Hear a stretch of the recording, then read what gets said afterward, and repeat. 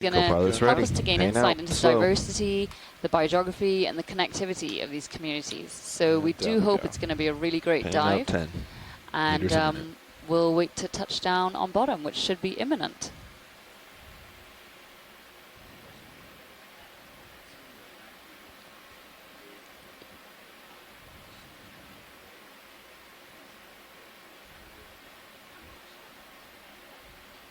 That was a pretty good estimate.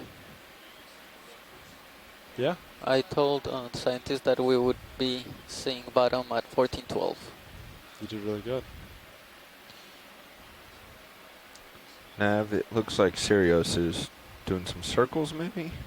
I disabled... Oh, no, that's just older pings. Yeah, let me Yeah, just that's just check. older pings that I'm seeing making a false circle. All right. All right, I see bottom. And we are copy bottom. Close to the seafloor. We have bottom in sight. Sonar targets. Definitely sedimented. Yes, with a lot of bioturbation. A lot of those paler spots are either burrows, either craters or mounds created by creatures living in the seafloor.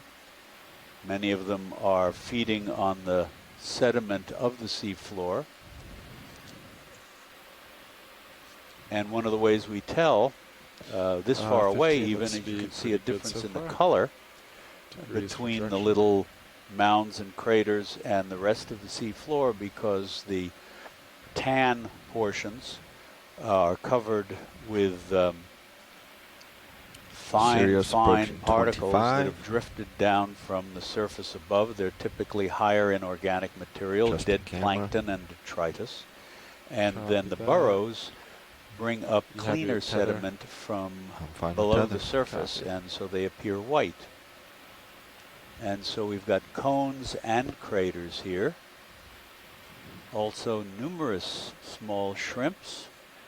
And a fish. Yes, there's a fish over there.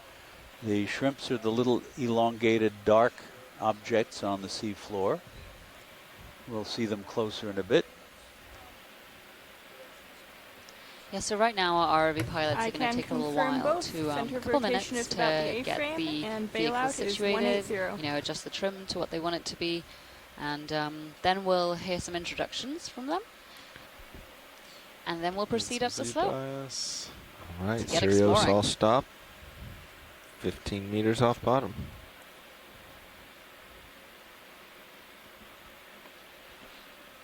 Not really any current feeling.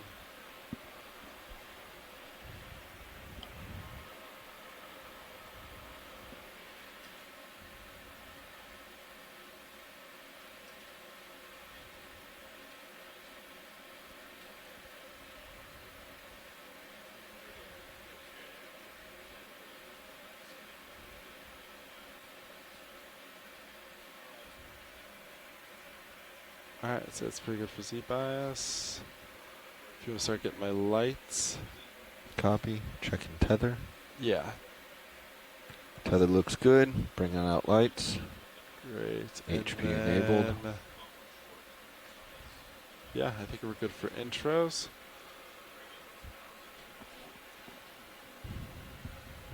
Well, actually, this is pilot. Are we good for intros now?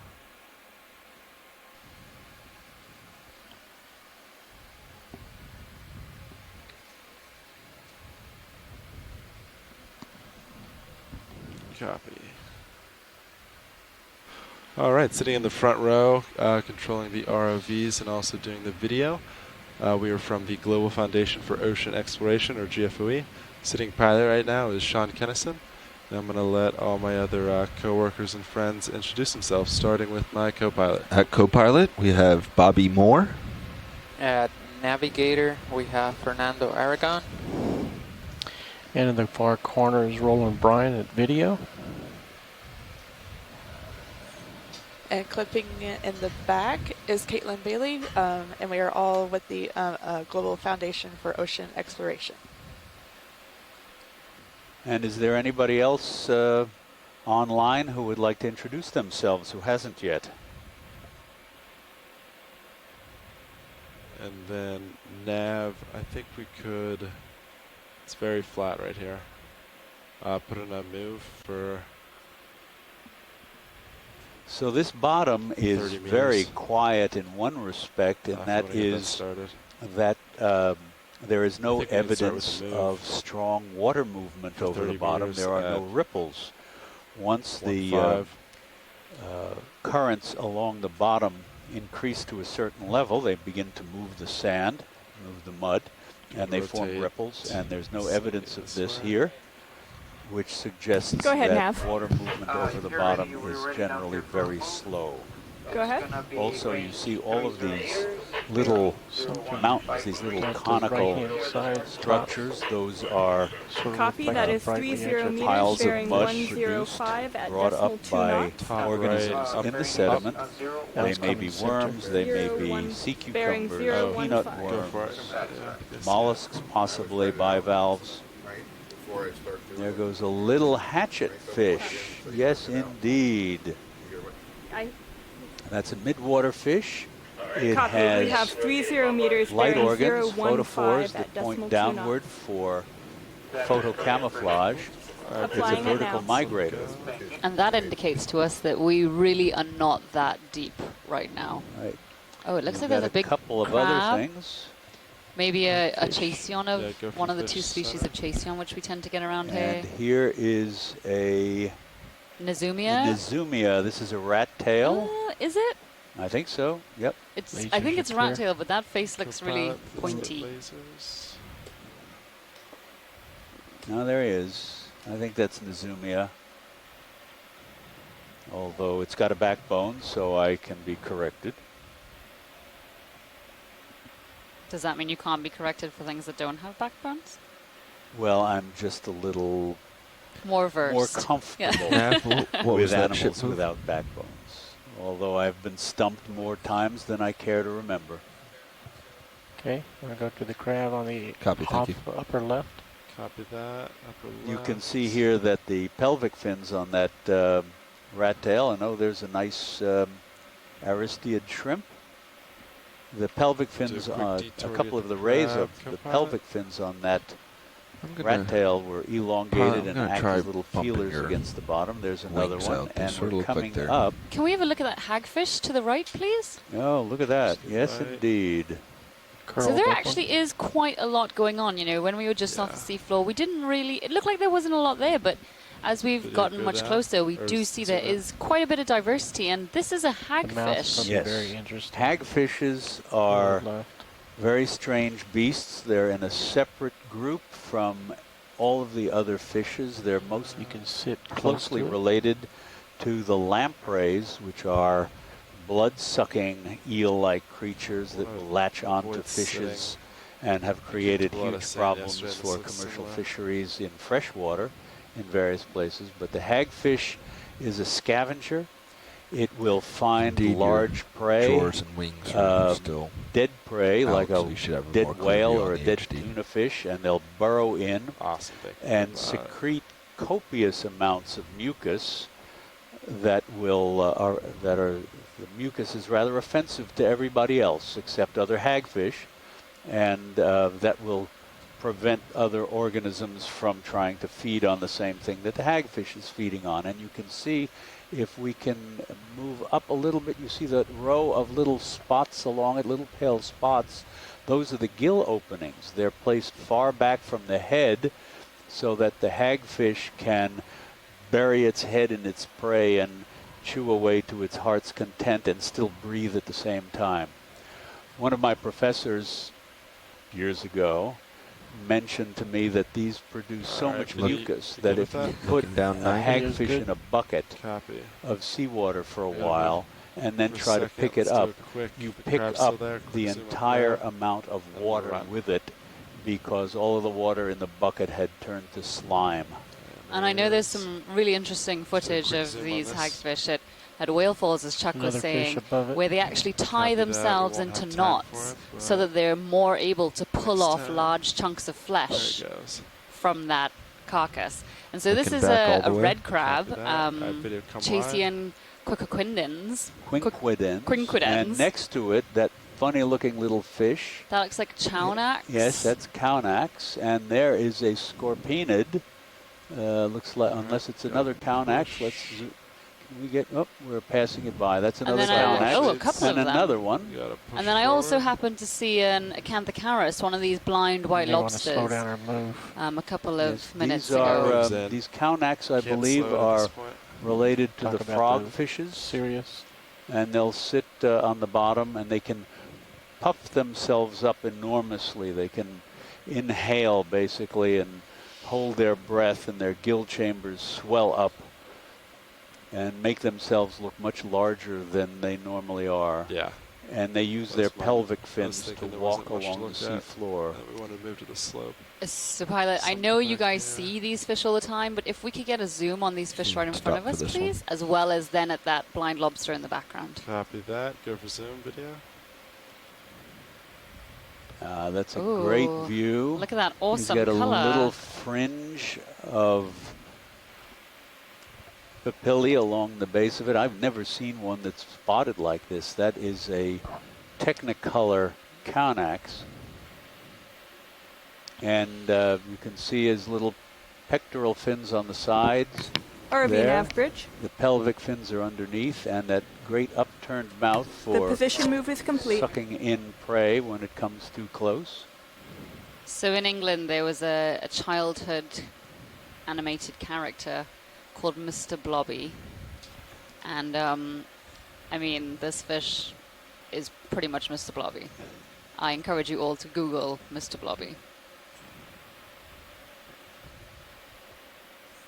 Wonderful. Thank you. Copy that.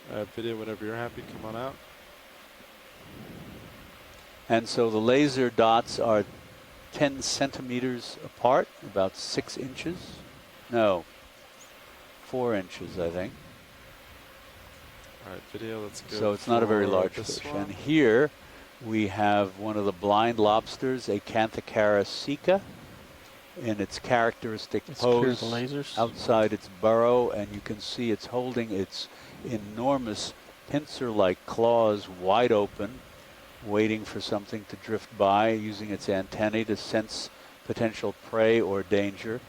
And the claws are lined with those needle-like spines. And it is a blind lobster.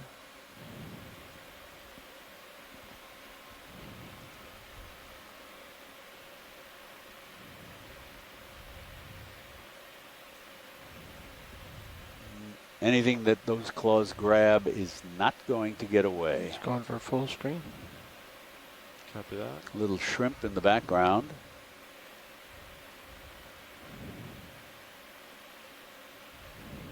Those claws are cocked wide open, so I imagine they could take on something sizable in the way of a fish or crustacean if it made the mistake of swimming by. And you can see its crater-like burrow behind it. And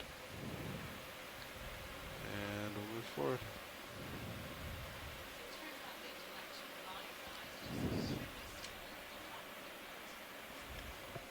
Thanks. So it turns out they do actually have eyes, but they're just extremely small, very reduced, and also lack pigment. I think dead ahead of us that looks like, oh no, that's just a burrow. I did think it was trash as well, but it was a trick of the eye. Video, quick zoom on burrow.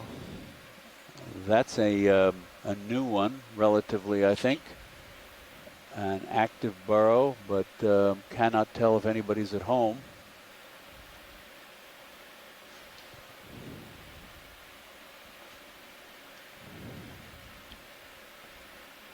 That may be somebody's antenna curling out there.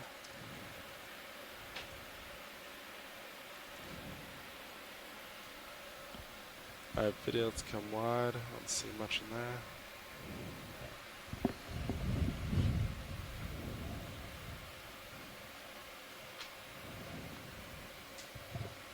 And we have hard bottom.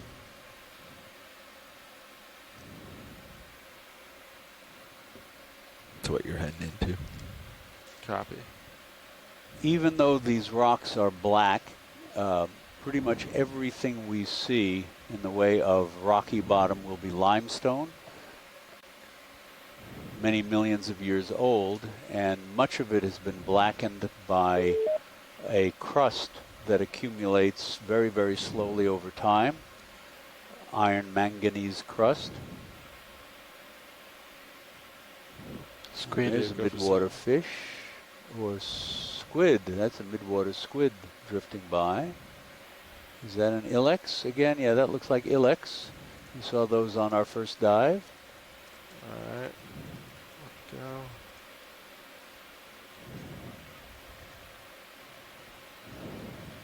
Oh. He rested.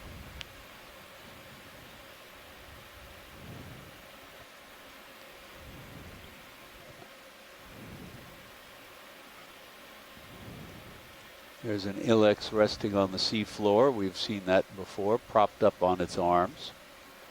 It's a crab or something just right end up from lasers. Oh, good eye.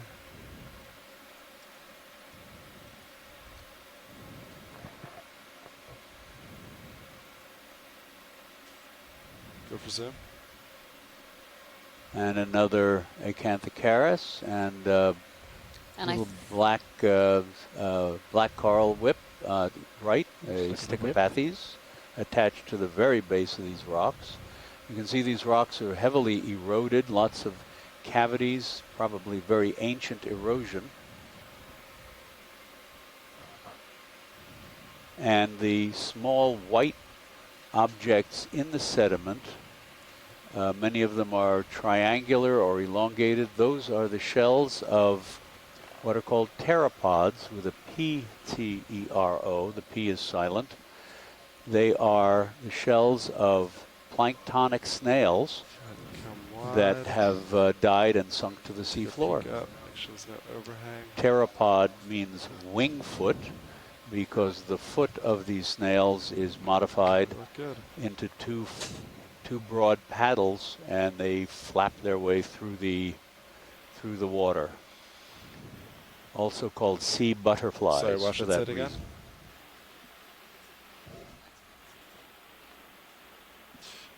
Copy that. Yeah. Video, go ahead and zoom in. Yeah, watch it. Just let me know what you want. So I think just above here there were quite a couple white animals. Oh. That looks like it might be a black coral. Yeah. The hanging, there's a black coral whip in the middle and a bit of human detritus. Looks like a broken plate. Hey, Kappa. A very small one, I can't tell. Copy that. So and we are stationary. Another black coral, a couple of branches of it on the move or not? Finished center move now. Stopped. Very dark with long polyp tentacles. Okay. Okay, copy that. Video come partial sec. Whenever you see the rocks covered with this sediment drape, it's much more difficult for organisms to attach and survive. And so we generally see more organisms on the vertical or overhanging faces of rocks Nav, you want to drop my where there's less sediment down accumulation. To 50 meters, there's a please? small sponge, bottom center. And there's a feather star. Thank you. And a small feather star upper right. Yes, indeed. Good eye. Copy that. We'll do this one first. This is a glass sponge. And it looks like it's got some possibly zoanthid colonial anemones attached underneath it.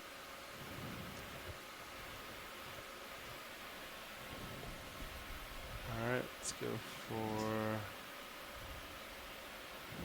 Yeah, that's a feather star, probably a member of the family Antidonidae, although that family has been broken up and we haven't figured out who's most closely related to who yet. And it looks like there's a pencil urchin just above it. Could be.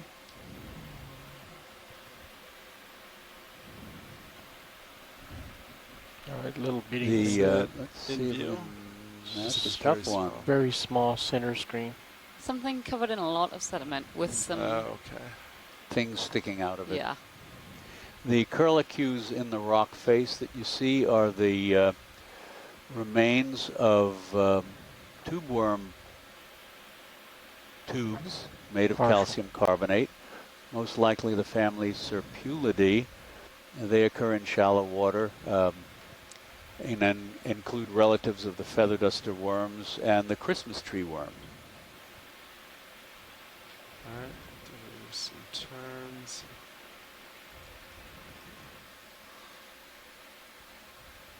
There's a pink thing diagonal up from laser's direction of travel.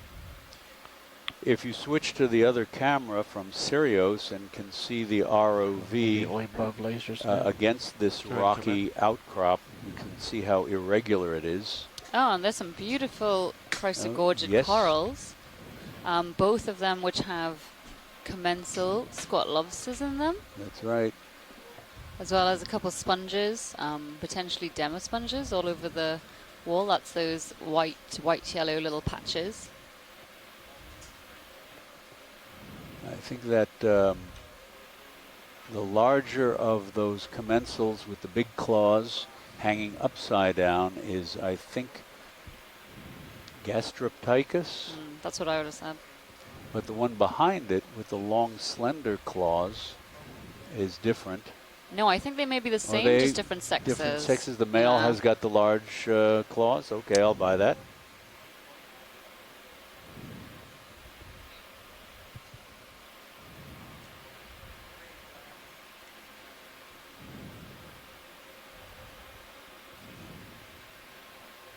Okay, video's clear. All right, go ahead and come out. Keep moving.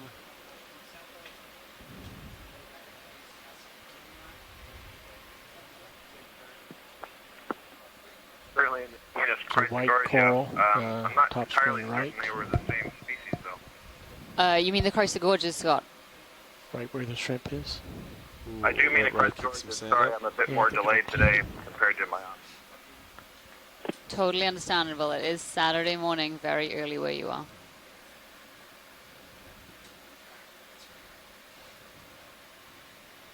See if I can bring it out. Nope. Be a tough one, yeah.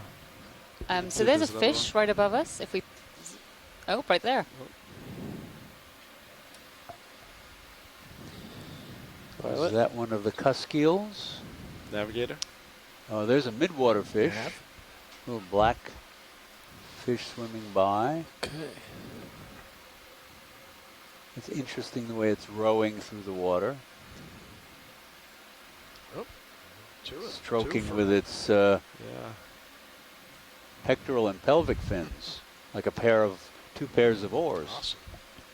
And this is a cusk eel. I'm not sure. There's a couple of families. If anyone with a fish background can tell whether this is an ophidiid or a bathytid. I'm inclined to go bathytid. Okay. I'm not sure of the difference. Sorry, say it again? Just behind it, there's a very iridescent fish. Yep, oh, yes. Take a look at that. All right, video, go ahead and come on in.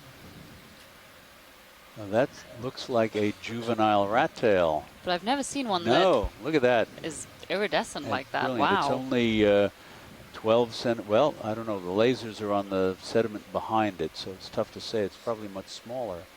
But the proportions are also really interesting. I guess maybe that's because it's a juvenile one, but... Oh, the iridescent colors are interesting. Maybe they are, and we need a fish expert to tell us, but maybe that's an indication that it's a midwater organism that lives where there is some light, and having that shiny surface would reflect the surrounding blue and make it less visible until it took its place as a more grown-up fish near the sea floor. So Kevin, who's on shore, has said that the silvery fish may be a Hymenocephalus. Yeah, and I noted when we came in initially, it looked like the mouth was really large, which I think is another indication of midwater fish. Which one are you referring to, Scott? The shiny one with the long tail? Right, the one that's on screen right now. We first approached it, and we saw it from the front. It's got a barbel.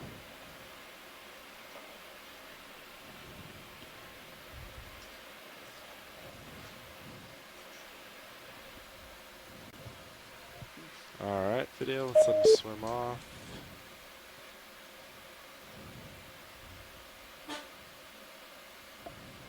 Awesome. Come wide, please.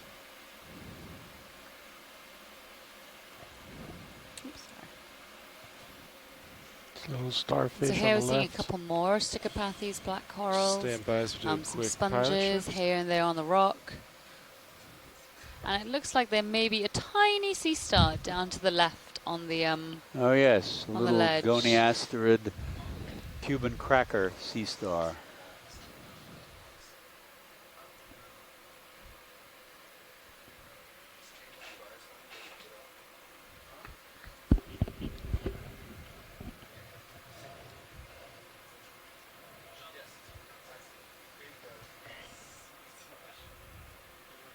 RV Bridge, be advised, we've just ramped up our bow thrusters and stern thrusters for a minute. I'm going to check this out and see what's going on. I may have to bring our heading over to port. Copy that. Feel free to change heading. Copy. Pilots, straight from bridge, a couple thrusters ramped up. They might change the heading here. Copy that. Copy that. And watch leads. This is pilot. Hi, since we did a little bit of an exchange up here, I'd like to redo our introductions, if that's okay with you. All right. From the front row, we just had our 9:30 pilot change, or shift change. So Bobby Moore, who was in co-pilot, is now sitting pilot. Along with my fellow team members, we're all from the Global Foundation for Ocean Exploration. To my right, please introduce yourself. I'm Don Liberatore, sitting in as co-pilot right now. And to my left, sitting navigator is Levi Unima. Over on the far right side, in video, we have Roland Bryan. And in the back row. Nav copies. Thanks, Bridge. In the back row is Caitlin Bailey, still clipping and making your highlight video today.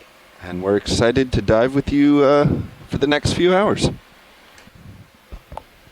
Great, thanks, Bobby. So I understand you want to look at this white sea star? yes, please, when you have a chance. You got it.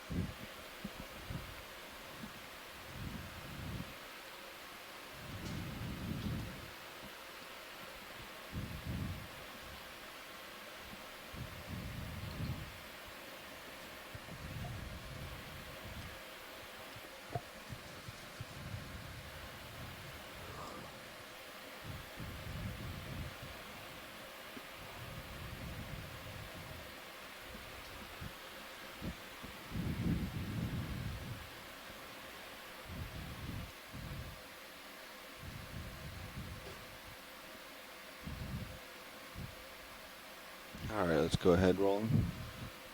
RV Bridge, we have finished our heading change. New heading, 000.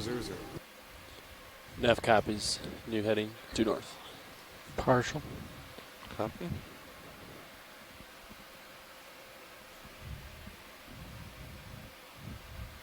My mic's open. Top back row.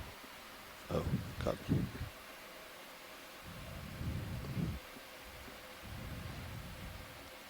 So this is interesting. This is a goniasterid sea star characterized by these big Don, plates pointing along my its mini margins, camera up towards my basically brow. a pentagonal shape that looks like it may be a yellow scale worm on it. Not quite sure, but it's folded. It's bent up. It looks like it's it may be a bit of sponge below it to the left. Can't quite tell. Okay. No, it looks like it's on a knob-shaped sponge that happens to be the same color as the background. And so it may be feeding on the sponge. But one interesting thing is when we collect these and they die, they become completely rigid and typically flat. And here we see the live one and realize how flexible it actually is. Video's clear.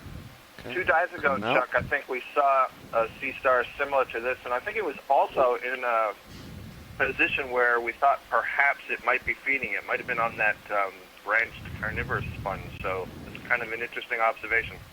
Right. Thanks, Scott. Give us a little twist side to side. Yeah, I'm backing out. Really rugged topography here. What's that purple thing, Roland? Can you tell? Biomaterial. Okay. Pilot, so there's a chrysogorgia. Well, okay, so from now, we'd like to keep an eye out for the chrysogorgia corals. They're the ones that look like little poofs of coral. Copy. Just we'd like to get some good zooms on them, please, when we have a chance. Roger that. And that's the similar to the ones we saw earlier with the very slender branches and the little crustaceans in them.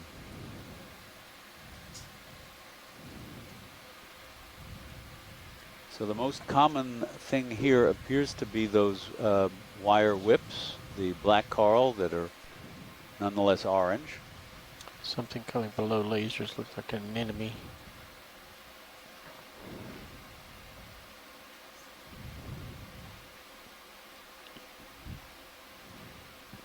Sorry, watch lead. Did you see something?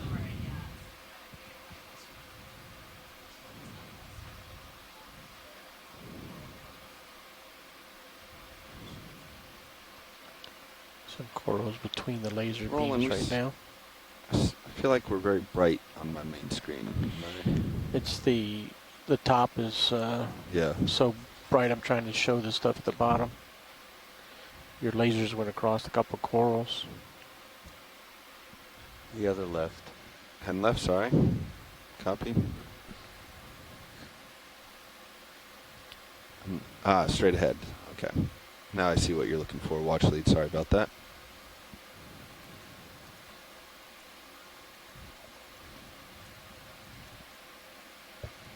You're well camouflaged. Some of this erosion looks like it may have taken place when this outcrop was in shallower water millions of years ago, although I'll be very happy to hear from any geologists who might want to chime in about that.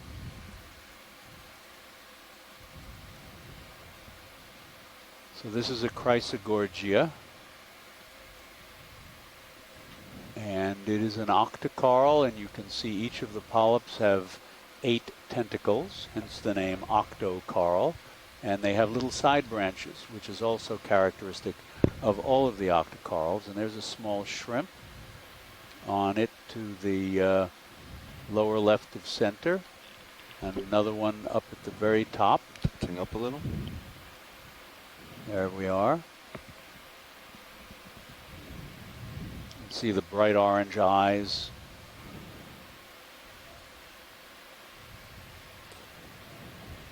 These may be mysid shrimp, Chuck. Oh, interesting. If they're mysid shrimp, they're not related to the regular shrimps. They're a separate group. They're also called opossum shrimp because they have the females will produce a brood pouch.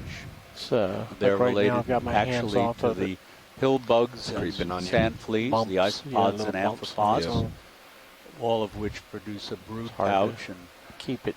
The female carries their eggs around in the pouch, and the eggs hatch and are released as scale worm at the top. Miniature versions of the adults. And that up above looks like an olive snail on the rock behind the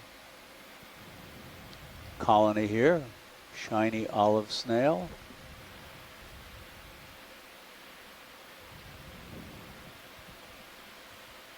Great, thank you, pilots. Okay, moving on. Video when you're ready.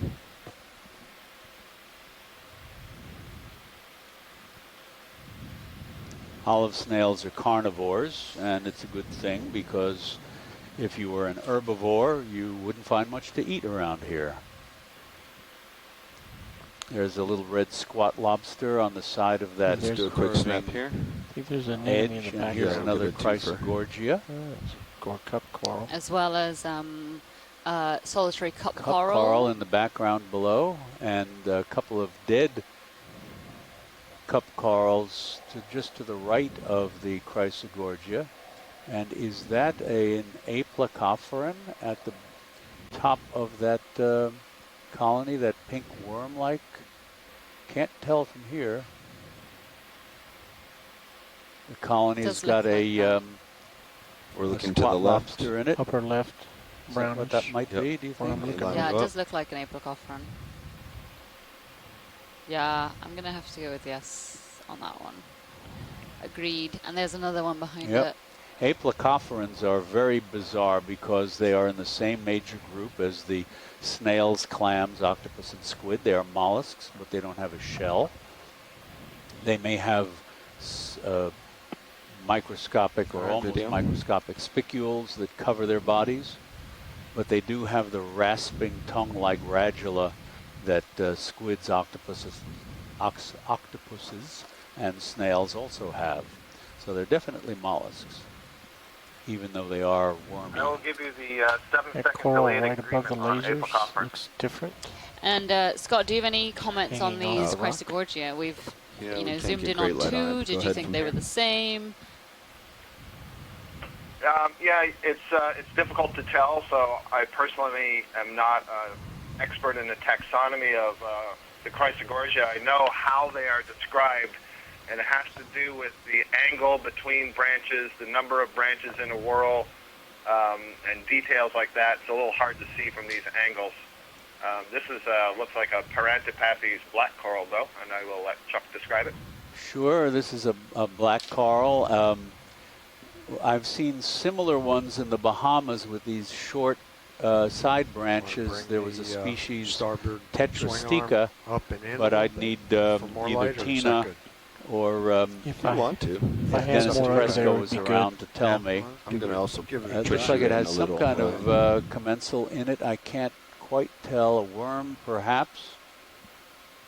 All of these black corals are also called thorny corals because their protein axis, the narrow supports of the branches and the stem, are covered with microscopic thorns, nothing to penetrate your skin or anything like that. And then the polyps lining the branches, you see those little finger-like extensions. Each polyp has got 6 tentacles. So Tina's saying that she thinks this may be Latopathes or Disticopathes. Thank you, Tina.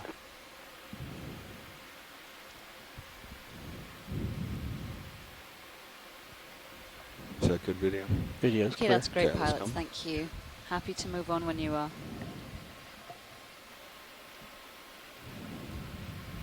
Some small hexactinellid sponges that look like little Something very pink in the round top of the clusters. HD2 camera. white clusters Upper on left the from rocks. your main There's camera. another Chrysogorgiid, top center, and Sticopathes, the red this whip. nub over here. And then we'll So go you up can another see row. that Sticopathes and the one we just saw that looked like a bottle Probably brush lower right, next to laser. Yep. are all black corals because the Seen one axis, the skeletal Not axis this of good one. protein that supports them is black, go. but the tissue may be different colors. And here, this is an interesting feather star. I'm not sure what it is. It may be, oh yes, it's another member of the family Atelocrinidae. And the characteristics are, you can see the arms have the side branches, the pinnules, but down near the bases of the arms, there are no pinnules. So that's one characteristic of the family. Another I'm gonna is the arms come wide on me a ending little in bit. these long, slender, whip-like We can do filaments. this better. We have Full wide. 4 different species All right, of go back in. the family Much more Atelocrinidae stable in now. the Can get you western the shot you Atlantic. This one, it's difficult to say from this angle. You really need to look at basically the other side, which you almost never see because they're clinging to the sea floor with those long hook-like cirri. We've got 2 genera with 2 species in each genus.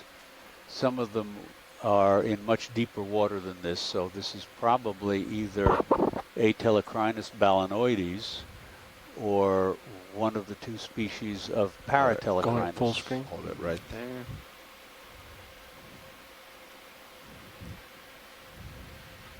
thank you very much.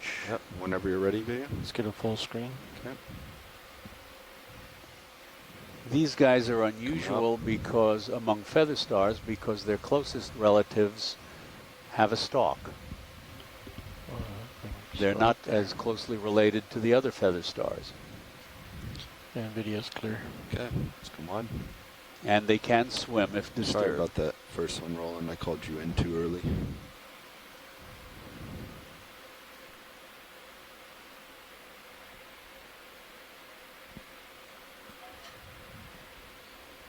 All right, coming up a few meters, and then we'll scan left.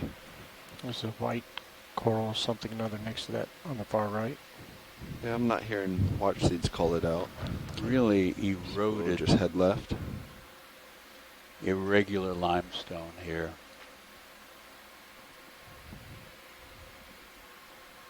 Chrysogorgia hanging off the left side of that rock. And there's a large shrimp. Is that Heterocarpus on the next peak there? We'll come up a little bit and look down. Certainly does look like it, Let's and go. those Start to go in video. can be a commercially targeted species in some areas.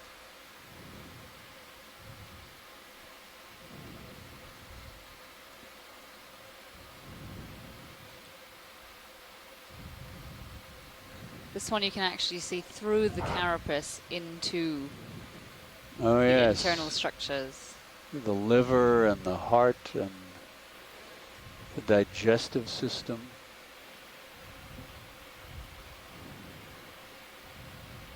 And also you can tell, you see on the side of the abdomen here, one of the second abdominal segment, the side of it overlaps the front, the first one, and overlaps the third one. And this places this shrimp in a group called the Caridia. All of the Caridian shrimp, which include the snapping shrimp, the pistol shrimp, many of the anemone shrimps in shallow water, all have that characteristic that distinguishes them as members of the group of shrimp called the Caridea, C-A-R-I-D-E-A. Oh, that's fine. Not fine. Bringing you back. That differs from most of the commercial shrimp, which are in a separate group in which A little that higher. side plate called Showing the the internal pleuron structure. does not overlap the first and the third. And this Co-pilot one's camera, got please. this lovely long rostrum sticking out beyond its eyes. Okay, help me up. We're with going spines for the, on it. For video, we're going up a little for the head. Coming up. That's the good shot right there. Curving upward. Come down just a hair, please. Pilots and video, whenever you're happy to move on, we are as well. All right. Okay, clear. Roger, You notice Watchley. We also just wanted that to this get a shrimp appears to good get one for along very video well right there. with no claws. Thank you for your patience. Doesn't appear to have claws. Okay, got But your I have to camera back. check that. Copy. Maybe they're folded up. Continuing on to port. Back to the other rocks.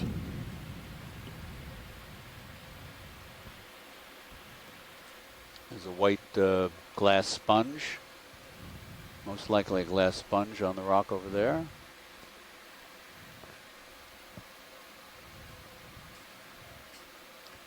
And our depth is now 729 meters. There's a squat lobster, a galatheid. Continuing left. Just out of sight at the bottom.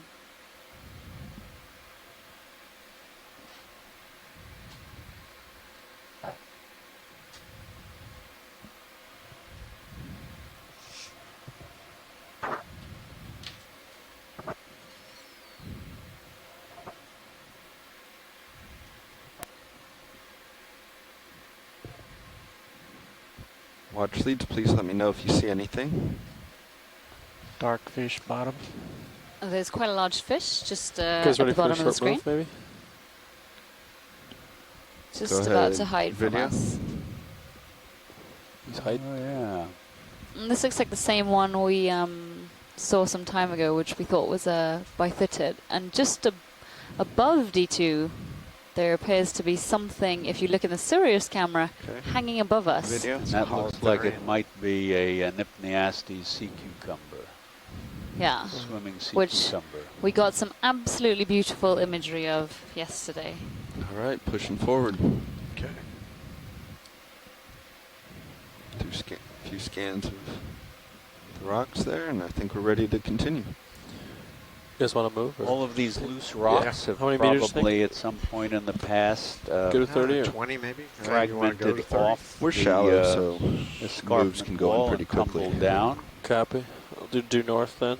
Yeah. I'll do 20 meters. Should be fine. That looks like an Pretty interesting RV nav. sponge on the side Go ahead, of that RV rock nav. there. Yeah, with like a ship move, 20 meters. Would you like a closer look? Bearing like 000. If Speed we could decimal get a 2. zoom in on that. To the right of the rock. Roger that. Right Move side of the to rock. range of 20 meters. Sorry, Bearing Wabba. 000. Stand by, Lace, Carl. Speed Stand by, decimal 2. watch lead. It's a good copy. Sure. They might be on deck, Yeah, they're on deck. Sorry about that. Many people in my ear. Which sponge? So there's one, well, it might be a Burrowing, but just to the right of the screen, just jutting off the wall. edge. You yes, got it. exactly, please. There's a couple of them on the rocks here. We'll see what they are. There definitely are some sponges as well, but this Go ahead, particular one. Now, this is a lace coral. No, I think that's Madrepora. You think so? Oh, yes, larger. You're right. You're right. I keep losing RV nav myself on the bridge. scale Good. here. Move initiated to range of 20. So this is Madrepora bearing 000. Right. Speed and decimal 2. it's Good copy. Thanks, Rich. really distinct coral because of that zigzag pattern of branching that you can see just ahead of us. It's got its polyps nicely extended, and it's also been chewed at. You can see those little holes in it. Something has been eroding it away. Not sure what.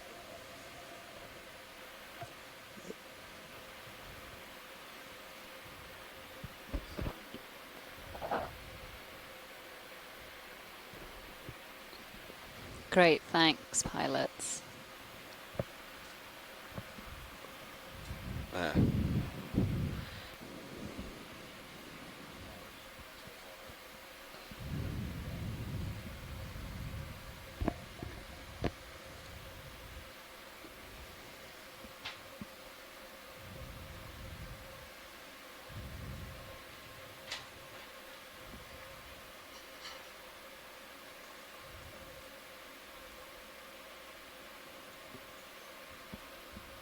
Is that shark?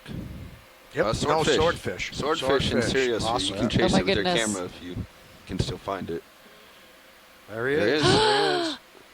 So in the view of Sirius, we had a swordfish swim by above the I think he's gone. ROV. All right. Maybe back. He'll come in and And I hit you. do think, pilots, some of you may remember, I do think D2 has seen, or Sirius has seen a swordfish before. This is my second sighting of a swordfish with this vehicle set. Yeah. The last one I recall, it quickly shot in. We were zoomed in on a crab, and it kind of came out of nowhere and zipped through the screen. But slow-mo, we were able to confirm it was a swordfish. And here we have some Excellent. limestone blocks that are not covered with that mineral crust. And as we get closer, This is you'll floating in the probably see column. that they're heavily eroded. Can you tell, Roland, just from here? Tina 4. Several of them. It's pretty small, though. And here we've got a beautiful... comb jelly. Oh, yeah. Yeah. Tina 4. Dark red. Looks almost like a blackberry. Kind of And you lost can where it see is it's in relation to my lights. very fine pair of very fine think I need to tentacles. keep There's a coming down, copepod. It's a big copepod. I need to get a little closer. Very fine yeah. tentacles. The comb jelly's See, tentacles I are see it. covered Yeah, with he's doing adhesive too cells Sorry, for Roland. Oh, you're capturing full wide, prey. yeah. Just trying to get him close to my lights. And they are a separate group entirely from the other RV things nav we bridge, call position jellies. Okay, moving in. And Move that complete. brings Thanks, up Rich. the point that you shouldn't really call anything a jellyfish because it covers too many different possible things. Another It's like Tina calling 4? something a Yep. bug and it might be a spider or an insect or something else. Here's a second species of ctenophore. Oh, yes. This is a lobate ctenophore, I think. Yep. That's a beautiful one. It's getting very close to you. And you can see its tracts of cilia, ciliary combs beating to move it through the water.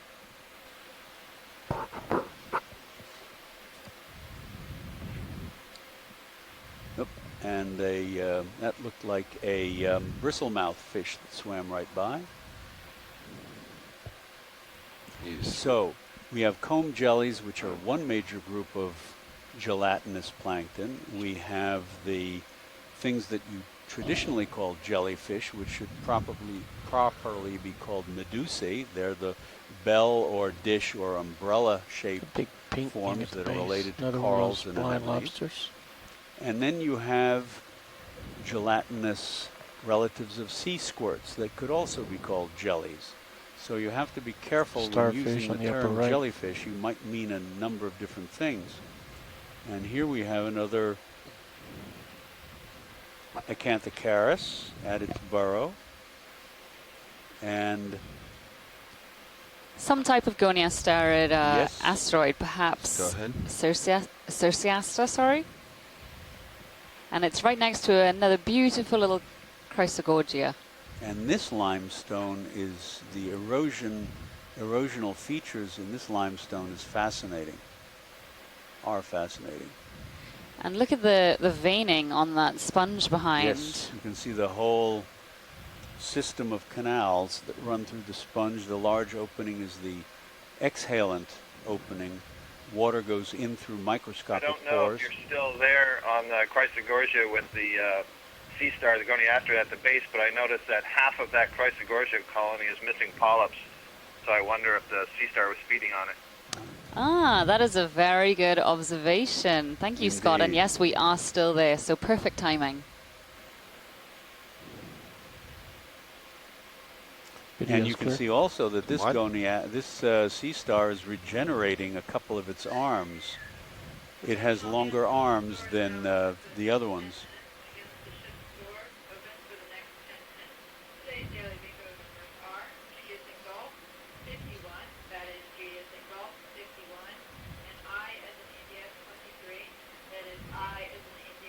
Something hanging right between lasers. In that crack, you see it? Yeah, right. This might be next the best. To the lasers is a best lighting we get on it. Bristlemouth fish, little black fish swimming away. That's just a see if we can midwater fish. identify. There is a solitary hydroid polyp with a lovely ring of delicate tentacles, and you can see its pink body, and hanging down from that is the mouth on the end of a tube.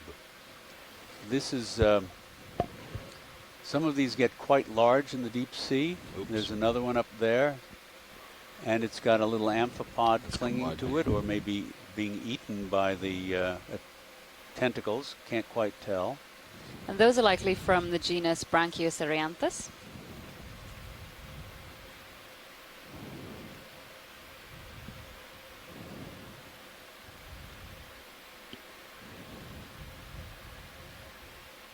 So this massive block of white limestone definitely looks like it was produced in shallow water.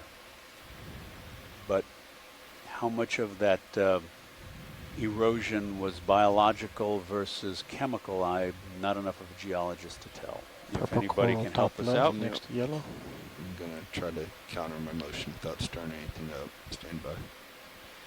And here we're starting to see a couple different coral species. So to the upper left. Yes. Heading that way, watch seats.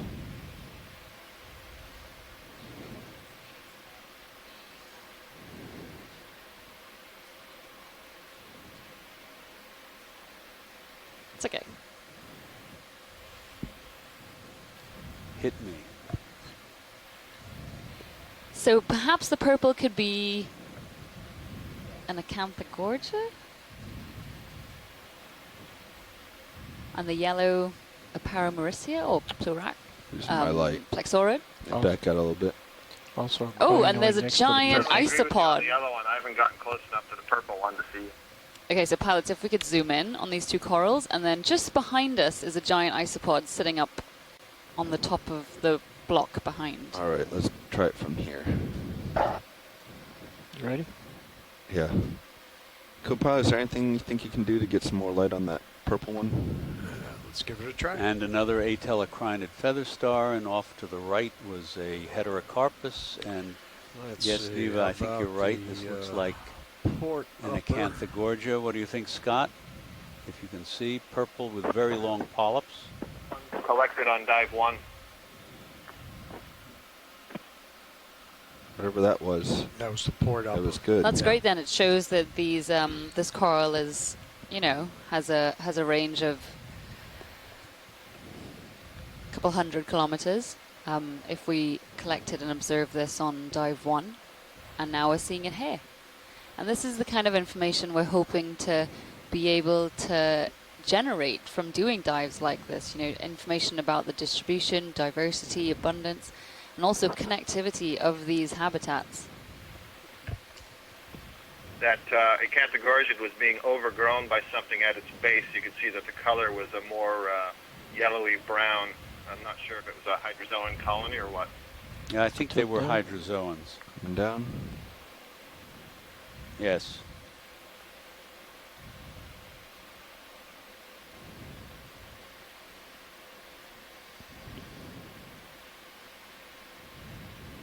Am I drifting out or in on you? Yeah, slightly out. Okay. Let's go for the yellow one.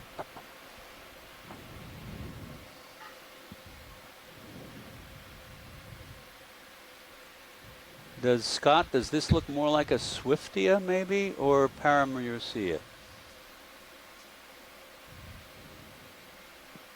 That looks more like a Paramerusia to me. All the polyps have been retracted. They pulled their tentacles in, and so all we're seeing right now are these humps. But you can notice to be a very warty or spiny surface. Yep. Okay. Yes. That's something that you would see in the Paramerusiids, Paramerusia, and there's a related genus Placagorgia look like that. So pretty comfortable with that being a Paramerusia. Yeah. That Punch another one in. Is relatively common in the Gulf of Mexico. Yeah, because they're going to want to look at that different species. isopod. And those little pink knobs are actually amphipod crustaceans curled over. There's several of them on the colony. A feather duster worm at the base of the colony. It's interesting, that view with the polyp tentacles retracted is probably more helpful than a view of it with the polyps extended, because we can get a better sense of how many of the internal sclerites, these are these microskeletal elements made of calcium carbonate, protrude and help us narrow it down. Lead me, co-pilot. Who are we looking at? Yep, straight in ahead. The middle, okay. So, thanks, Scott.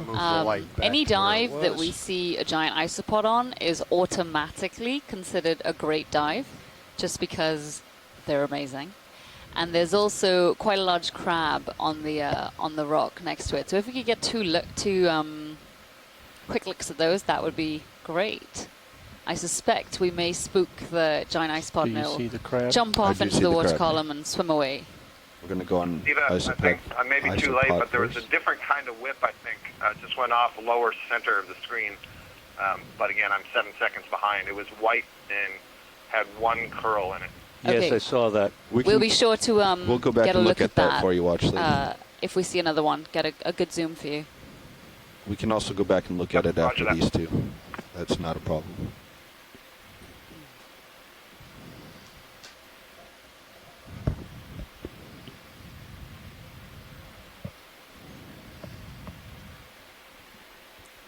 All my swing arms, yep, are out.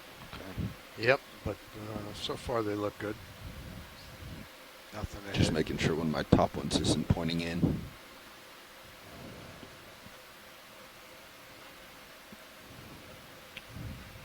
Oh, that's my back toe, okay. All right, video, let's go ahead. Lighting looks good. Perfect. I don't think I can get you much of a better angle.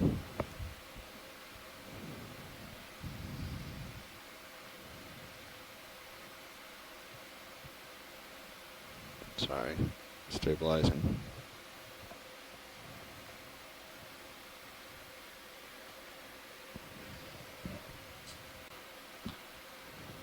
Co-pilot camera. Roger that. So this isopod, pill Got bug, it. is in the same major group of crustaceans as the opossum shrimp we saw in the Chrysogorgia colony a little while ago, which just gives you an idea of the amazing diversity of this group of animals. This group of crustaceans is called the Paracarida. These are the ones that have the ventral brood pouch in the female. The little pink amphipods that we saw on the coral colony a minute ago, the yellow sea fan, are also members of this group. The diversity is quite impressive.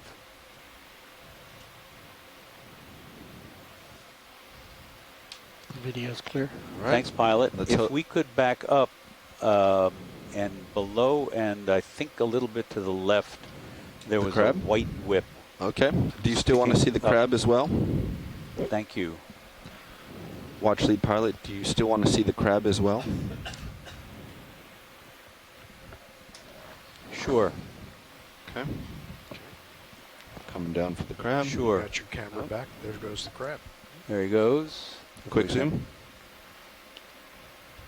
Let me take the camera. You can hold off on the camera. That's a different kind of crab. Hustling along there. All right, we're going to have to let him go, I think. Large, heavy claws. Not sure what that one was. He might Thank you. Go into a different view for us if we come back that way. Full wide. Okay, coming back. Looking for a white whip.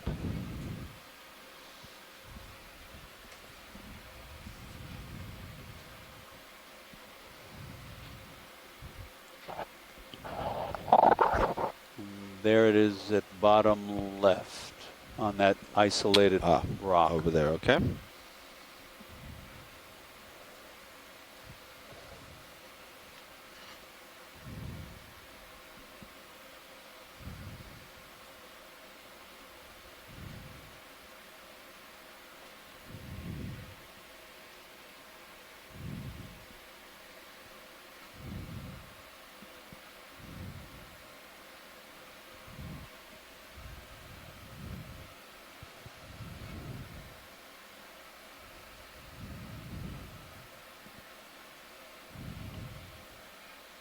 So just in the foreground, we can see another Chrysogorgia coral with a likely squat lobster commensal living in it.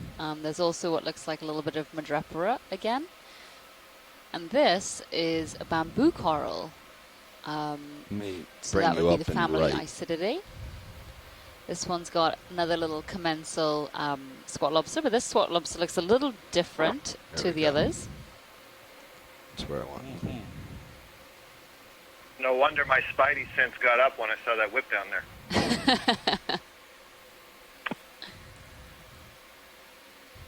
At the time I said that I didn't think it was a bamboo coral, but that is certainly what it is. And you can see it seems to have alternating polyps, so the polyps aren't terribly dense. And the size of the polyps very skinny and tall relative to the main axis, and very little tissue on the axis.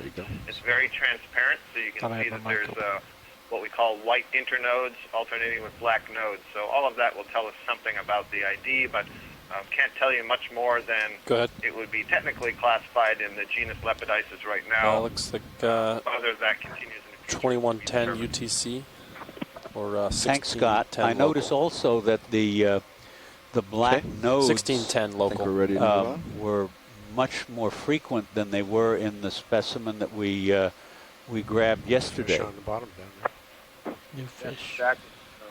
These are certainly different clays. I also noticed this one is yellow at the base. I'm not sure what was up with that. There are some bamboo corals that have yellow tissue. But yeah, to get back to your point, that is one of the clues that helps us with the taxonomic identity. So the ones that we had yesterday that were so exciting to collect. So I'm going to go explore these section next. Due north, maybe 30 meters this time? Very good. Or 20. Thanks. 30's fine, I think. Yeah, 30's fine, but It almost looks like it's a little The bit, erosional west features of this rock are just amazing. Yeah.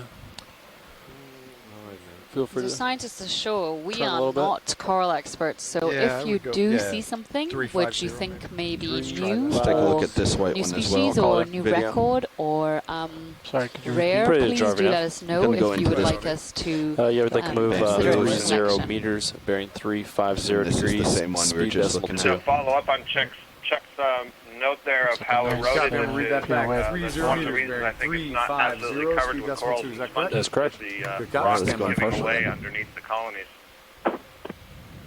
Problem is I'm a little Right. high up. This looks like the same thing then, Squid Scott. depth. Oh, never mind. A bit of yellow at the I base. agree, and I noticed it's got that same curl at the top. RV nav bridge. Move has been initiated. And another 30. probably Meters bearing atelocrinid 350, feather star speed below it. decimal 2. Good comment. Thanks, Rich.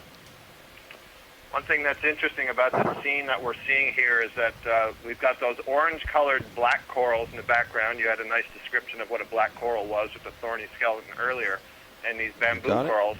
And you can see they both have this whip-like appearance, but they're not closely related to each other at all. In fact, they're quite distantly related. I'm gonna Those stop black that corals roll are and more come back closely around related to to the that zigzag coral and cup corals that you've been seeing earlier. And so it's showing that there's this evolutionary convergence to this morphology. So for whatever hydrodynamic reason, this seems to be a good morphology, at least right here, for capturing food. Great description, thanks. Yes, the black corals and the stony corals and the sea anemones all belong to a group that are characterized by having their internal partitions and tentacles in multiples of 6, whereas the chrysogorgiids, like that bushy one at the bottom there, the sea fans, the paramuracea, which was yellow, and the acanthogorgia, which was purple, are all octocorals, and they have their internal partitions, and their tentacles numbering in as 8. And here we can see an example of that. This was the one, Watchy, correct? Yeah, thanks very much, pilots. So I was a little bit confused by one because the color is similar to the acanthogorgia we were looking at before, but it doesn't have that branching structure. Is that just because it's young, or is this something completely different? I don't know, we need help from shore on that. Yeah, I'm kind of looking at it and pondering. The only thing I can think is what you just suggested, Diva, that it's young, it's at an age such that it hasn't yet started to branch. Station, so just go up and down for our So like an scientists. adolescent one then. Going up. Hasn't found its wings and, started to spread them, I guess. Is that full Okay, zoom? great Is that it? pilots, It is thank you. max Happy to move on All right, upslope. going down. Moving on. So blue biomaterial above. The white left. colony is, there's a couple of full white wide. colonies appear to be Almost had a sea star Midwater shape. again. Okay, you've got camera back. Thank you very much, co-pilot. You're welcome. All right, coming around far So side. seeing that acanthogorgia Let's go for it, coral, Roland. that was one we saw earlier, and I guess the also first one. Look at that little for guy. this cruise. So that looks like Go a. ahead. Is that an isopod? No, I no, think sea spider. It's a sea spider, a pycnogonid. I've never seen one swimming. No, and it's got long bristles along its legs.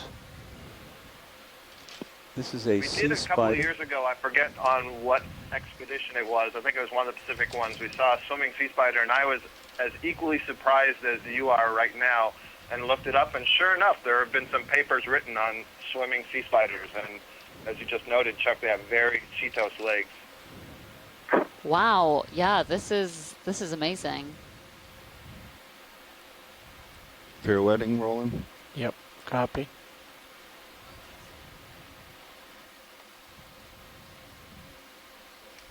Drifting away slowly. Yep. So Tina thinks this is from the order Pantopoda. She may be using that name as an alternate name for pycnogonid. Ah, my bad. Right Sorry. now. That's brilliant. Look at that.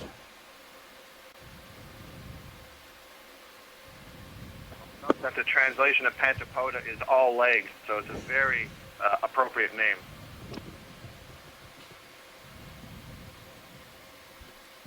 All right, I'm going to slow down a little, Roland, if you're happy. And just kind of let them go off screen. Really interesting imagery here, and just of such high quality. Trying to It's slow wonderful. just a little. And a little earlier, Daniel Wagner mentioned on the chat that there are also sponges that have a whip-like morphology as well. He was very accommodating. You were very much in the zone. Well, the conditions are also very seeing that accommodating Acanthogorgia down a here couple right minutes now. ago, we happened to collect one like that on dive 1. And this is a good time to mention that there are several groups of scientists and other stakeholders that are trying to collect specimens like that of the corals, common and rare, found in the Gulf of Mexico, and especially those that are very abundant throughout the Gulf. And then they use molecular techniques to look at the DNA of those specimens to see how different as well as similar those populations are, and from that they can tell how connected they are. And so that kind of information is really, really important when deciding how best to manage an area. We have not seen this fish today. Let's go ahead and get partial. There's a blind lobster out on its own, away from its burrow, off left. This looks like a congrid eel. Sorry, come down.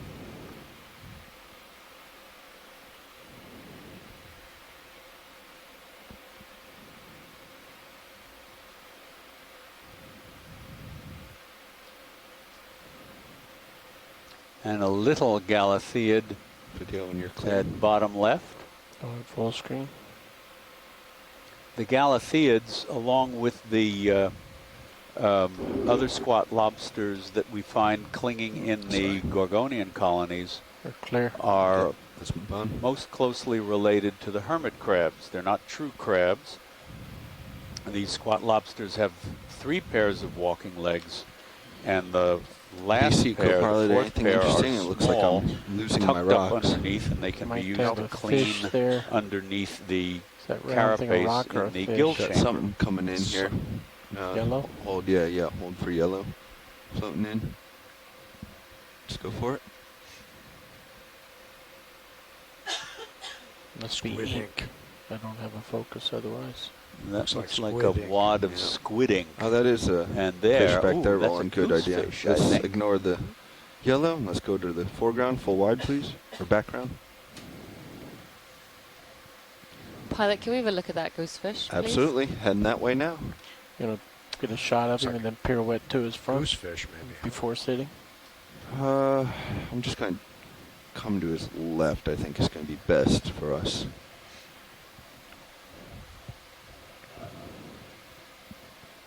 Although that does give me one rock there. I don't really have a great angle. All right, come down.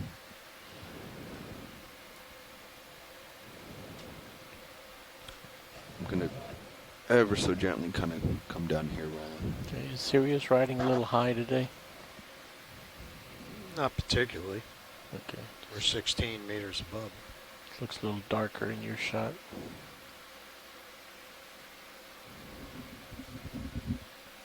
Well, the last couple of dives, they were down around 9. How are we doing speed-wise, Nav? You okay? Do we need to pick up the pace a little? Okay Starts going video? Slowly I turn. Sorry, what was that, Nav? We're okay, but we can speed up. Okay. Yeah, it's good. I mean, I'm moving pretty slowly here. Yeah. I figured once we get... Pretty surprised he turned towards us, given the He gave us what you wanted. brightness video. of the lights. You can barely see laying down video. between his eyes from his nose on back. There's a slender, dark line that that following I him, right? believe is his Tilting lure. up. Oh. That's the first time I've ever seen one of them swim. Yeah, I didn't realize the two Yeah, I walking came up, I fins thought he was gonna sort of swim flee more out than he behind did. them when they swim. There's a falling snail just went under it. Yep. By the way, the lasers are And there's a off. tiny brittle star. That flipping that's- along the bottom there, that is a kind of a snail. Yes, this is a snail called Gaza. It's related to the top snails, I think. Kicked up quite a storm. And it will, when disturbed, its elongated foot will thrash and allow it to wriggle up through the water. Our fish is coming right into my and view. escape from So the come wide. predator. And so a lot of those snails were actually observed during the 3 years of There capstone. goes our goosefish.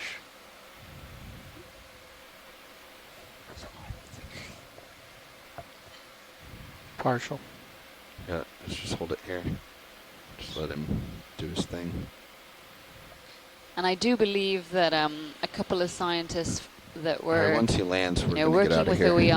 OER ashore and potentially also on board Okay, let's come wide. have Yeah, let's get either move on. I submitted or have kicked recently had a up paper quite the dust published storm. on Bearing that snail, that 350 Gaza still good? snail.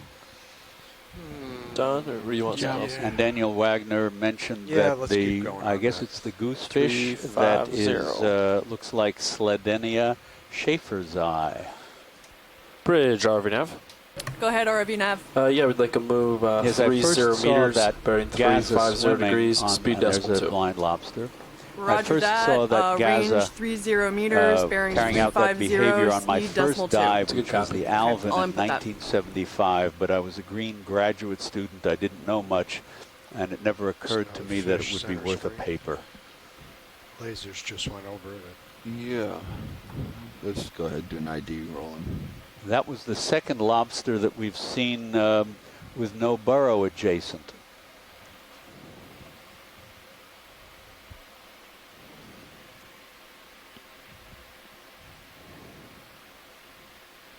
So this looks like another one of the biphytids. ROV nav In bridge. the foreground, you can Good. see a couple of stickopathy Move has been black coral, a initiated, shrimp, range and I think there was 30, also bearing a 350, small cup speed coral. decimal Video, 2. you're clear. Good copy. Thanks, Bridge. Okay. Moving on. And the slope here is now about 40 degrees, so it's getting steeper. Ahead of this. And again, here is a blind lobster without a burrow. Maybe they're perhaps on the hunt for a Silver female. on the side of it. So this looks like a different fish, straight ahead. Perhaps one of the hakes we saw on the first or second dive?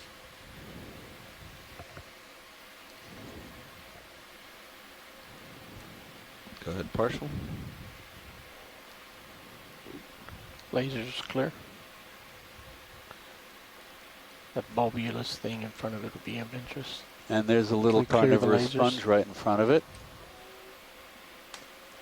I don't know if this is a hake. Can anybody help us on shore? But the sponge we do know is Chondrocladia. I'm not sure if it's the same species we collected on dive Get 1, tight on the but the one we sponge. collected Go was ahead. much, much larger. Look at the fish in And the background. although there have been records of Chondrocladia in the Gulf of Mexico, they are still very poorly known.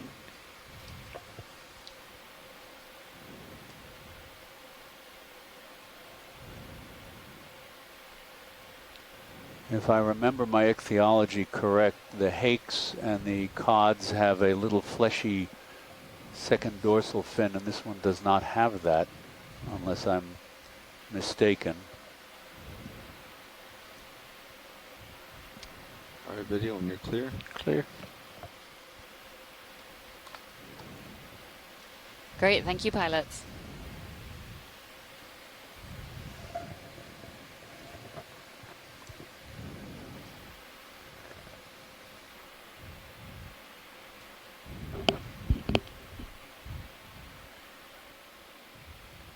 There's a squat lobster I think that lobster's hanging on a black coral or something. Is that floating in the water? Stand by one. Or is it He's hanging on just to clinging something by dark. its Yeah, it toes might come down to the underside get of some that? light Oh, no, on it. it's on a black coral. That's it. I couldn't see that. I think that's a black coral. We'll find out.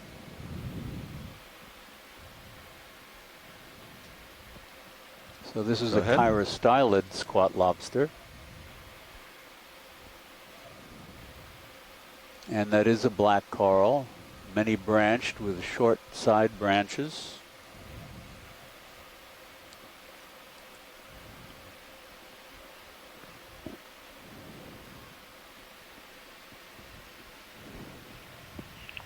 Unfortunately, Tina just left the room, so we don't have her expertise to...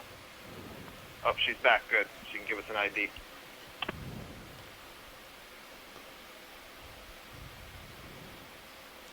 That's a magnificent image.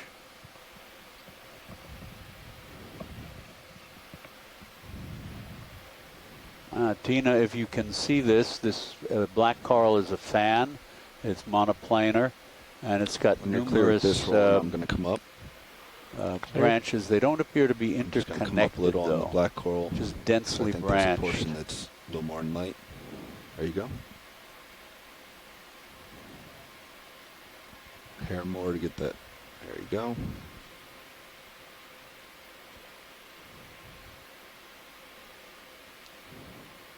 Okay, that's great, pilots. Thank you. Video. And Daniel suggests that it looks like a Tanacetopathes. Tanacetopathes. Tanacetopathes, thank you. Tina suggests also it may be Cibopathes macrospina, that in fact is not Cibopathes. So just another indication that a lot of taxonomic work has yet to be done. A quick heading change? Quick heading change. I saw that yesterday. And as Only we're a around few this degrees. rock, we Yeah. can see, a couple more sponges, think it's, hands off. Sycopathes, I mean, black there's a We lot. think it's coral, compass. some Acanthogorgia, Getting like a weird reading for a purple second, coming back. corals, Okay. So then and your auto heading Paramaricia, tries yellow to one, track that right on the compass. center of that, as well as So in your thrusters the ramp up background, and then ramp some back. Chrysogorgias Yeah. as The well. compass. I believe noise. that. I did notice that yesterday. Just a few degrees while your Bronze, hands yeah. off. And yet another blind Bronze lobster kind of runs without back. its burrow. Okay, moving on. Yeah. Think we should enter that in the engineering log, or is that just pretty much normal? I hadn't seen that before. Has the Too bug much. entered the feature state? So this is don't really know. No, I not guess the not. terrain I was Not yet. expecting at all. I thought it would be much more sedimented, and then in the steep areas we get, some rock faces. But this is really a wonderful mixture of both soft and hard substrate, which means that we'll probably, and we are, seeing a very diverse community here. Give him a Animals quick run out adapted here, for different co-pilot, if that's environments. okay. Yeah. Absolutely. Diva, where are we on that slope? Are we still on that escarpment? The first one? Let me check. Hey Nav, are we still on that first escarpment? Yes. Getting close to the top of it. Great, thank you. So Scott, we are still on that first escarpment and we are getting close to the top of it. Great, thank you. So yeah, pilots, the plan is to... Okay, coming back your way, co-pilot. Okay. Just wanted to get eyes over here. Yep. Copy that. Got some more. Go ahead. yeah, so once we get up Looks to like we got a little bit of a next cliff 20 in front meters of or us so, here. between now and 20 meters. So this is a rather Pushing different forward. substrate. We It want a looks like we lateral might have kinda some coral ride this rubble here, edge. Yep. Okay. scattered on over the to sediment waypoint 3. surface. So That whatever happened you guys pretty think is a quickly. good time to make a right face. I think that's sort of for, Where's waypoint? Oh, I see it. Way over here, I'll I select think it. that's sort of a decision for And all of this watch rubble leads. looks like it's when they been see a band that they like to dead follow. Looks like we quite a sort of have while. one coming up in Discolored serious the view. same So way that as the might be our rocks are. crest. Yep. Okay. Sounds good. With everything I've seen so far, I'm comfortable doing it whenever. Yeah.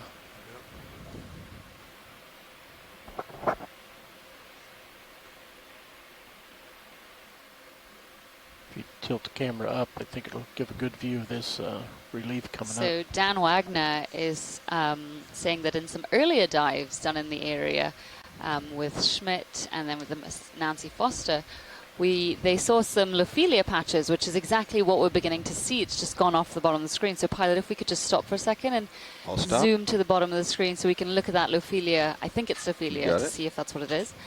But they did see Lophelia patches on both on the bottom and the top of the escarpment in this area. And so as we're nearing the top of this escarpment, we do suspect, given the coral rubble we just saw, that perhaps there may be some larger communities of live coral further up. Get us a little closer. And this looks like it's still dead, but much more recent.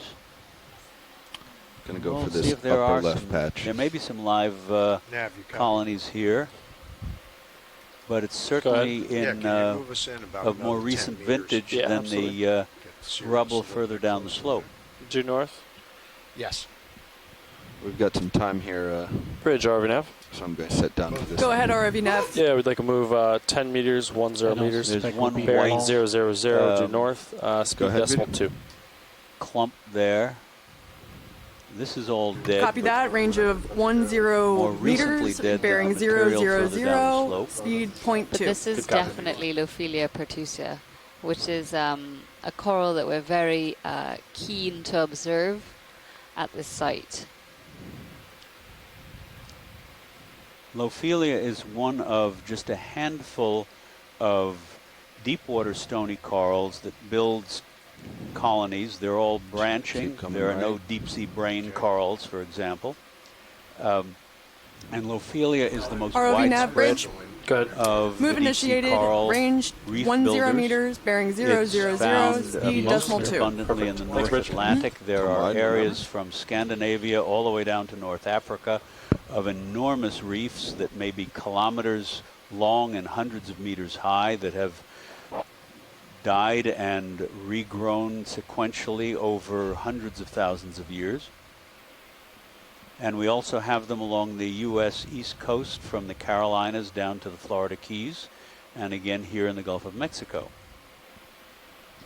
And they're known to, as Chuck said, form these incredible reef structures that harbor a very, very diverse community.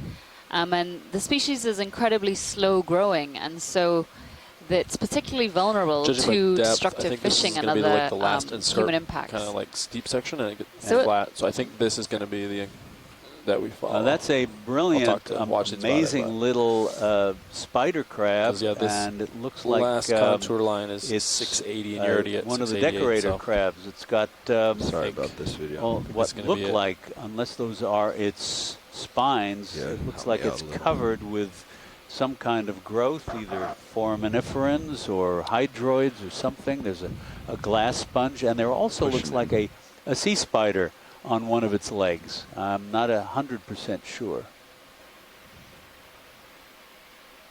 All right. This crab is definitely wearing its Saturday best for us today.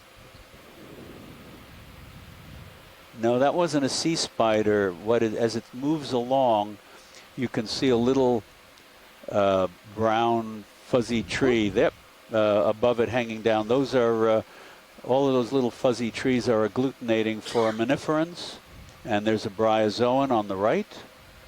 Okay, he's losing, or I'm losing the light on him. Let's glass sponge. There you go.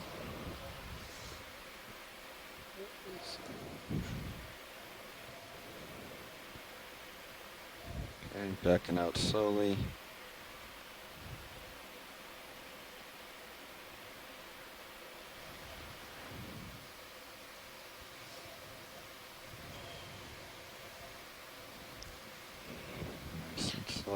Oh, look at the yellow whippy coral. I don't see it. Top left corner. Yeah. Moving across a face to the right here, there look like there are more numerous small sponges.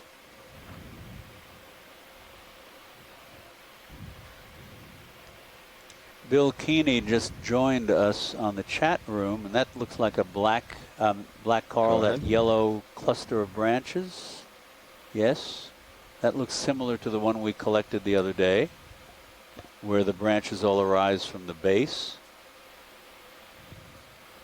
And perhaps Bill can give us a little insight into the geology and when we pan back and look at some of the larger features. Very heavily eroded rock in this area, though.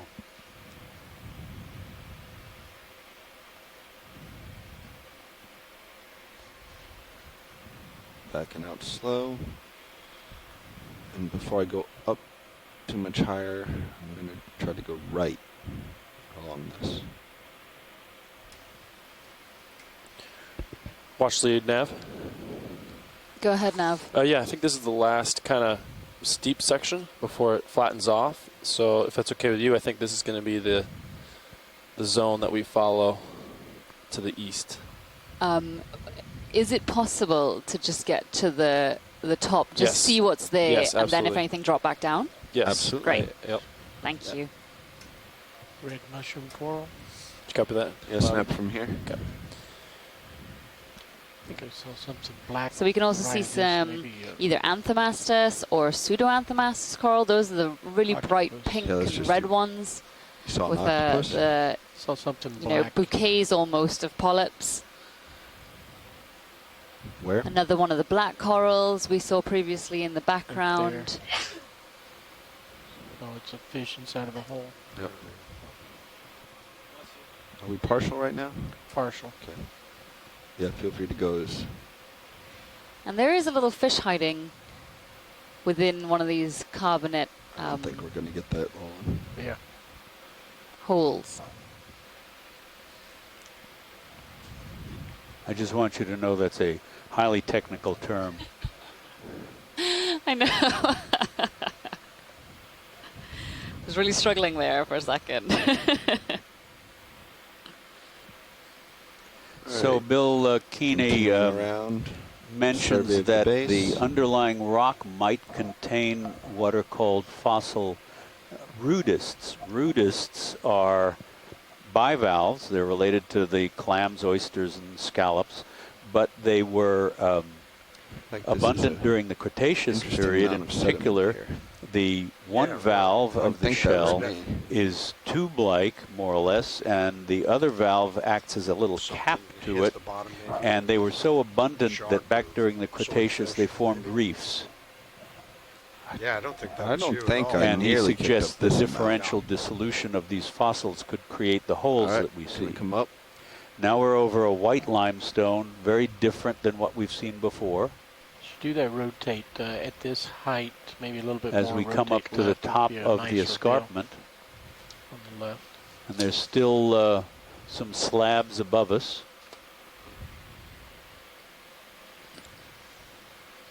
Okay. Coming back left. So if we could get a zoom on that colony dead ahead that has white sections. You got it. Let me try to get out of this sediment cloud. Very strange.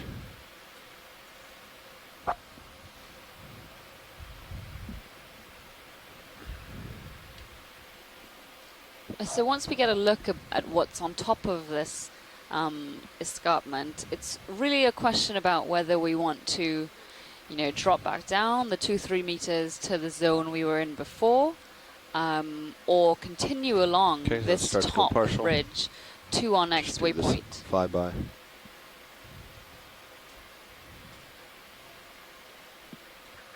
My vote would be to. Sorry, it would be to do what, Scott? Okay, trying to stop my forward motion. Scott, your audio faded away. This is Madrepora again, I believe. Nope. No. No. Madrepora is like really distinct zigzags. Is this a... I don't know what this is. There is another species of Madrepora, Carolina, and it's definitely a scleractinian. It's not, I don't think it's Solina smilia. Coming right.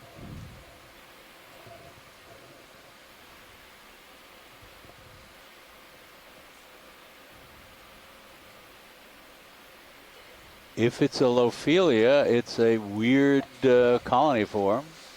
I'm not familiar with all of the variety. Drifting out, I think. Oh no, so Scott, Yep. Very, get you a little very closer down? correctly, Scott is pointing out this is an Elopsimia coral. Back in Okay. to port. And yes, thank you, Scott. It was completely Video, throwing are you us. clear? Video is clear. Okay. Yeah, I think they're deciding right now if they want to. We're going to head back port now at this level and do an upper survey. Great, thank you, pilots. Yeah, we're either going to follow this depth over, or we're going to go back down a couple meters. So Scott, your audio faded out.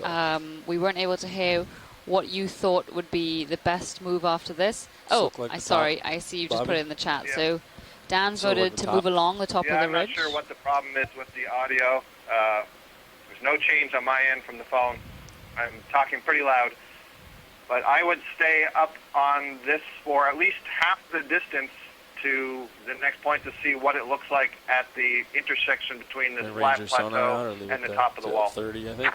Yeah, you can do whatever you want with sonar if you're looking for another ridge. Yeah, let's take a And peek. Dan has the Which same, give me Daniel 80 Wagner has the same sentiments, so I think that's what we should do from now. So I think this is going to be a gentle slope now, That's what it looks like. but it could be wrong. Gosh.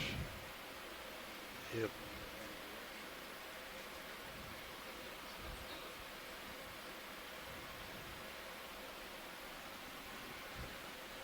Yeah, it doesn't look like anything out past this. Yeah, so we're peeking out to make sure this is the top, make sure there's no additional steep features we're missing or anything. So I think we're right at the top. I think this is the gradual zone. So I think Watch leads. We got to the bottom of this and did a survey to the right, so I came up to the top of it, and I'm just doing a survey left. But you are correct. We will head all the way to the starboard. Roger that.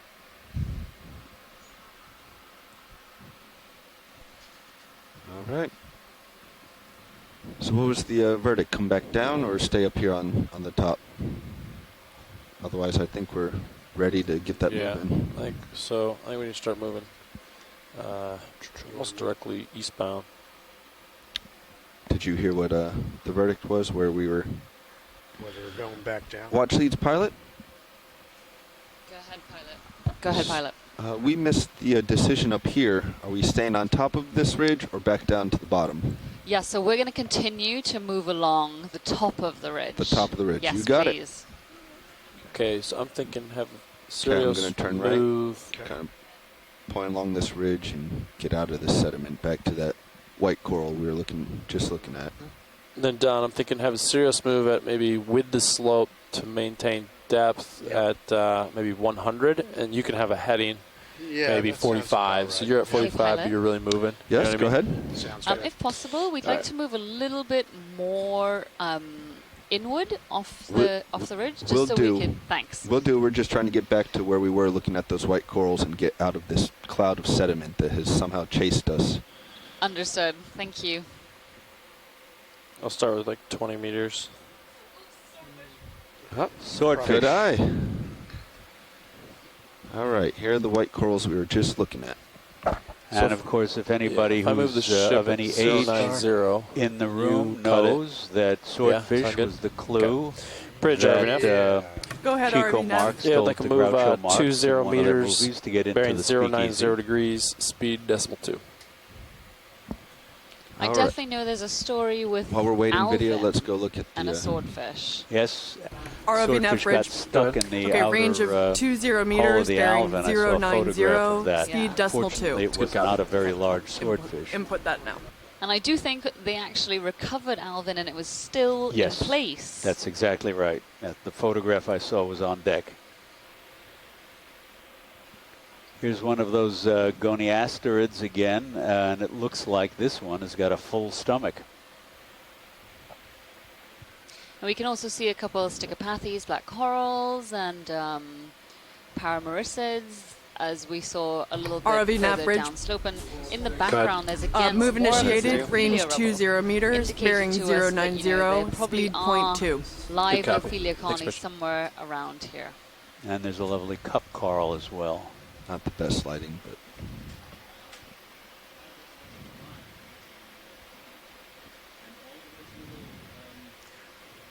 branchy tree-looking things that are hanging down are all agglutinating foraminiferans.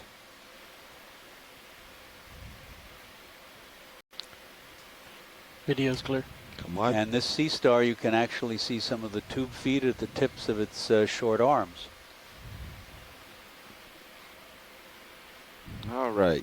You guys are moving so underway? Daniel Wagner's Yes, just let us know in the chat the that ship moving interestingly, 090. when they dove there He's facing 33, this so we're gonna past summer, do they that actually method. also saw large swordfish. So perhaps this is an area where there's some sort of aggregation. Do one of you want According to to? this, it should be coming towards us, you know, to the southeast a little bit, right? So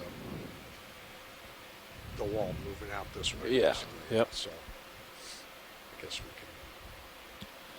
Do one of you want to swap in? Sure. Eli, do you want to take it? Sure. Seems like a good time to swap.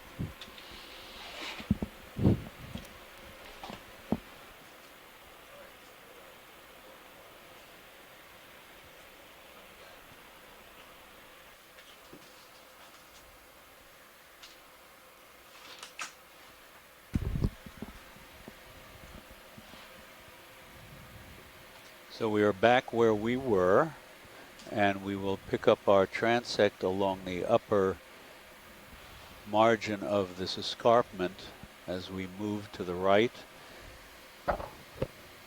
You heard what they said about facing the wall as we go along. Yeah, just to maintain kind of lateral. If possible, if we could move a little bit to port upslope and So I think actually we're just trying to decide for sure. They may want to see the corner of that escarpment. So I see. Yeah, that I was basically thinking, you know, we would be moving to the east along the edge of the wall, kind of looking to the left and the right, but always near the right would be the upper edge, because I think that once you get a little bit away from that edge, it's going to turn into more of a sedimented plateau. So, you know, it kind of depends on what it is that you would like to see. They may mean the one that you're riding. Right, that's exactly right. I just thought we might take a look a little further up the slope to see, like for example, we have this step running across here, and see if there's any more relief above it that may not turn up on the bathymetry, but may be rugged enough to see some additional stuff. For example, I do see a couple of fans here, just to get an idea of what's up here before we run along the escarpment edge. and I mean, I think that's a great Absolutely, idea. Chuck. And Sorry, yeah, go ahead. I think you can kind of follow your nose now, you know, use the ROV sonar and just kind of zigzag your way along generally towards the eastward with no specific target until you get to where we want to drop back down. Very good.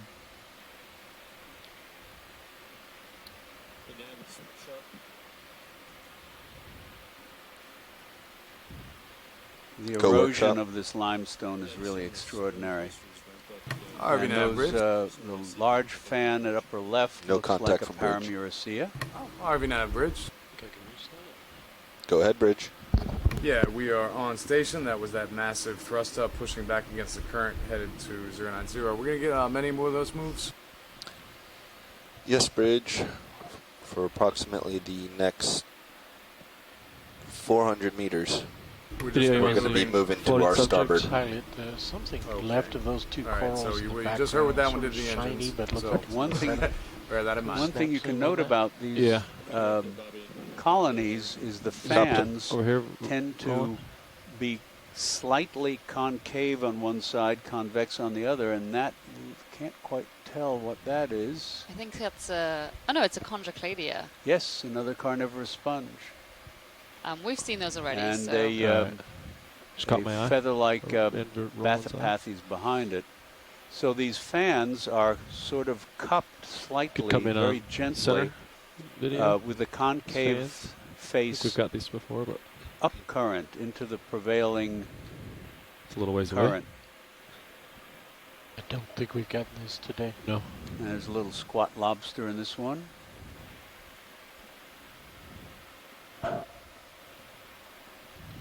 Where's the ship's current coming from, the east, or is it northeast? And Scott notes that it looks like each one of these fans has its own Yeah, the ramp up is when they got to the end point. Gotcha. Trying to stop the motion. The wind is low, though. 5 knots. I just stepped away there for a second, Chuck. I think this is a different species than we've seen earlier. Looks like a plexaurid again, but I don't think it's the Paramycia we saw earlier that looked really spiny when all the polyps were retracted. Right, this one looked much smoother, and that looks like a combination of live Lophelia and Midwater. If we can get a zoom in on the white colony at lower left. Can you come back in?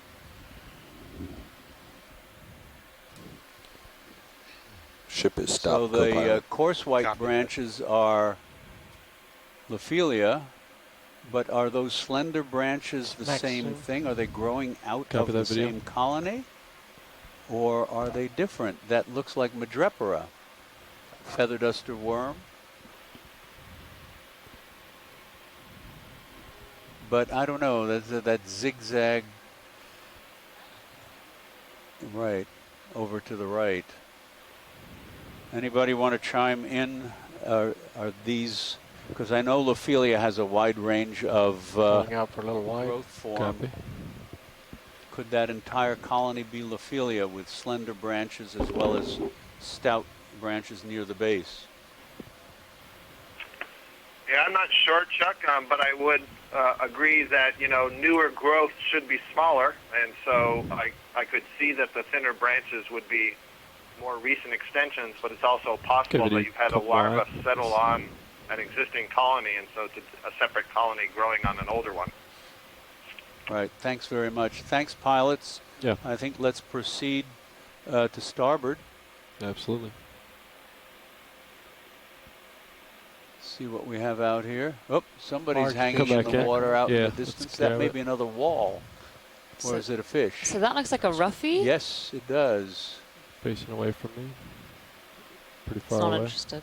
Yes, Ooh. That's a roughy. Look at that face. I could try to push closer. Only a mother could love. So that is an important commercial species. Lasers are on, right? Yep. Yeah. If there are any ichthyologists here, Daniel, maybe. Try to get lasers. Is this Geophyrobarix darwinii? Lasers are clear. Yeah, Don, we just zapped him in the eye with our laser.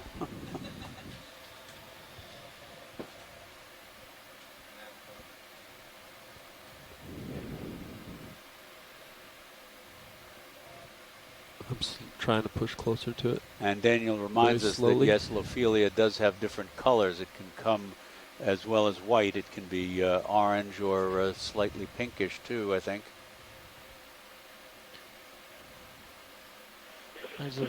Yeah, Chuck, this is Daniel. I'm just a few seconds behind on the video. I just want to make a couple comments on that Lophelia, if now's a good time.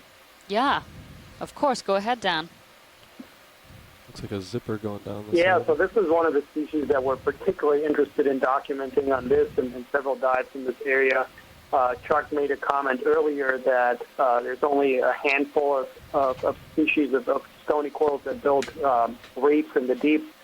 So for those of you that are scuba divers or so, there's 500 or 600 species of stony corals that build reefs in shallow waters. In the deep, we have far less, but still we have 6 species that build reefs, and these are, while they're not as diverse, they're just as ecologically important. They build habitat for a lot of species, a lot of fish, squat lobsters, shrimp, crabs, you name it. And so they're major habitat-forming species here. And yeah, documenting this species is particularly important because, as I mentioned, this dive is one of the ones where it has management implications. And yeah, protecting some of these most vulnerable habitats is of importance. We'll come back to this ridge system here. Absolutely. Thank you very much. Daniel, can you give us a name on this fish? There's another one. Yeah. Going for second fish. Still collating. Give me a second.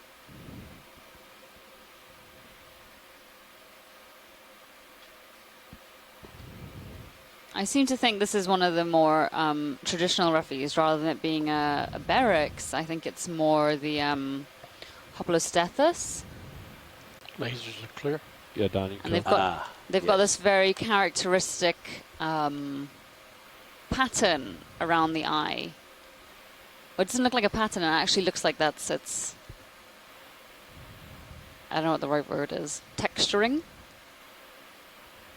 Well, I think those the radiating out from the eye are part of its lateral line system of canals. Maybe. Go bridge. Yeah, and I'm gonna bring my heading. How much longer do we have at this spot? And I'm blocking on the common name of Hoplostethus. Okay. We'll keep for just we have enough that if you need to do a heading change. Well, yeah, I'm going to probably try to do a significant heading change, probably to around 340, and with the center rotation on the A-frame, it takes a little while. So my guess is probably about at least 5 minutes. To this ridge system. Yeah, let's go ahead and do it. Make your next move easier. Yeah, it's what we're going to give it a shot. All right, so I'll let you know when we're done. Good copy.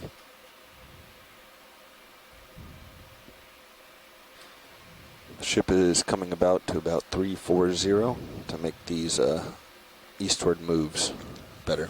It's a starfish. Oh, copy. Down in there. Almost center screen right now. Yeah. If you haven't already, you can turn my lasers back on. No, I can't. Off right now. Thanks. Okay, coming on. Yeah, thanks, Don. See if there's anything on this lower level, and then I'll come up to that sea star. If we're correct, that large, beautiful / ugly fish was a orange roughy. Down here? Hoplostethus, also called a slime head. Come in, snap it, I guess. See if they also call it a deep sea perch. See if it's interesting. Oh, that's a. And we can come back. Thanks, Alex. Lots of coral rubble here, and that looks like a brachiopod shell or a maybe a file clam related to the scallops.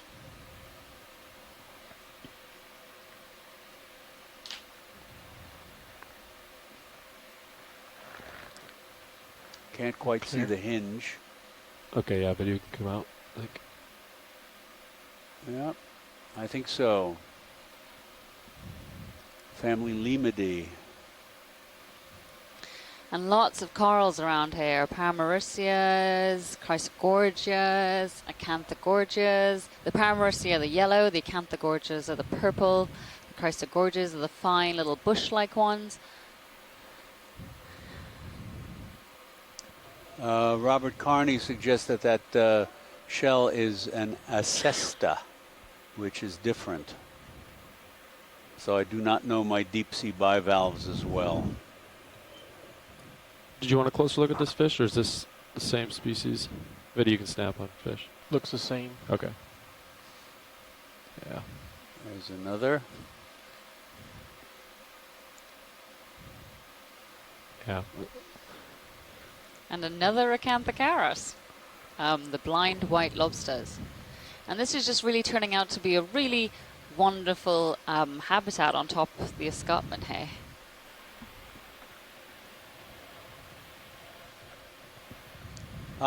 So I wasn't terribly far off, because Bob Carney told me that acesta is a kind of file clam. Once we're done with that heading change of it, we can probably all move in. So I feel much better about myself now. I have it selected to about 440. Right. So Watch this these, we are coral 434 meters away. This octocoral looks a bit different. Video we can snap on star, see if we want to get a closer look at this. It's kind of there's a little bit in the back. Nice sea star. Back of the shelf that there. Could be Tethiaster.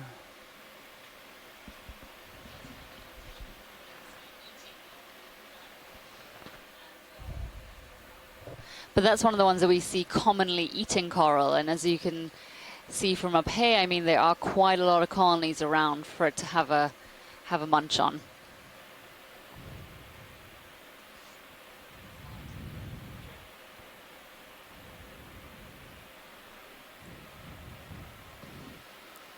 So this pilot, could we take a quick look at this colony that's coming into view at left? Yeah.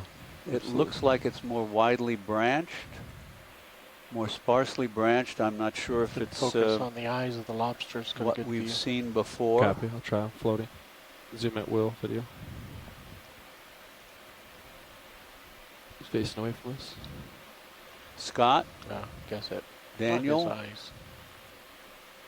So this may be the one that we were looking at where it had, no, I'm okay. Yes, I agreed. You know, they're much smaller polyps, and even though they're retracted, and I thought it could have been one of the first ones we saw where they were just the little nubs, it definitely does look different. But then again, perhaps maybe it's just a size thing. The colony we saw before was much smaller in size. As we were zooming in, before we got close to it, I thought maybe it was going to be one of the Unicella or Unicia-like Paramericiid sea fans. A little bit. But as we get this close, I think this is a plexaurid of some type, and it may be yet another one of the Paramericiid species. That orange, the purple stuff, though, that's new. That's come in. Clavularid or an Anthids. anthothelia, probably some kind of anthothelia, that purple encrusting like. Kill lasers. Right, at the base of the octocoral fan. And that's another one of the soft corals, truly soft corals, that does not have, well, it has less of a any sort of axial support. And here are a couple of yellow colonial anemones colonizing a dead branch of this Gorgonian sea fan.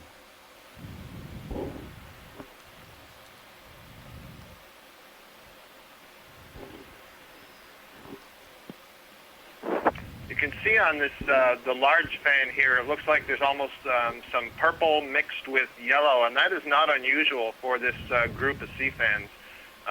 We see the color distribution is different in that the purple color may be in the solid tissue, and then the yellow is embedded mainly in the polyps. And there's a lot of variations on it. You can have some colonies that are more entirely purple, some that are more entirely yellow, and some that are mixed. Thanks very much.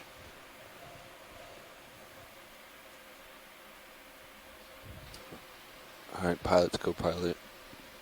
Does it look like your ridge is disappearing? I think it'll to the kind east?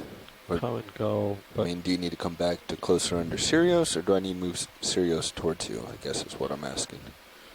I would just keep moving Sirius eastbound, 9090, and I think that's going to be. We're going to slowly kind of move. If it goes straight east, we're going to kind of move slightly uphill, which is good. You know, I mean, 10-meter contours.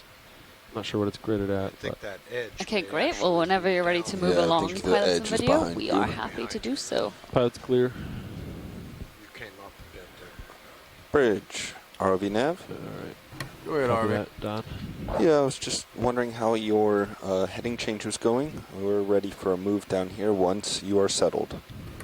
All right, so we finished with the heading change, but then it got kind of out of whack, so I brought it back another 5 degrees. Down below me trying to hold now at around 346, and I still have all my forces on my starboard side, so I'm going to bring us back to 350 and see if I can get that current back on our port bow. Understood. Just let us know when you're ready. Good copy. Will do. Yeah, I think it's going to kind of come and go, but I think right, you're right. You know. I think that if you drop down. So we're panning across. We're a bit above the edge of the escarpment. And we'll compare the edge of the escarpment to that row of blocks we were just on to see which is the most attractive, and perhaps zigzag our way along as we head south along the escarpment. That's going to be your top edge there. Yeah, I think this is good.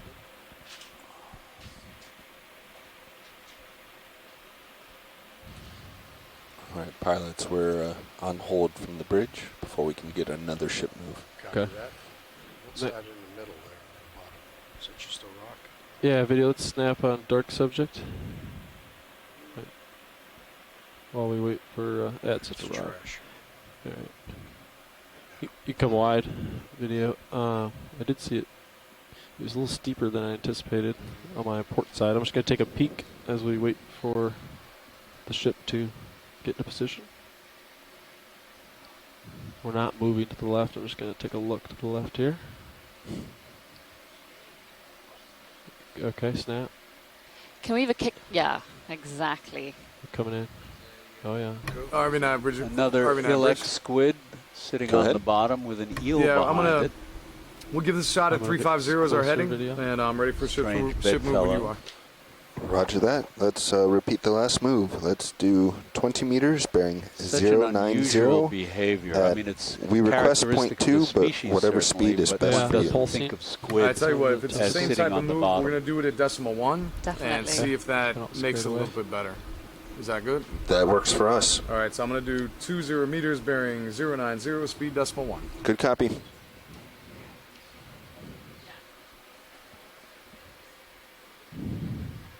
Don, can you turn my lasers on? Just to get size of this guy. Thanks. RV nav bridge move has been initiated. 20 meters bearing 090, speed decimal Worried if I get too close, I'll scare Thank it. you, bridge. Good copy. And just tilt your camera down to see where we are in relationship to the skids. Okay, if you can settle down to this location. Alright, copy. Try not to dust it. It's really light sediment here. Come back, come in. Take, look at that. Other squids giving you. If they're sensing each other. Okay, go into the squid tight. Okay. It's potentially a tense situation or an amorous situation.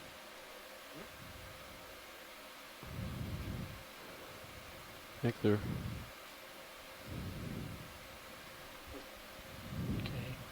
You could probably turn the lasers off, Don. Copy that. Thanks.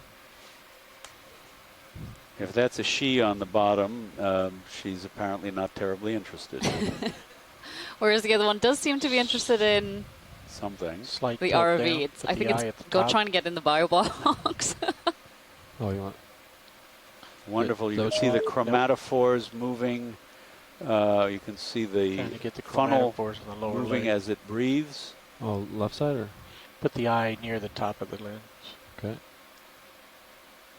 See all the pulsing on the right? Thank you very much, pilot. Yeah. Could we move up a little, up slope a bit, along the line of boulders that we were at earlier? Yes, I think so. All right. We do have a move in 20 meters 090. Okay.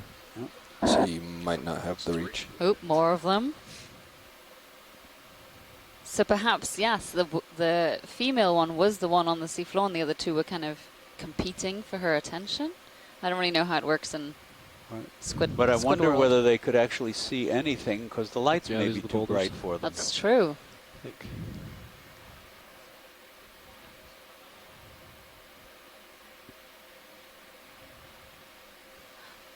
So pilot, for the next, couple 100 meters, we'd like to try and run along this line of boulders that has all these corals on it. Okay. And then, we'll reassess and see if we want to drop back down or something else. But occasionally a little pan to the left or right would also be quite helpful. Sounds good. Follow the rocks. Looks like that. Maybe running upslope somewhat. Yeah. Getting away from the edge of the escarpment. Can we turn the lasers on? Yeah. Copy that. Don, you can turn back on. Yeah, so the next move might have to put us... The next move might be a little bit more north to get us a little shallower on these rocks. Yeah, looking at co-pilot though, I have a feeling these rocks are going to fade out pretty soon. Yeah. Okay, and then we'll probably reassess, come deeper. Yeah, it's going to be kind of a follow your nose type situation. You'll probably want to see some of those corals on just run off screen upper left. Okay, I'll take a peek at them. I saw two larger ones right, too, as well, but we'll get to those in a minute.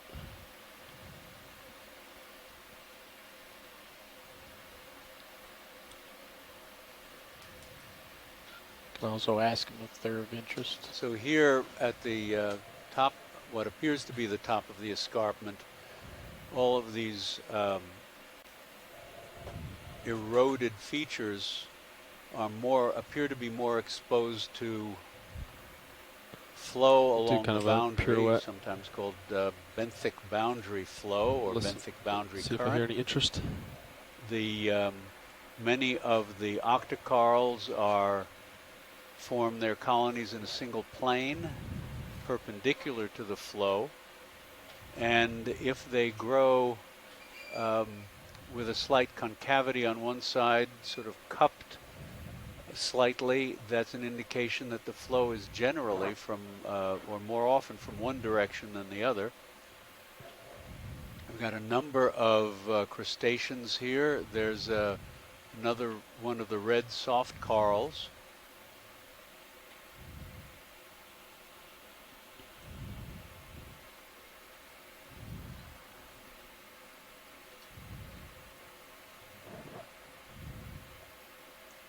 Yes, I will.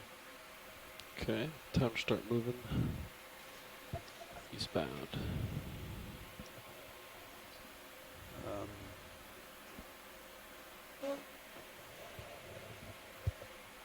So a lot of these colonies we've seen before, but here they appear to be in somewhat greater abundance than we've seen before. And you'll probably notice as we move along that the abundance will be greater the higher the relief. So on lower relief you'll probably see fewer things. On higher relief you'll tend to see more things, as these organisms appear to survive best where they're most exposed to the current. There's another blind lobster and another one of those fish lying on the bottom. If we can zoom in on that, and maybe there's an ichthyologist in the room, we can figure out what that is. I don't think it's a hake. You can come in video.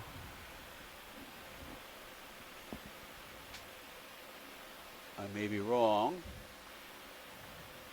Dr. Sutton is not with us today. But I don't see, I think hakes have, like cods, have a fleshy fin at the back, or a double fin maybe. I'm thinking salmonids have the fleshy fin. So it may be a hake. Merlucius, let's look up Merlucius while we're at it.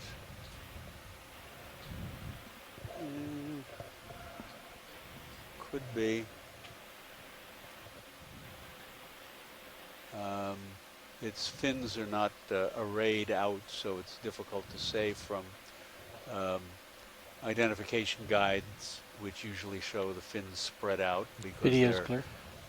Painted from or drawn from preserved material. But we've got a picture on file in case anybody comes along and says, yep, that's what it is. Also, you can notice there is some bioturbation on the seafloor here, some little mounds and burrows, but not nearly as much as there were below the escarpment. There are a couple quite large colonies, coral colonies in the distance. If we could try to move over there to get a better look, that would be great. Copy that. Headed that way.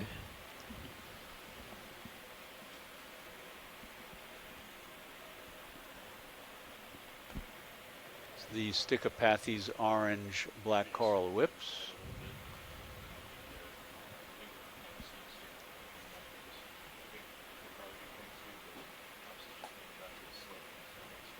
And wonderful erosional features on these rocks. Open holes, that's the technical term. We're just going to have to use that always from now.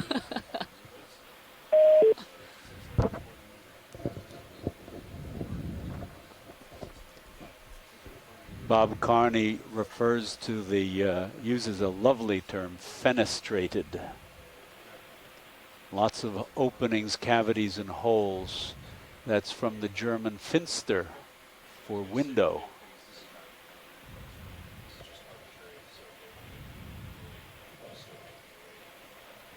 And these are plexaurids. This looks to be the same. These three big ones, these pale yellow ones, look to be the same genus, at least, as the one we just saw before, so I don't think we need to zoom in. But could we look at that large squat lobster to the left there, adjacent to the fan? Now it's in the center of the field. Oh, okay. Yeah, come in. And zoom in on that. Actually, I was looking, I guess they're both the same. The one to the left,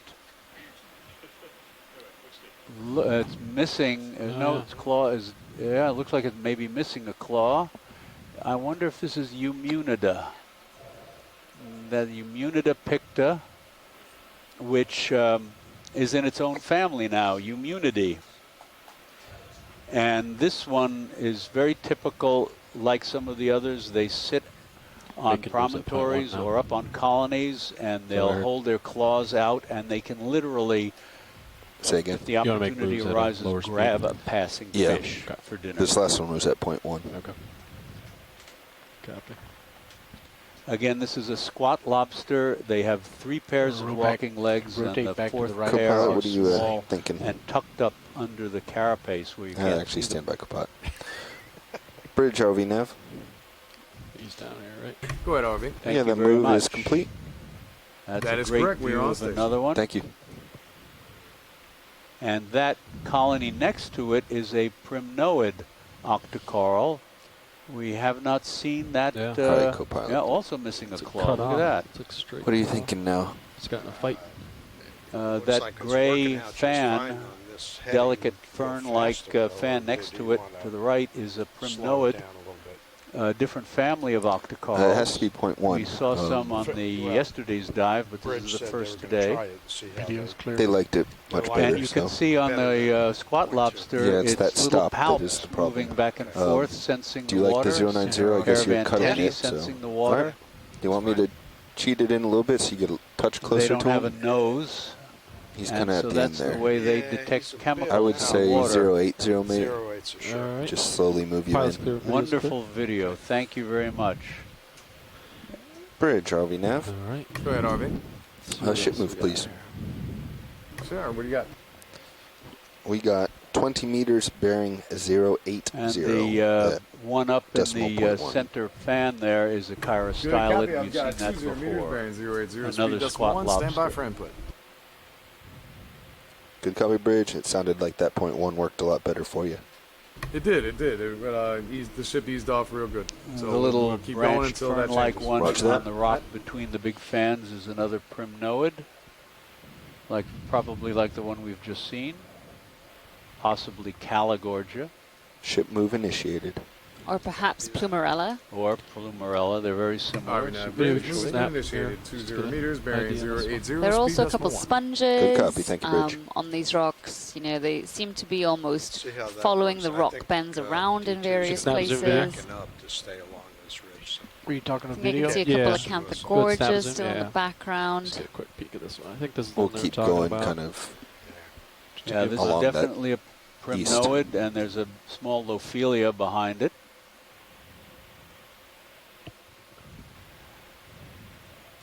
This may be Plumerella. I don't know the details that distinguish the genera.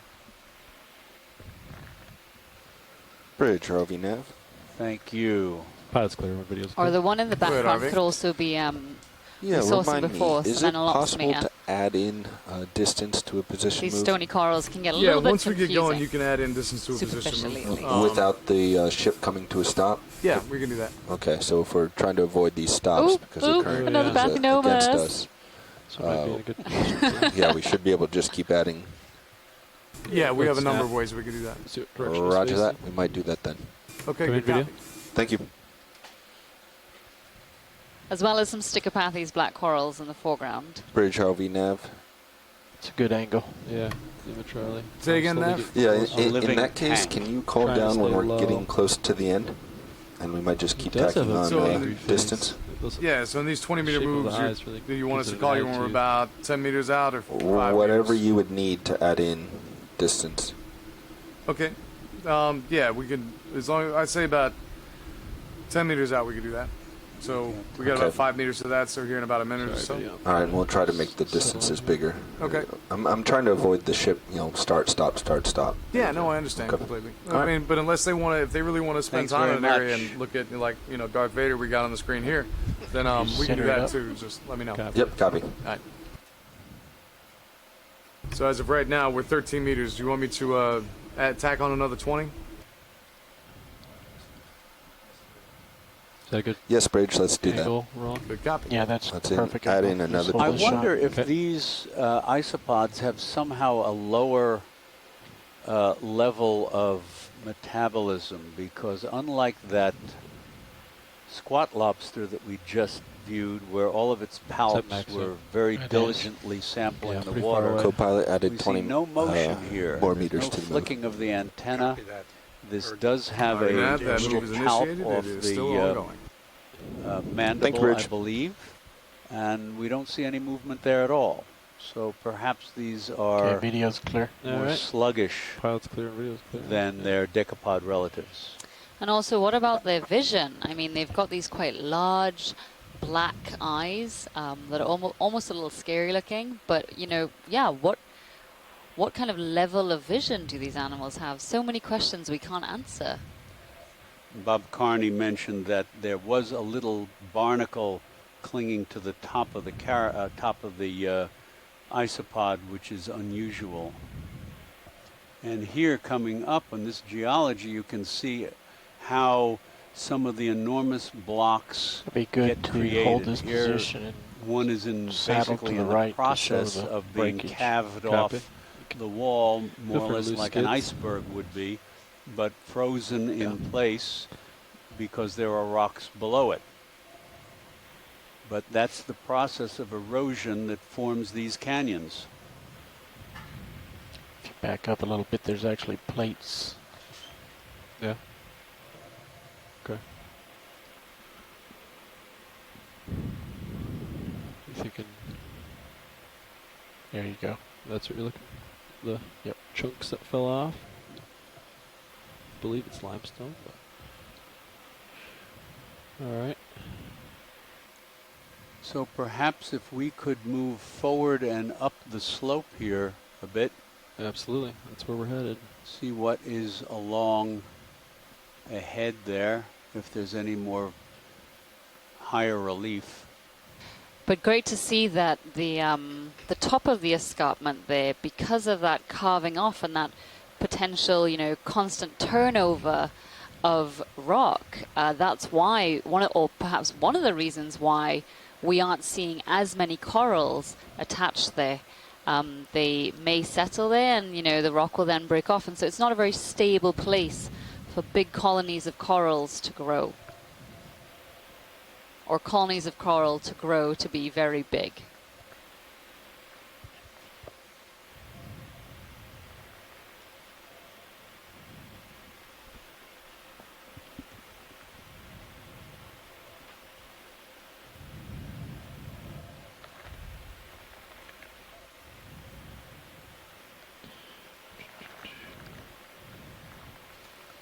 Yeah, Watch, did you want to try to keep going higher up this, or is this about the depth you wanted to follow around, or looks like there's one more rock up here. Sorry, what was that? Did you want to go shallower or kind of go over at this point? Just over at this point would be great. Thank you. Yeah.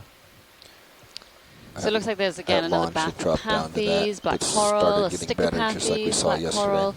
A lot of the same characters we've been seeing throughout the dive so far. And there was a couple of the taller Paramuricid fans off left as well. Do you have a move underway? Yeah. Yes.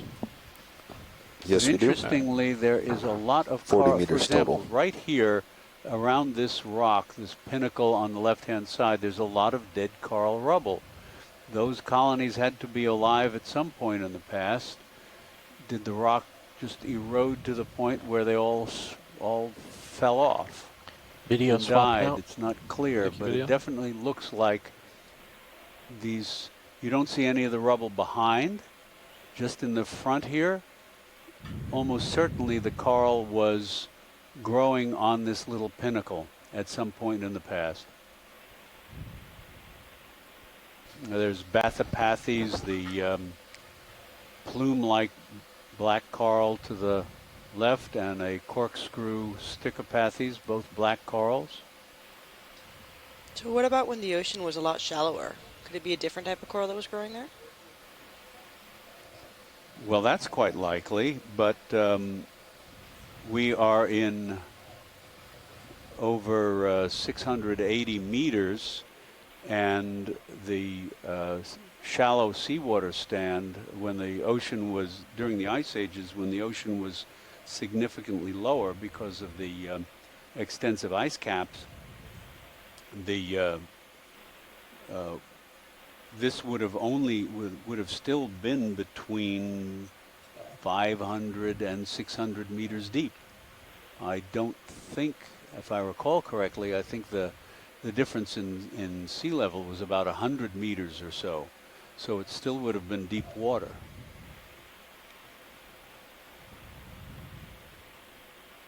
So with that, I think it's a great time for a situational update.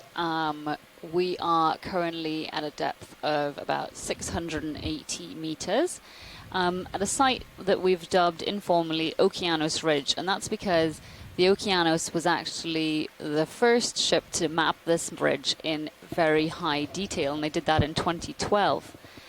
So this area falls within a square block which has been proposed as a habitat area of particular concern by the Gulf of Mexico Fishery Council. And so as a result, we're trying to understand what types of habitats there are in this area. First, we ascended an escarpment, which was very similar to this, alternating sediment and rock. Let's go ahead and add 30 meters. Now we're running along the top of that escarpment to see what kinds of habitats and communities we see there. And that kind of information being generated is really, really useful to make management decisions. So after this, we're going to perhaps proceed further along this ridge and then make a decision about whether we should continue upslope from there or perhaps jump out into the midwater and then jump down again to the bottom of the escarpment a little further east so that perhaps we can try and climb yet another area of the escarpment to see what kinds of communities there are. ROV nav. Bridge. We are ready to initiate a move of 30 meters, bearing 080, speed .1 knots. Good copy. Initiated. Thank you. The curiosity's got me. I just want to look over the edge, I'm following you around. Situational awareness here. So here you can see we're, right at that corner of where that ridge wall almost, or escarpment wall, reaches this top edge of the plateau. And this will be a pretty good area for corals and other suspension feeders because there may be a lot of current in this area that can bring food particles to these communities. So up here on the rock ahead, I think we've got some Stichopathes, black corals, some Chrysogorgias, back to like a just 9-0. at the base, and then right up on top of the pinnacle almost, we've got some more Parameuricias, perhaps 2 different species there, and they've both got some squat lobsters, commensal squat lobsters living in them. And many of these commensals, interestingly, can spend their entire lives with one colony of coral. And of course they're there for protection. A lot of these animals, would be very easy pickings for some of the predators down here in the deep. And so within these coral colonies, they're able to find protection amongst the branches. Okay, so Don, your heading is pretty much direction of movement? Yes. Okay, copy. I'll work my way that way then.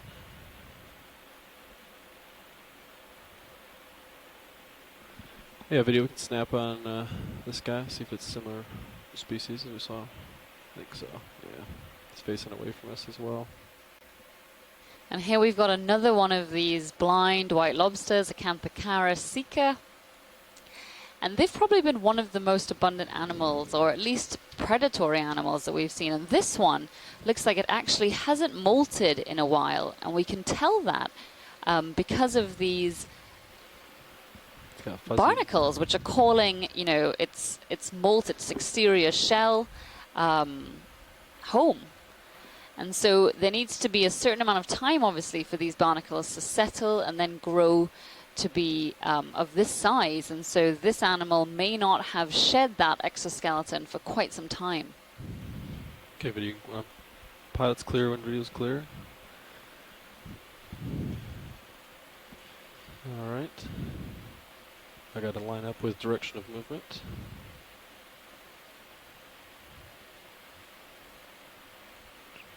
Over it this way. We might be going high on you. You just keep following the rocks and we'll adjust Sirius. Okay. Yeah, I think there's some good colonies up here too. We're still in the rock zone here.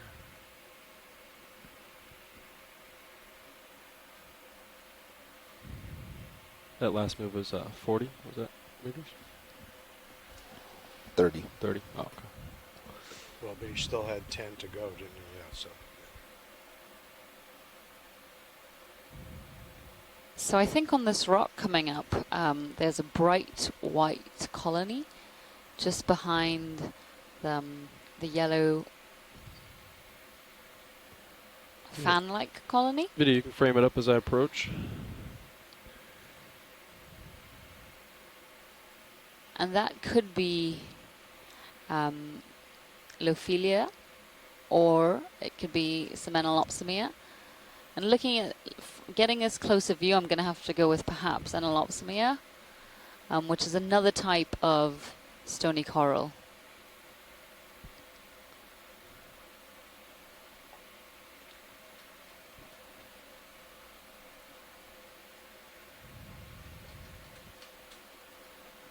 Really incredible imagery here. This type of detail really allows scientists to shore, you know, now many of them can get very detailed ideas of what they're seeing, but also after, when the video can be requested or just downloaded from the website, and scientists can actually look back and almost be able to ID these to species because of this incredible detail. It shows taxonomic or rather morphological features that we wouldn't usually be able to see.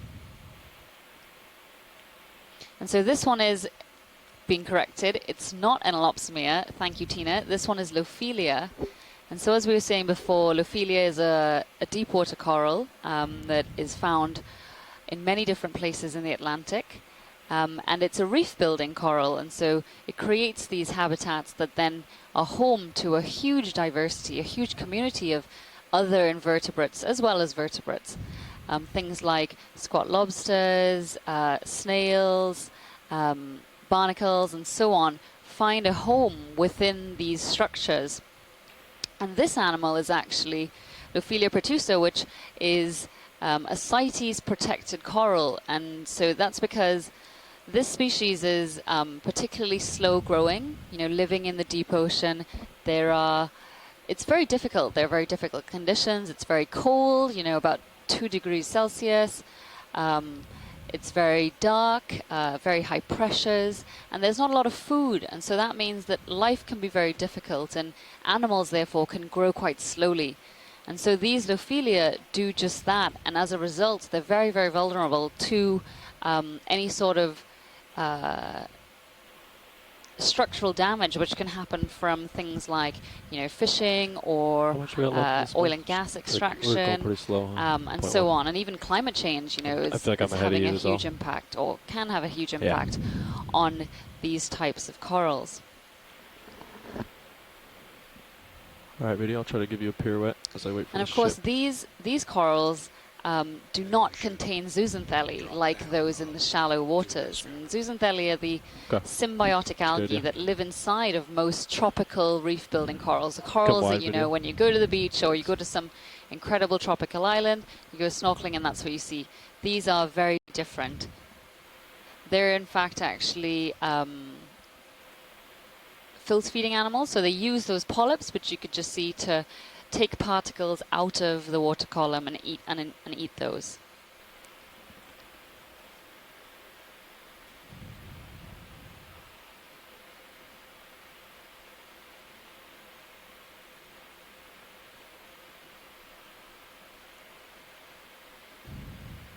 There's your edge there. Copy.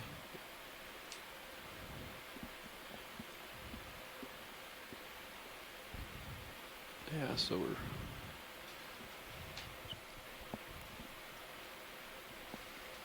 You may want to look down that edge. Come down, check us.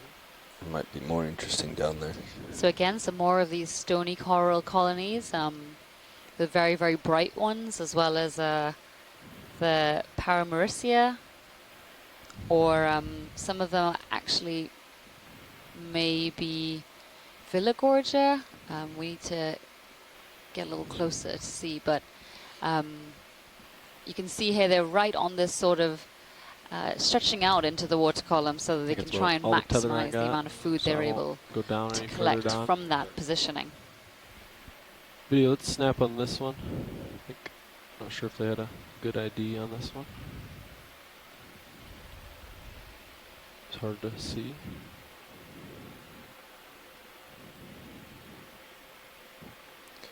Bridge, ROV nav.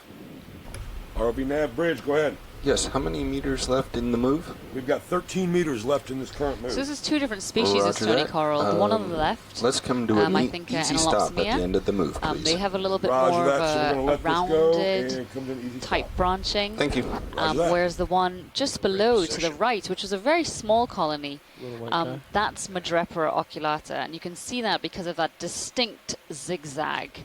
It's only a very, very small colony. I've seen colonies recently when I was on an expedition at St. Paul and St. Peter's Archipelago, which is smack in the middle of the Atlantic, eastward of Brazil. And we saw some colonies out there which were, you know, 3-4 feet across and are likely very, very old. The footballs. It's between the footballs. Yeah, I think I saw what you're looking at. Yeah, but you can come wide. Okay. All right. Push ahead a little bit. Yep. Coming back this way here. Bridge, ROV nav. ROV nav bridge, go ahead, sir. Yes, at the end of this move, can we please request another 20 meters bearing 140? Oh yeah, you're heading. Copy. Okay. 20 meters, 20 meters, bearing 140. You want the speed at decimal 1 knots? Decimal 1, please. All right, and you want to do that after we come to a complete stop? You can go right into it if you are able. Okay, roger that.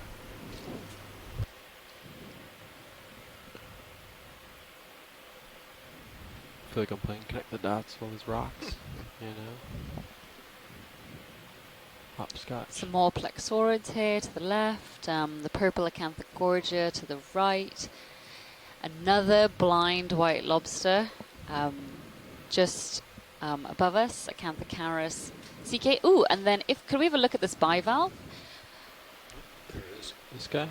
Yep. Yeah. So this looks like one of the ones of the shell that we saw probably about 20-30 minutes ago.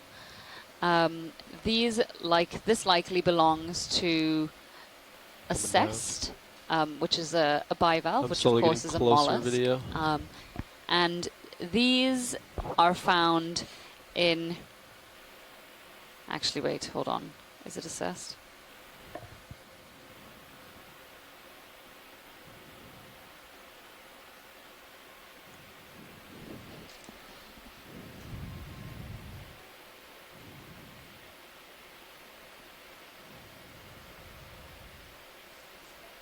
Yes, so a cesta is actually a burrowing urchin. So this is likely a cesta, and these are a bivalve, which is found commonly in the Atlantic, especially in canyons and other environments. think it got scared and closed up on us. That's wonderful imagery. Thank you very much, pilots.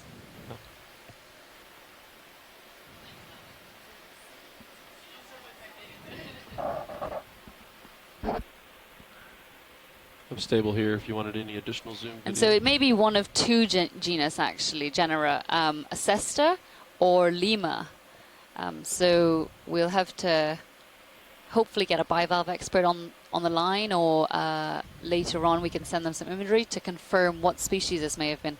But growing on its shell, you can actually see a serpulid worm. So these have calcareous tubes, which you can see extending upward from the top of, well, from the base of the shell. And then you can see it's got its feeding tentacles extended, and it will catch particles in the water with those and then retract back into the tube. There's also a little shrimp off to the right, some sponges, and then this wonderful crab here. So Sirius should be which heading I'm not towards quite you sure now. what type it is.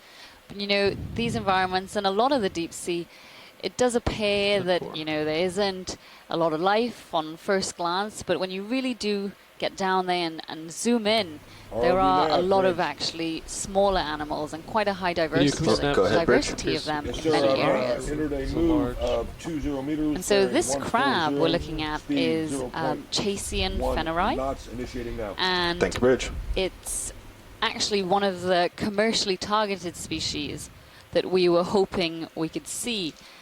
Previously there had been some zoom out a little bit.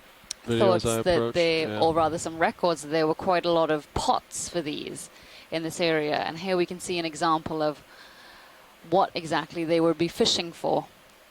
This one also has some quite young barnacles living on it, again indicating that it has not molted for a while.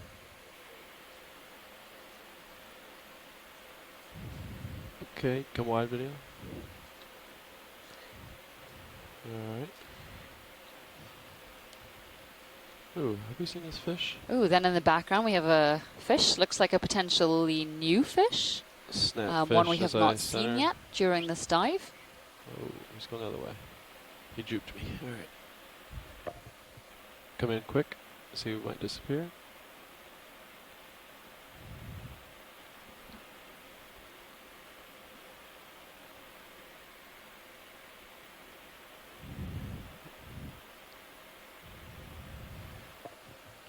Wasn't really interested in being filmed, but this could be something like a Lepidian, perhaps.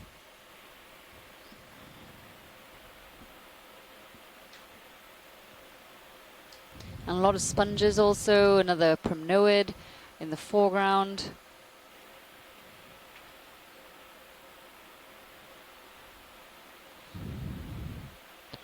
Pilot's clear when video's clear. So Lepidian fall into the family Moridae. Alright, so I'm going the right way. And it's a new record for this dive so far. Oh, what is this? Ooh, what's that above us? Snap it. Ooh, might be hard to guessing where it is right now.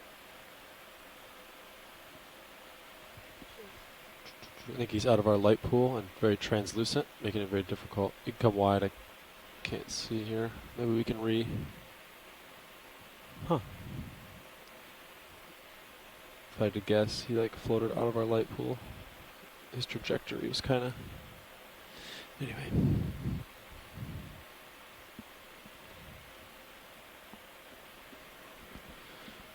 Okay.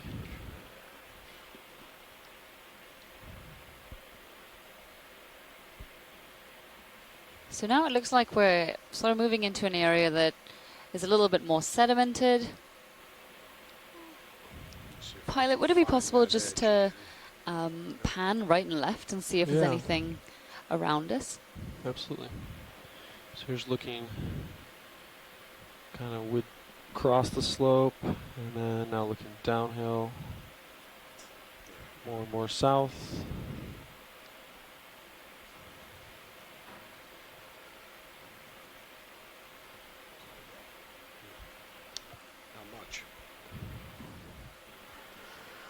Okay. Looks like a lot of sediment to me.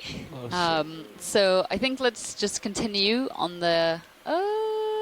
no, that might be the cliff edge. I think let's continue on the trajectory we were kind of moving, and if things don't change, as we know, these types of environments can be quite patchy, and so We need to go more south. if we remain in an area at the wall edge there. Yeah, that's high that's the sedimentation wall edge. I can just run over there for a while, verify, then but- we can think about moving elsewhere. Would you like me to take a peek at this wall edge again? Watch lead? Sorry, I'm not hearing you, pilot. What was that? Would you like me to approach the edge or stay away from it? No, sure. Let's take a little Okay. look over what's over the edge, and then if anything, ROV keep going nav, on our Bridge. normal Great. trajectory, please. Go Thank ahead, you. Bridge. Yes, sir. We have about 5 meters left in this current move. Would you like to add anything onto it?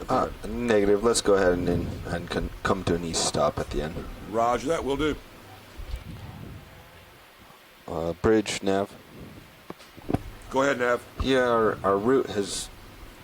We've sort of lost our wall down here, so I don't think you need to call down about adding distance anymore. We're going to be much Well, slower tether, between huh? moves. Is that about all Okay, the tether I got? But thank you for doing that. It was helpful at the time. No problem, sir. Anytime. Thank you. So as we move down to this escarpment edge, we are seeing, a couple more colonies, not very big ones. The purple acantha gorges we've been seeing, as well as what's your some bearing you yellow got? Right now, 155. plexaurids. Get you around right. Can you help me center up on D2, get a better bearing to bring you out over this edge? But Pretty it, much directly south, yeah.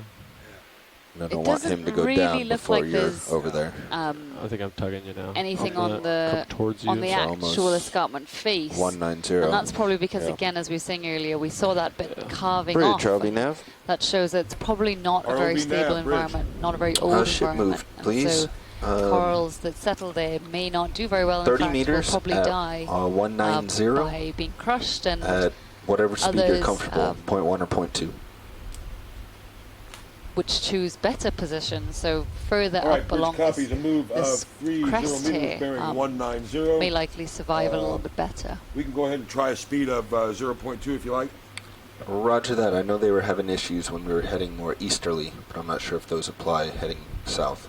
I think at the heading you'd like to see, we can try 0.2. Roger that. We're comfortable. Yeah, watch lead. We're moving We'll towards get that that in there cliff. as soon as this I don't move's have quite enough complete. tether to get Got about 2 fully meters left. assess it, so we're moving that Thank way. you, Bridge. Sure thing. Take your time. You're welcome.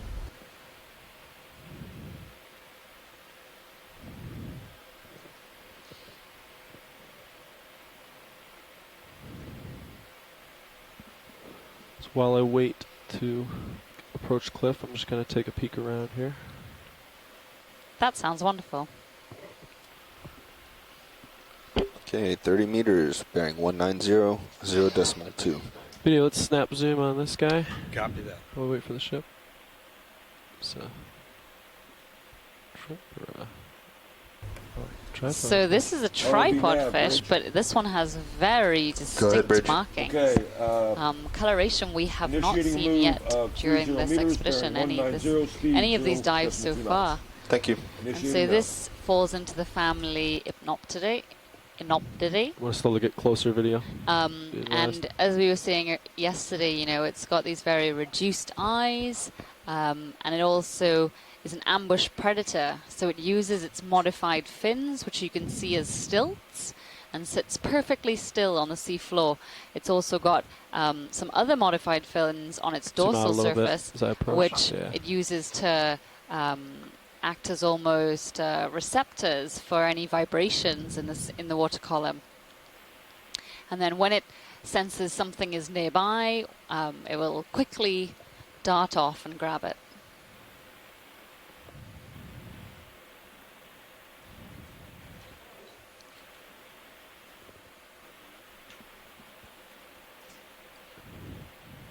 Okay, I'm steady here, video. If there's any zoom you wanted, Copilot, you can turn off the lasers. Thanks. Really waiting for its prey. Poised and ready.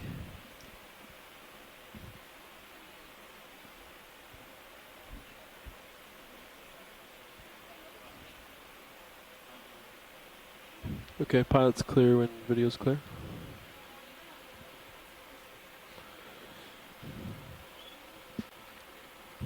All right, thanks video. Have some additional tether now, so I want to turn back to starboard and take a peek. Right, well, back from lunch. And you can see there's more bioturbation here. What's that? I don't know. Yeah, you can Half snap. a squid, it looks like. Yeah, I'm not See sure what that is. That's that's a squid tail. Oh. Looks like it, it, doesn't it?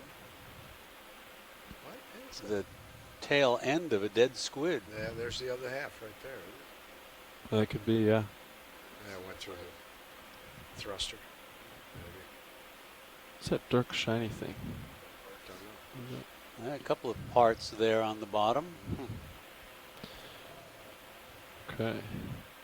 All right, video, you can come wide. There's a nice brittle star.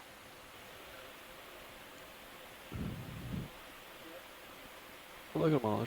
Yeah, there's additional squid swimming around me now. Oh, yeah, they're all over that edge down there, too. Yeah. And squid swimming by, a couple of them. We can do a snap on the star, see if they need a closer look at it. You can turn my lasers back on. They might be hitting my drawer right now, but come in.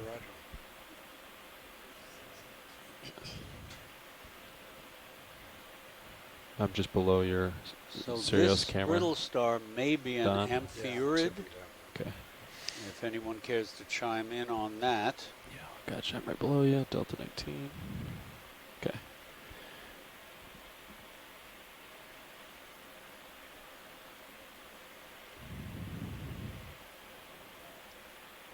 Oh, looks like another piece of dead squid.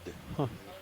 Maybe somebody up in the water column has chewed up a squid, and we're watching the bits fall, and watch this brittle star go after that if he likes cephalopod. It's a possibility. You got lucky, man. Meal just dropped down. Okay, video. Pilot's clear, video's clear. A bit of luck. I got some tether, so I can move to this ridge system. Oh, Bob Carney suggested that that squid got caught in one of the ROV's thrusters, which turned it into a food processor, which makes perfect sense. The pilot can nor confirm nor deny. Thanks, Bob. A little grim, but thanks.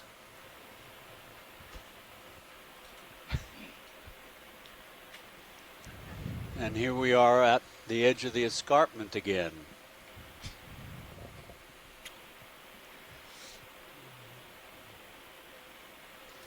So make sure the tether is clear before you go down on this edge. Yeah, I won't go. It's a perfect snag point, and it's happened before. Limani. Further up. Yeah, I'm not going to go down. I'll stay kind of above it to prevent. If you do go down, you want to turn and face it, which will put your aft So that brings away. up an interesting point about naming species. It's this mode. You don't want to go down and along it while Sirius is up on top. One is exactly most just on any one of and those. traditional and best is to name a species after its most distinguishing characteristic. So, for example, there's a deep water crab called Bathinectes longispina because it has long spines. Another alternative you may want to continue lateraling also to your right. It was found, Sirius is looking but back that at gets you. a little sticky. Oh, okay. So go more center of his screen along that edge. Found in other places than where they're first discovered. Okay. So there's a wonderful large I was originally helmet thinking conch follow the in top shallow of it. water in Florida and the Caribbean. Is there any more left in the move, Bob? And it was called Cassis madagascarensis. Should just be wrapping up. When it was first brought back to Europe, the fellow who described it thought it came from Madagascar, but it doesn't live there. And then you have a little limpet called Fissurella barbadensis after Looks like this Barbados. last move will be You also initiated find is it in the complete. Bahamas. Roger, thank you, Bridge. So You're naming welcome. something after Move a is place complete. is not necessarily the best alternative. And then the third one, of course, is an honorific, naming it after somebody. And one thing, of course, I've named a bunch of species over the years. Have you turned report? People often joke, well, have you ever named one after yourself? And I can just say that's not the done thing. Maybe ought to go.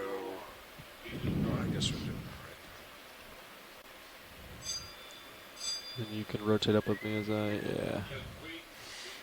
I think this is going to be a good direction here. I'm facing waypoint 3. So honorifics are given by the describer of the new species to name them after someone who perhaps has contributed a great deal to the field. And in the case of that brittle star, there's Ophiumuseum limani after, I believe it was Hubert Lyman, who was an expert on ophiuroids. You can name it after the person who discovered it. And you can name it after pretty much anything you like. There's a deep sea shark that someone thought was reminiscent of one of the characters in Tolkien's Lord of the Rings, that the species name was Golume. So there's a wide diversity to choose from. One of the traditional alternatives is to name a species after your source of funding. So Carl Linnaeus, who gave us the basic system of naming genus and species and classifying organisms back in the 18th century, named a substantial number of organisms after his patrons who contributed to his support.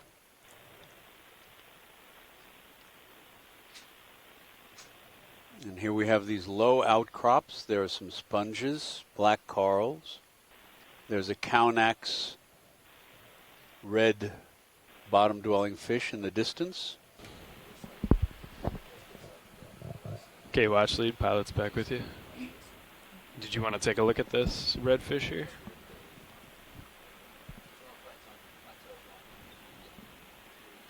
Sorry, watch lead, pilot, comms check.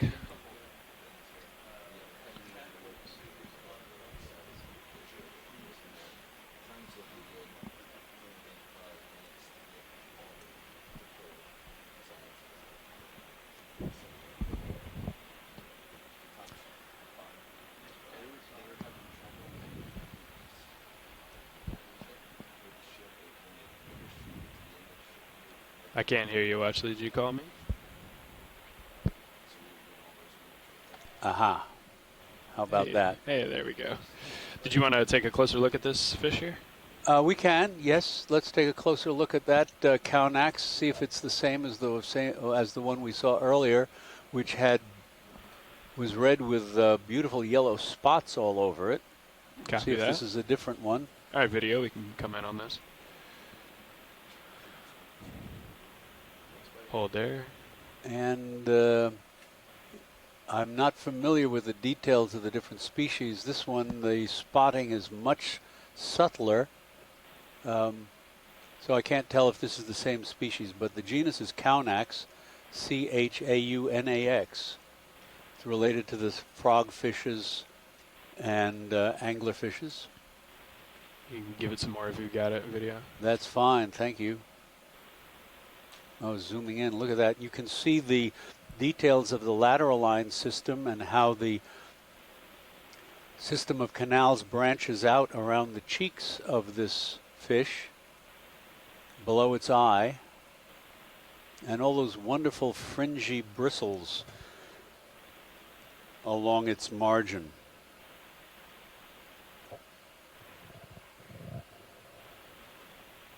That's gorgeous. The eye alone looks like the Earth from space.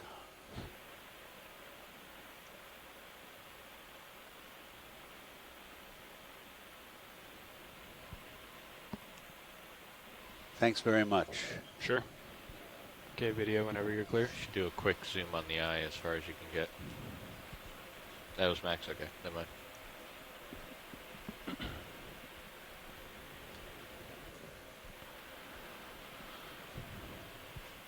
All right, as we lift off, I guess we'll do introductions in the front row here. Currently speaking is pilot Chris Ritter from the Global Foundation for Ocean Exploration, as is the rest of the front row. And I'll let them do the rest of the introductions. This is Josh Carlson in the co-pilot seat. And Jeffrey Lanning sitting at navigator. Bob Knott over in video. And Annie White back in clipping.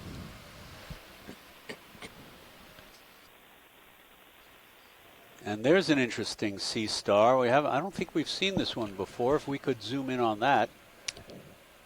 You got it. Josh, have you got your bearings yet down there? We know where you are and where we're headed and when you want a ship move again? We're heading east, correct? Ship's been doing a little bit of a southerly move to find this ridge line again, I think. So, trying to get away from the mud. So if you feel like you have a good sense of the ridge, we'd like to follow along that. You can see on HiPAC here, we're on this, here's this big plateau. And the steep part, we're trying to stick around. Okay, video. So I think I'd say it's like at 135. I'll tilt up. You got it at 135? Give or take. Give or take, okay. So you can give us, are we moving right now? No, we're stopped right now. We could probably do another. So this again looks like a goniasterid with those very large. At 135. Another how much? Knob-like almost 10. plates running along the margins of the arms, but its arms are longer and wider than species we've seen before. We're pretty shallow, so. Unfortunately, our sea star maven. I'll try Chris Ma is 2 in tenths, Paris, but I think they've been needing to do 1 working tenth. at the Natural History Museum now, and he'd be the one to tell us what this is. It looks like there's a tiny little bamboo coral branch down below it to the left. Maybe it is feeding on what was a small colony.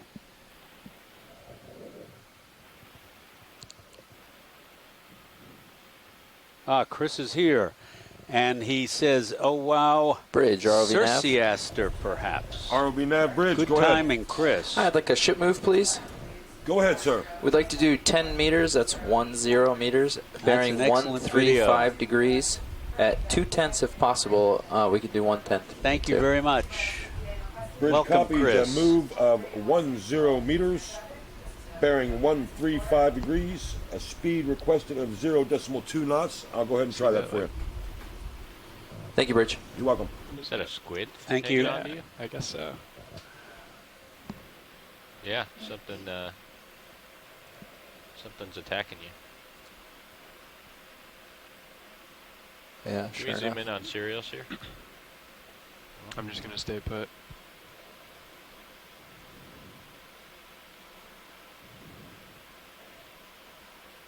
Yeah, that's what it is. Nope. Oh, there he goes. Nope. Yeah, you have a lot of squid. They like that aft light. In the Sirius image, we can see squid around the edge ROV of nav, the Bridge. ROV. Go ahead, Bridge. Stand by. Stand by. If you're clear on main More HD, we can come Helix. There's a little glass sponge to the right there of the sea star. Did you want to take a closer look, watch lead, with the sponge, or? No, I think we're all right. ROV nav, Bridge. Head along. Go ahead, Bridge. Sure. Yes, sir. Ready to initiate a move of 10 meters, bearing 135 speed, 0.2 knots. This looks Thank you, like Bridge. mostly sediment. What we should probably do, I spoke to Diva before she stepped away, try to move along here for a while. If the seafloor doesn't change from this sediment, we might try that maneuver we talked about that is going off the escarpment out into midwater and dropping down to the second transect that we planned. But let's take a quick look at that whip. That if you can come in on that. Sure. That's a really long whip. I believe Scott France is gone now, but we might want to see whether it's similar or different to things that we've seen before. It's can snap from here. Almost certainly a... Oh no, let's see what that is. That is a siphonophore. Yes, indeed, that is not attached to the seafloor. You can see up at the top center its chain of swimming bells, and it'll have a tiny little gas gland at the tip. This is actually a colony. It's a colony of both modified medusae, jellyfish-like parts that provide propulsion, and a long chain of polyp-like units called zooids. And you can begin to see the delicate tentacles off the side. So this is related to jellies and corals, but it's in its own group. The one species that you may be familiar with if you're not a marine biologist is the Portuguese man-of-war, which washes up along the coasts. So here you see, the tentacles are withdrawing there. And those transparent bubble-like structures are called bracts. They're protective.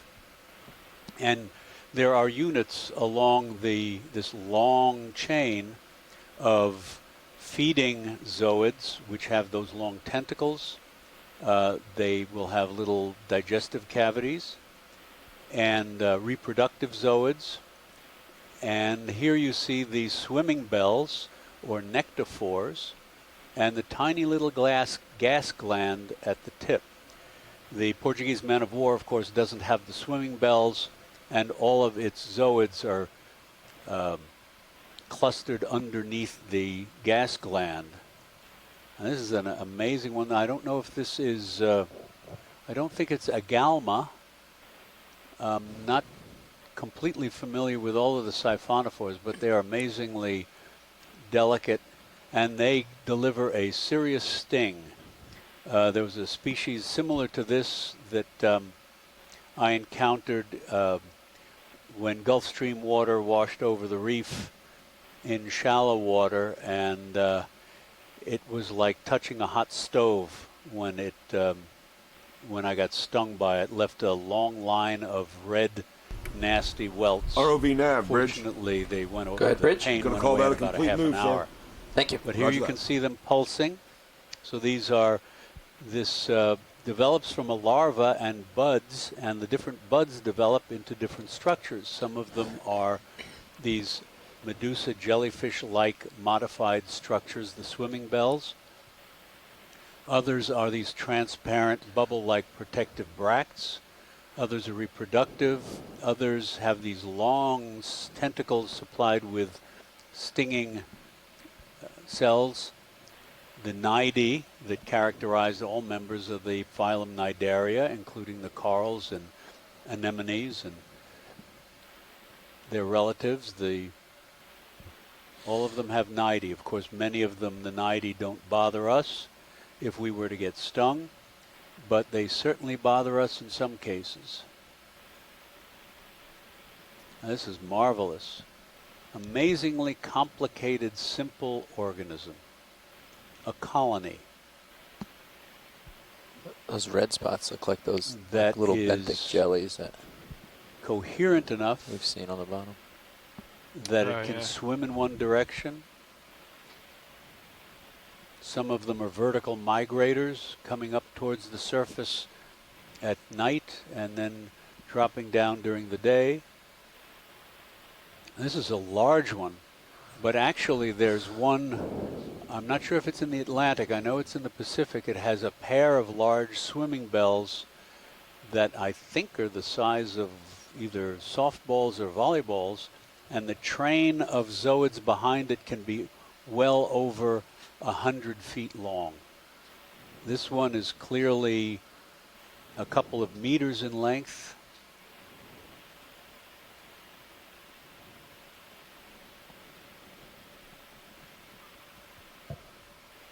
And I'm going to have to look up at some point and see if I can figure out what genus this belongs to. That's just amazing. Okay, video, let me know when you're clear. Okay, we can go on now. That's lovely. Thank you, pilot. Thank you, video. So there's that ridge line that we're looking for. Yeah, if you guys want to just keep us moving in that direction, that sounds good to me. What do we got? Yeah. Yeah. Close to east. Close to it, yeah. 120. Just to give you, as we leave, an idea of the variety, even within this one group called the siphonophores. There's this kind that has the gas gland and the swimming bells and the long chain. There's the Portuguese man of war, which just has the big gas gland and no swimming bells. I'll do one at 135. There are some that have a couple of swimming bells and no gas gland. And there are even a couple of siphonophores that live attached to the bottom by their tentacles and are sometimes called... Was that last move at point 2? Sea dandelions, I think. Yeah, we can put in another move now. Okay, how far? And there's a 15 meters. Large crab. 20 meters. There's nothing on the sonar. So. Over on the left. As we come over the edge of the escarpment, the eroded escarpment, with some sea fans, soft corals, yellow and purple, and the orange seaweeds.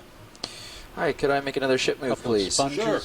We'll do 20 meters, bearing 135 degrees at 0.2 of a knot.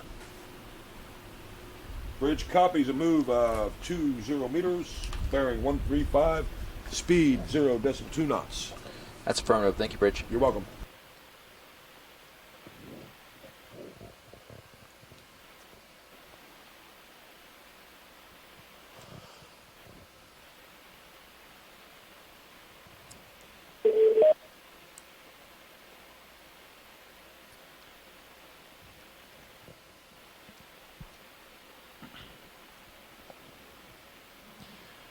We can try to get this guy in the water column here. Video. Sure. ROV nav, Bridge. See what that is.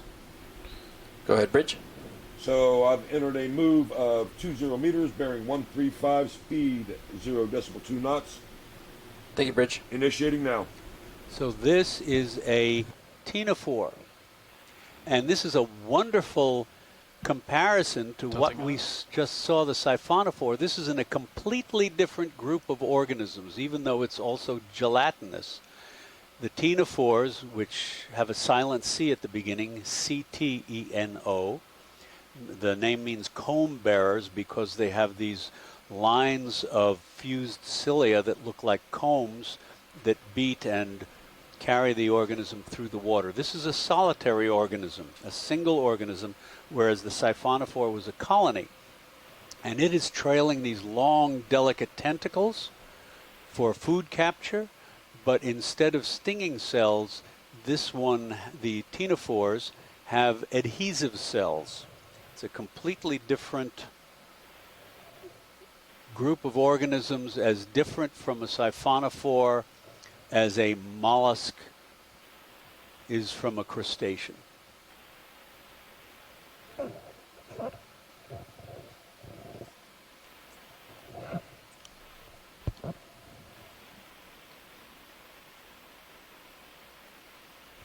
The common name for these... Skin a cat, right, Chuck? I'm sorry, say again?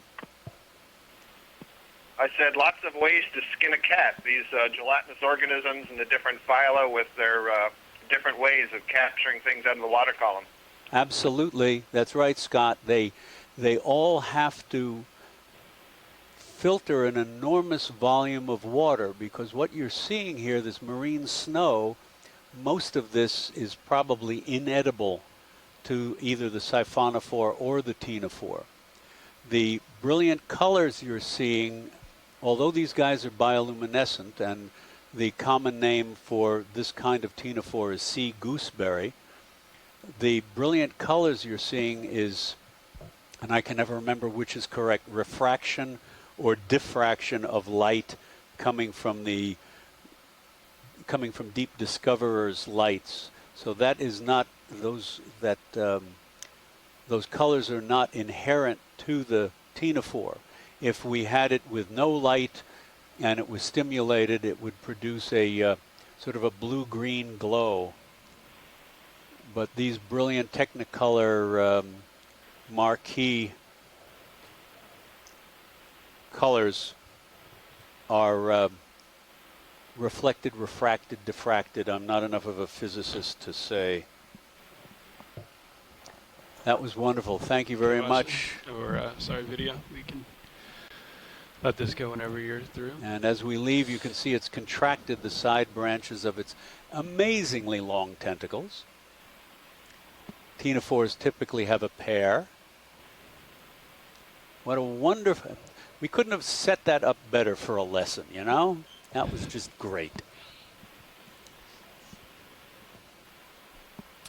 Fish center. I just love these animals. On the sediment out there? Okay. Almost done with that last what's move. that down there sticking up out of the sediment? Yeah, let's take a look at that.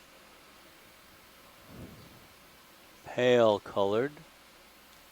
Can you come down on that? Oh, okay. Yeah, sure. Thank you.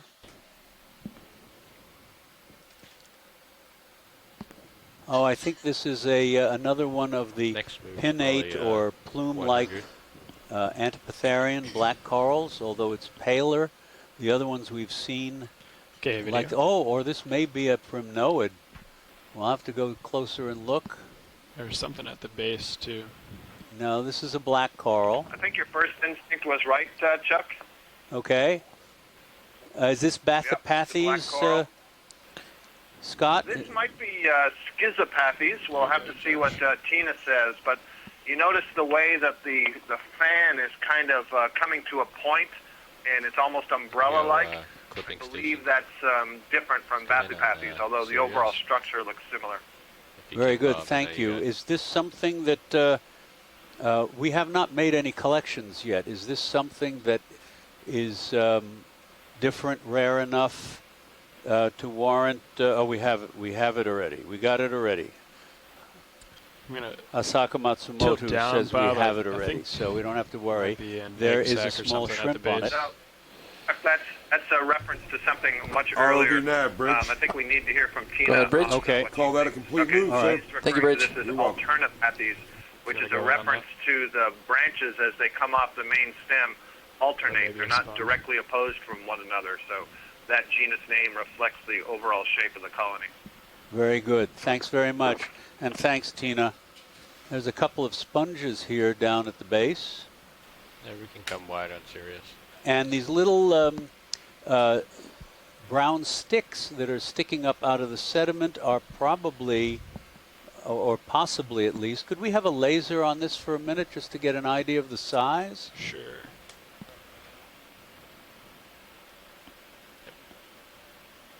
Okay, there's our lasers. So those little brown sticks that are all over the place here, they might be polychaete tubes. I don't know if there are benthic forams that build just little straight tube-like sticks or not, but there's a whole bunch of them in this area, and that just gives you another idea of how different, how much the community can change over a relatively short distance. Thank you very much. Chuck. Sure. Chuck, I didn't see those the things at the base as well as you did, and I wondered for a second if they might be tunicates instead of sponges. But you had a better view, so I'll go with. Well, you're right. The blue one is almost certainly a sponge because it looked like it had multiple openings, multiple oscules, the exhalant openings. But the transparent one above it, I did not get a very good look at either. Might have been a solitary. Well, actually, tunicate. did you want to go back in on that? Yeah, could we do that just for a moment? Go ahead, See those two guys down at the base? So, yeah, the upper, I'm not sure. The lower one looks more spongy. The upper one I cannot tell. It could conceivably, because there looks like some internal structure to it, so it could be a tunicate, a sea squirt. That's right. Good eye, Scott. Yeah, thanks. Yeah, it's hard to tell, isn't it, about the openings, but definitely looks like there's internal structure on that other one. Right. When you pull back out, and maybe you have because I'm a bit delayed, but the colony, the black coral colony on the right, the coiled whip, you'll see that there's tissue at the base and no tissue further up, so it'll be very instructive to see that black skeleton that we've referred to several times. Very good. Okay. Try to find yes, that. Yeah, right there. That'll be perfect. You're under attack You again. can zoom in on the intersection between the orange and the black, because most of this colony is dead. If you can come back on that, thank you. Megan McCullough suggested that what we thought might be a tunicate might be a sponge with a polychaete inside. Again. That's another alternative. Yeah, hold that. Okay, let's zoom Man HD. Right, this is a great example, Scott, and actually you can just make out the fine, what appear to be the fine thorns on the side of the black axis, the supportive protein axis that this colony is built up on. So there are the polyps. Oh boy. Each polyp has 6 tentacles, and we are about to, if we can pull back now, or actually look at Cereos, we're being surrounded by squid. They're attacking. There they go. They got places to be, Yep. things to do. You know, Saturday morning. Squid on a mission. I think they started a fight they didn't want to. Thanks very much. Was that enough, Scott, of that They close-up? started it, you finished it. Yeah. Yeah, that was great. Yeah, so the black corals video. are unique in having those very, very fine thorns along the protein axis. And of course, when Likely. very large old black corals are harvested for jewelry in some parts of the world, they polish those fine thorns off, and the black protein axis takes a high polish and can be sculpted. Oh, But since they may live for thousands of years, I don't think it's a great idea.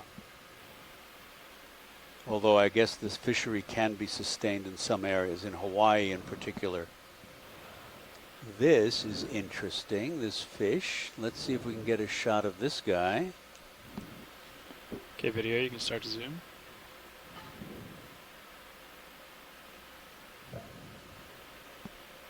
That's cool. I do not know. That's different from what we've seen before. Don't want to scare him.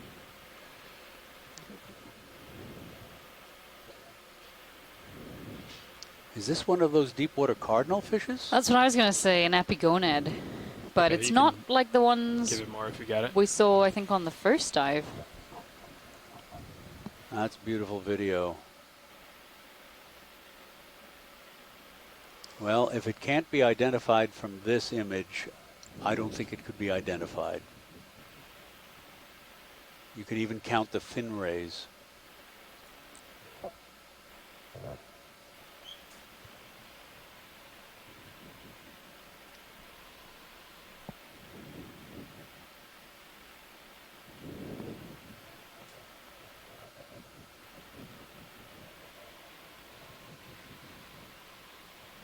Thank you, that's wonderful.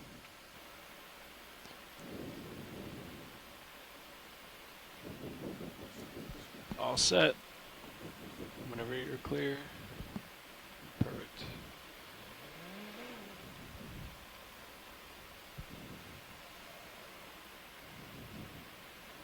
So we're trying to head mostly east. Yeah, I'll go back to the ledge there. I think.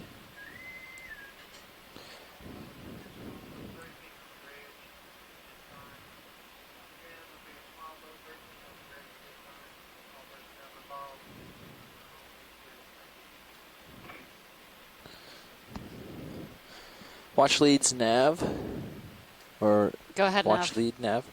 I just wanted to check in. Somebody said something about us picking up and running off and doing a different transect.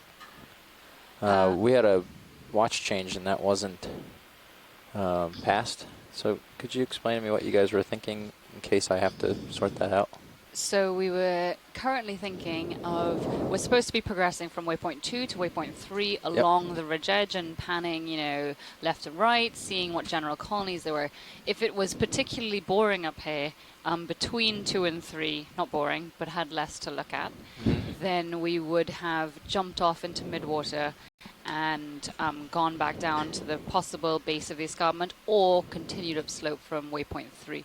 But I think there's still quite a lot to see, so we're going to continue on this trajectory, progressing to waypoint 3. So you're thinking the other option would be to come to this general area and go up, not up to the next plateau. Just confirming which direction. I don't understand the question. Rephrase. What? Yeah, they would want to go to point 3 and then head up. Yeah. Yep.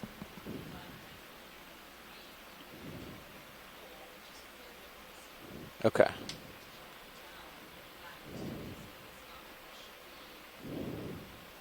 There's a 4A and B.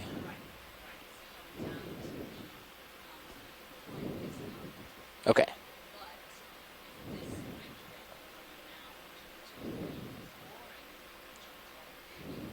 I see, okay. Awesome. Yep. Probably get another ship move going.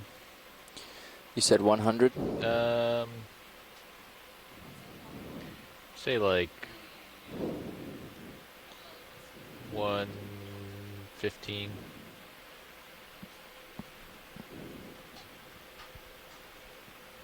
Or 120. Okay. Something around there. Sounds good. 20 meters? Yeah. Video chair switching in. Bridge, ROV nav. ROV nav, bridge, go ahead, sir. Another ship move, please. Roger, go ahead. We're going to go 20 meters, bearing 115. And I know that's more into the wind, so if you can only do 1/10, that's okay, but we'd like to try for 2.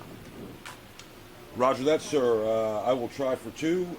Copy a move of 20 meters, bearing 115, speed 0.2 knots.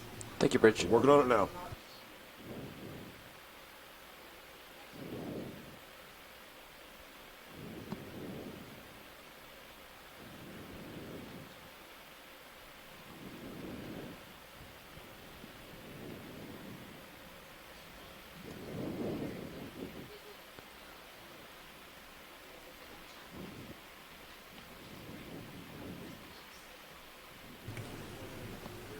ROV nav, bridge.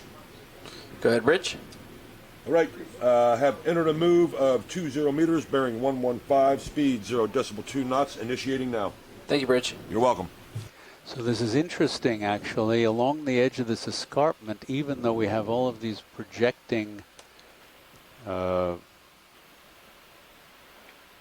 promontories of rock, there's relatively little. There are a few colonies. I can see on the left-hand side there's a purple one, the thin-branched one, and the more thickly branched yellow octocoral, but they're all small, suggesting that even though this is projecting, it may be somewhat sheltered from the major flow of current. There's a glass sponge, one of those shelf sponges.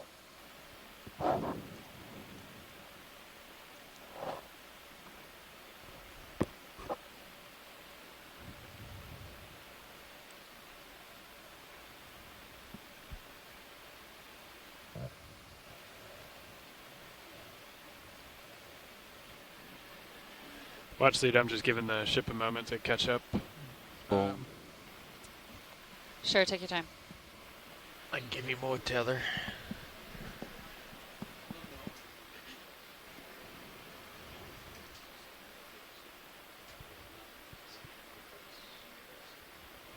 No, they're stalking around you.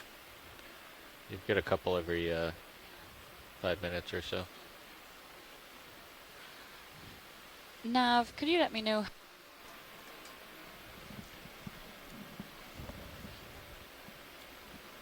Of course.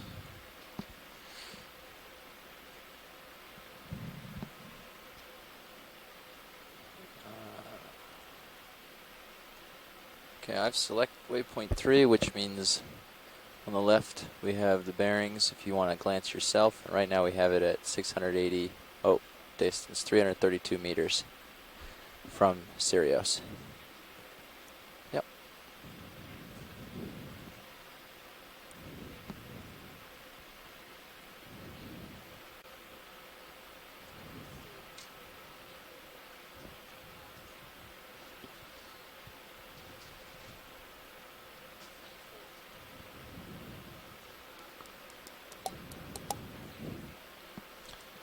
See if anybody's under here.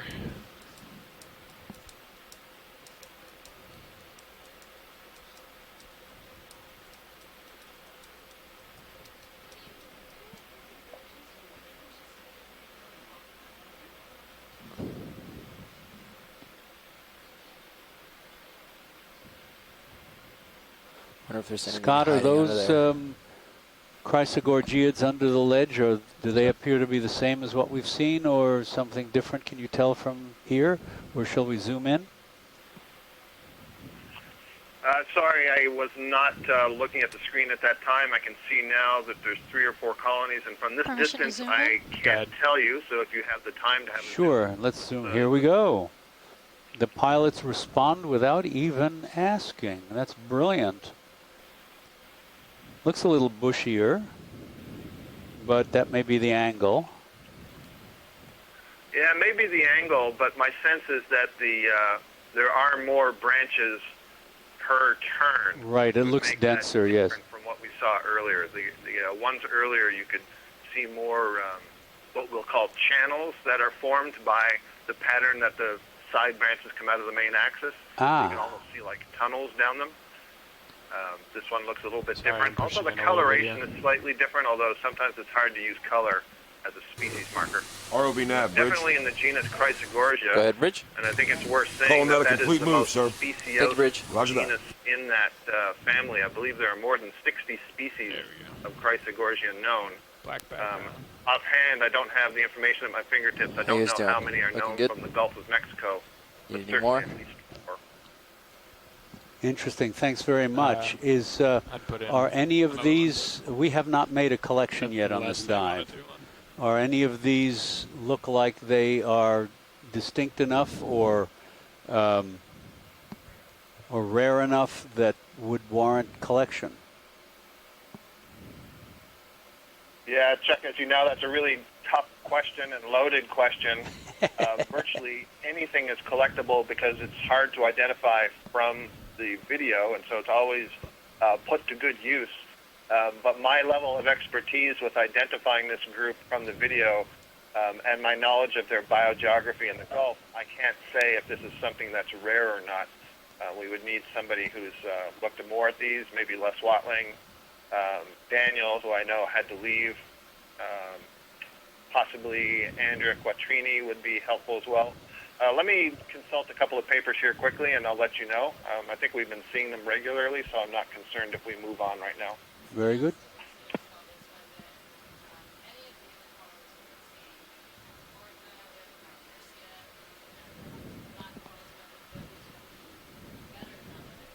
Yeah, I think we can start to come out video whenever you're clear.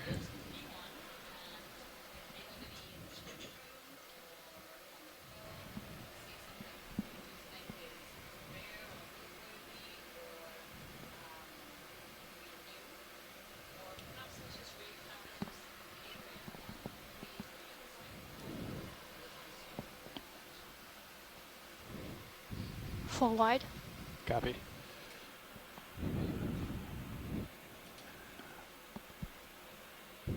So we have a fair number of things growing along here. Interestingly, the Chrysogorgiids under the ledge. There's a squid sitting on the bottom again. The Stichopathes coiled whips on top. Some sponges.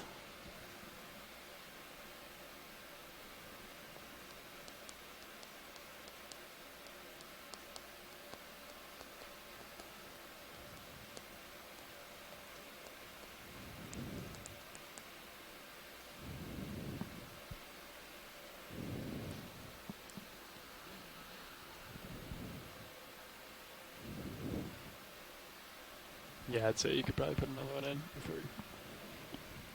whenever you guys want to. And right out on the tip of this little nose that's sticking out, we have a lineup of several different things. A black coral whip, a purple octocoral, and then a chrysogorgia. 190?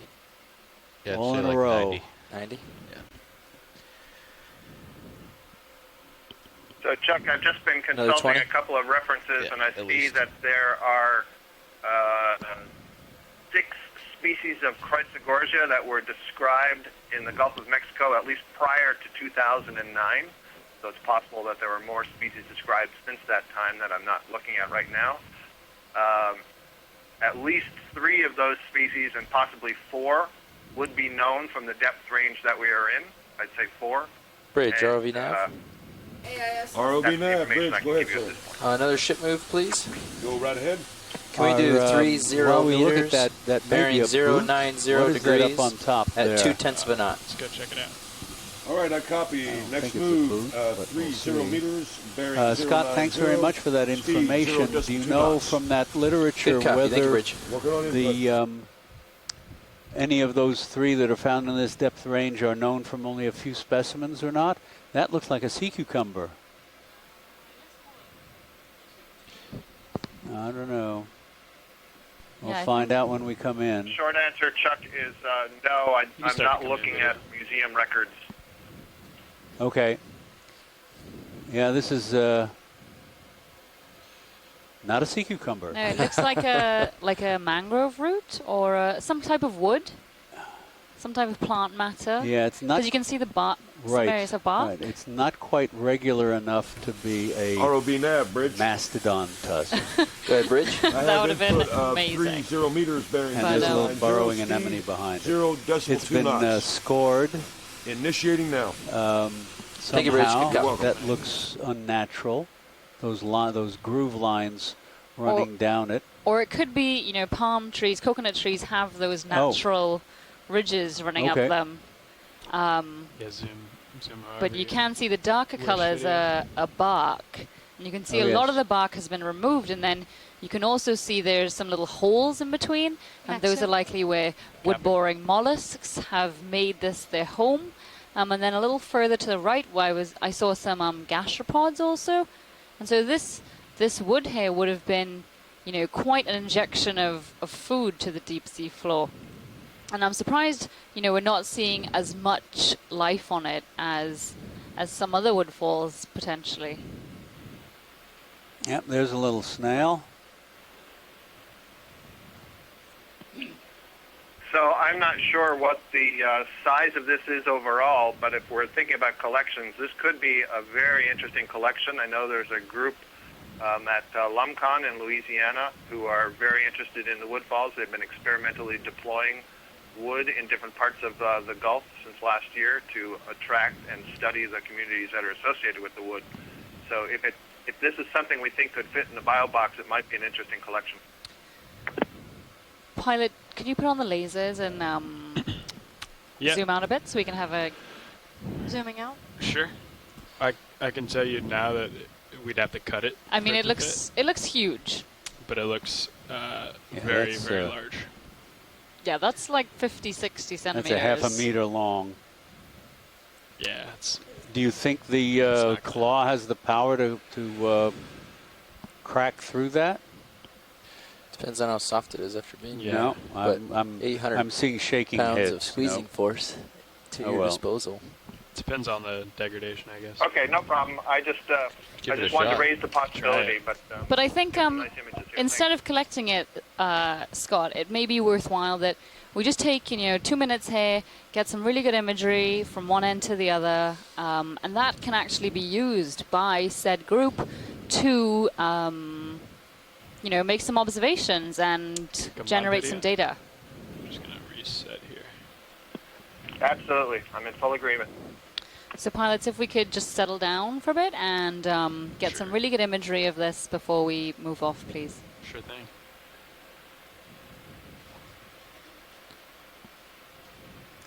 I wonder if this is bamboo.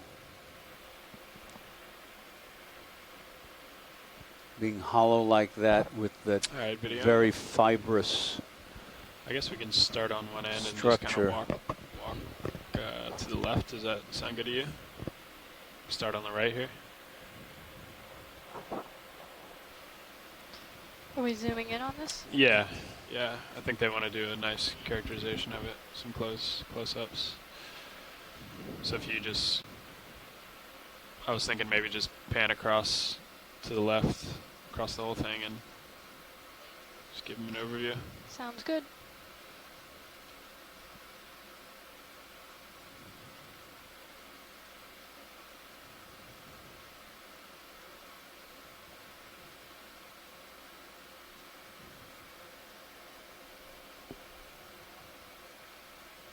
So while we're taking in some imagery of this woodfall, it's a good time to talk about the fact that, you know, the deep sea is very food limited, and so injections of carbon like this woodfall or a carcass of a large animal do provide a huge input of food to the deep sea. And as a result, you know, many different communities of animals tend to come and move into this wood structure for food, not only food, but also for shelter and also a hard substrate to attach to. And as a result, it creates this biodiversity hotspot in a very small area. And actually, some scientists have found that as a woodfall degrades, it goes through several stages. And depending on the presence of wood-boring mollusks, which I think there are some in this, some of those stages may be more prolific than others. So what tends to happen is the wood-boring clams move in and then they basically poop out any wood shavings and so on, and this is scattered around and forms almost a halo around these woodfalls, and then that halo becomes chemosynthetic in some cases because of that bacteria, because of that bacterial growth in these reducing conditions. And so sometimes you do actually get this entirely chemosynthetic fauna moving into the sediments surrounding these pieces of wood. And you can also see growing on this wood, especially along the upper surface, those little fuzzy trees, little fuzzy brown trees, which are again the agglutinating foraminiferans, which I think are vastly understudied in these kinds of environments. Just an overview, I think. And so it is thought that different types of wood generate different communities. Different sizes of wood also affect the community that will move in to live on and in these pieces of wood. So as Scott was saying, there are a couple of groups working on this around the world, and it's actually a pretty relatively easy habitat to work with because it's quite small, contained, and you can actually deploy them yourself.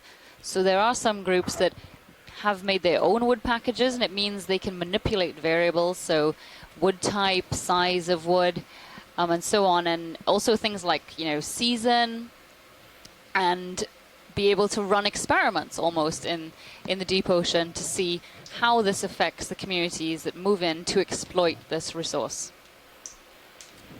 Okay. To give you an idea of how effective these are at destroying wood that goes into the deep sea, when the Titanic was discovered, of course it was close to, it was several decades, almost 100 years after it sank before it, well, when was it discovered? It was discovered in the late 20th century. In any case, all of the wood had been eaten away by that time. None of the wood, as far as I know, was still on the ship. It all had been eaten away mostly by, I guess, wood digesting bivalves. Yeah, and you know, that's another thing we still don't understand. How quickly are these types of packages digested? And again, another easy enough thing to investigate is by putting down these packages, you have a time which you know that piece of wood entered into the seafloor. And so it's like that you can actually estimate and get, you know, at least minimum age, no, maximum age, sorry. of how old those wood borers might be, and how you can look at how much they've eaten using, in the old days it used to be X-ray, and now it's actually micro-computed tomography. So micro-CT can be used to investigate the burrows of these animals. And those wood-burrowing mollusks, they've actually found that most of them tend to be in the family Xylophagidae, and the burrows actually avoid each other. So when you scan a piece of the wood, you can see these perfectly smooth burrows inside of the wood that grow in all these different orientations, and yet none of the burrows ever meet. It's really, really incredible.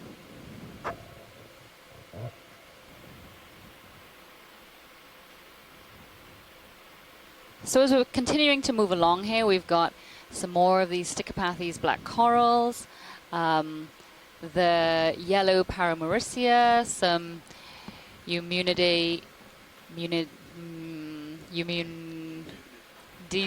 It's two. It's Eumunida in the family Eumunidae. I think it's D-Day though. Eumunididae. Yeah, there we go. Eumunididdly-dee-die-dee-do. Yeah. I have, along those lines, I was talking about naming species before, and my colleague Greg Rouse from the Scripps Institute of Oceanography, there's a nice congrid, we're working on crinoids in Indonesia some years ago with our graduate students. And Greg also he's of course a major force in polychaete phylogeny, segmented worms, and has a particular interest in these little mysostomes, which we saw the other day, are parasitic largely on crinoids. So you get a genus name, instead of talking about species, you have a genus name, and the original generic names that were given to different groups are frequently added onto subsequently when new genera are discovered or distinguished. So, for example, with black corals, you had Antipathes, and now we have Parantipathes and Alternipathes and Bathypathes. So, the original name for the mysostomes was Mysostoma, and subsequently there are things like Mesomysostoma. And I must have been working extremely long hours at the microscope because Greg and his student were talking about naming a new genus of mysostome. And I said, well, how about Eeny, Meeny, Mysostoma? In jest. ROV nav, Bridge. But they actually took me up on it and named the genus. Just in case you didn't know it, I'm calling that a complete move, sir. So there is room for humor in taxonomy.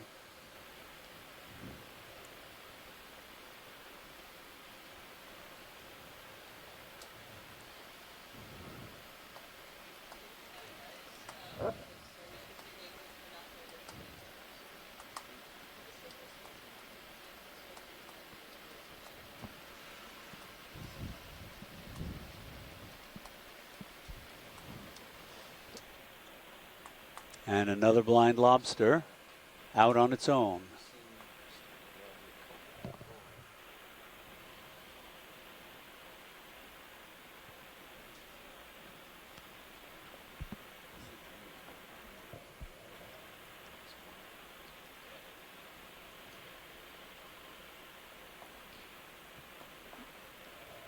Okay, well actually we're just sticking on the edge of this cliff here, and you just call out anything you want to take a closer look at. I'm just going to kind of pan and... That sounds great. Yeah, if you could just pan, around, and if possible, tilt up and down so we can see what's a little further upslope, just so we can, get a better idea of what's around us. Upslope is just sediment. Yeah, well, forget that. And if you pan starboard, we might be able to get a glance over the edge. It looks like Deep Discover in the Sirius view is just above the edge of the escarpment. There's another one of those red fish out there in the sediment. Yes, another Caunax, and Bathypathes, the plume-shaped black coral in the foreground. I'll give... And there's the edge of the escarpment. You can see it's all eroded, fenestrated. It's a great word. really fenestrated here. Lots of cavities and pass-throughs. And then you can see if we go down a little bit below the escarpment, there may be more things clinging to the overhangs here. And run along at this depth for a bit. See what we have here. Sure. Thank you.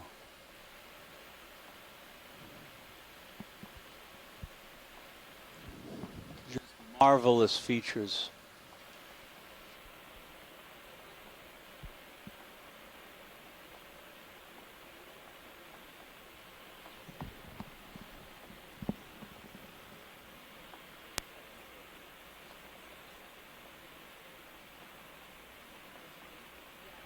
We can probably start thinking about a ship move that way,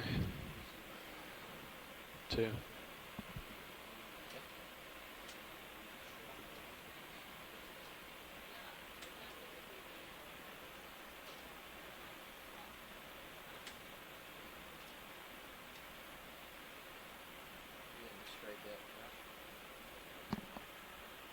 What's that?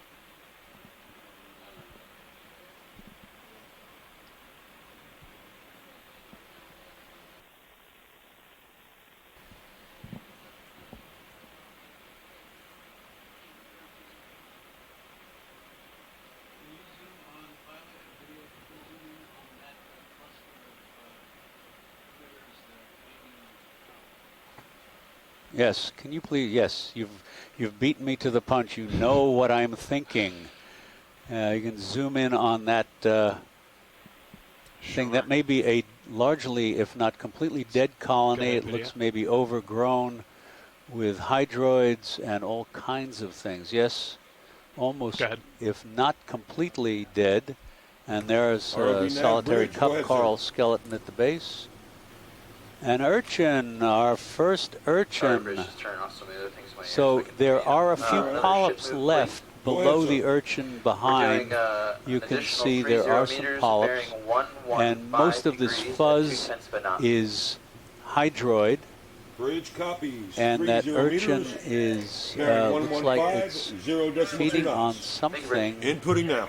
I cannot quite tell what those brown, brownish orange structures are. Some of the polyps are still alive.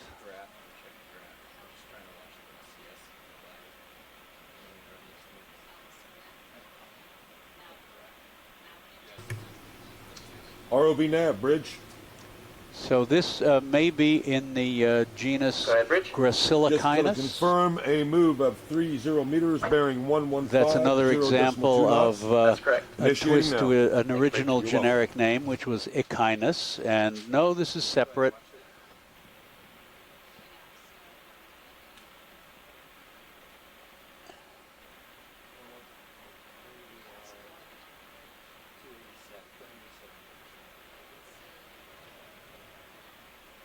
And there's a little gooseneck barnacle below right. There's a shrimp above left.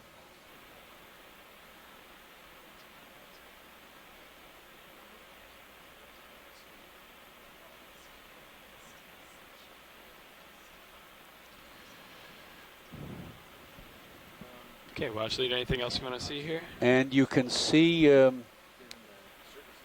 the axis here of this octocoral lacks the little fine spines or thorns of a black coral.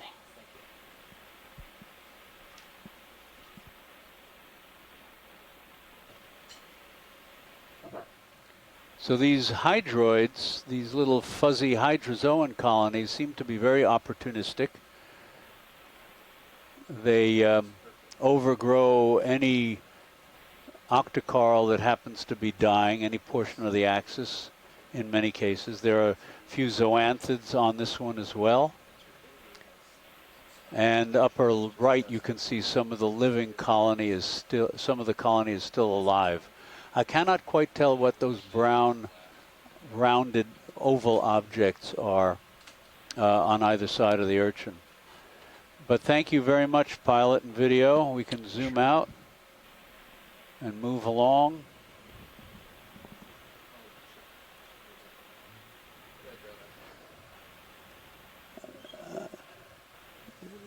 Tina mentioned to me in the chat room that maybe Gracilichinus is back. The species that were placed in Gracilichinus have been put back into Echinus.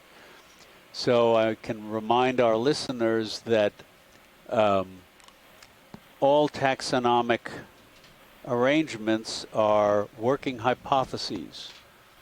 Now, I think we can be pretty sure that the domestic dog is not going to be moved out of the genus Canis anytime soon. So some of them are pretty secure. But on the other hand, as we learn more about organisms that are less well known, the taxonomy keeps changing, and that makes it maddening for the people who try to write field guides. There's a big crab up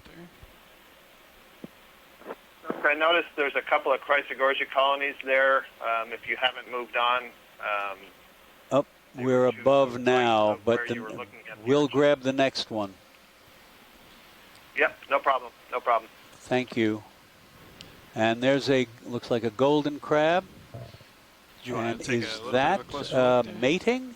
Can you zoom in on that, please? We will intrude. Or either mating or eating. Okay, go ahead, video.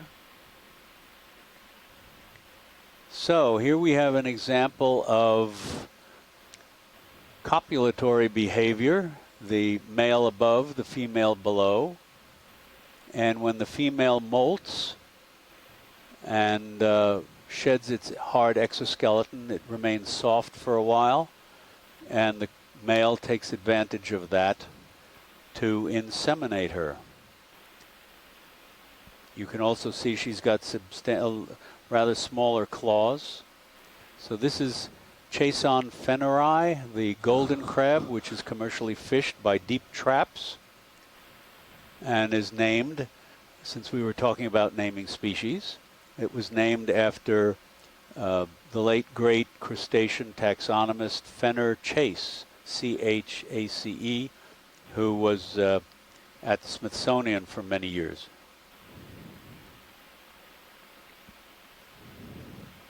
That's great.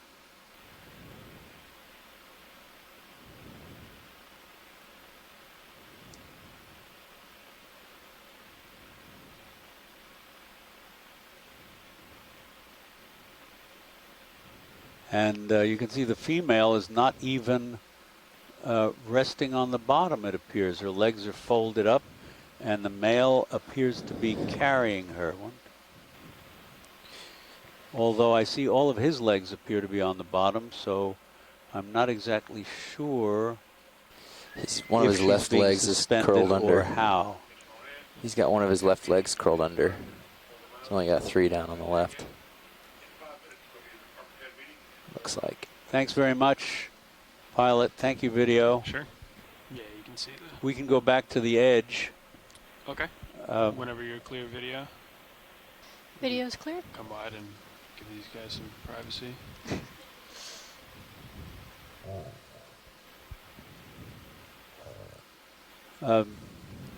Bob Carney mentioned he saw that the male crab seemed to have lesions on its carapace. I didn't see that. Okay.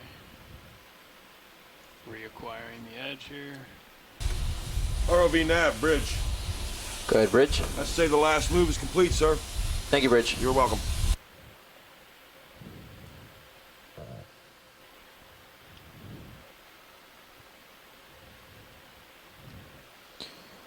Okay.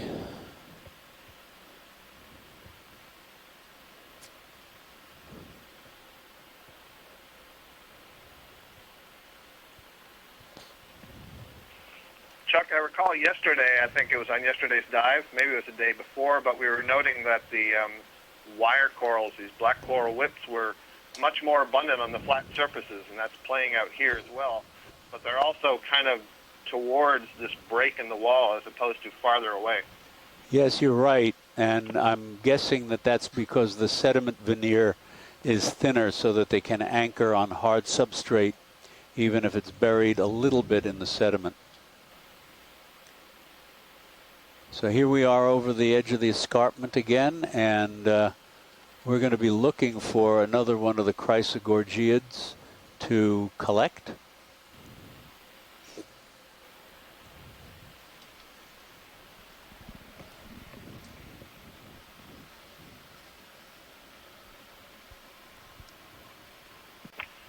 Chuck, I saw you ask Tina about what colony she was referring to for the allopathes, and I think it's the yellow one that we were describing as the crinoid mimic the other day. Oh, yes, that I thought might be a Bathypathes, she says is allopathes, the plume-like one with the side branches.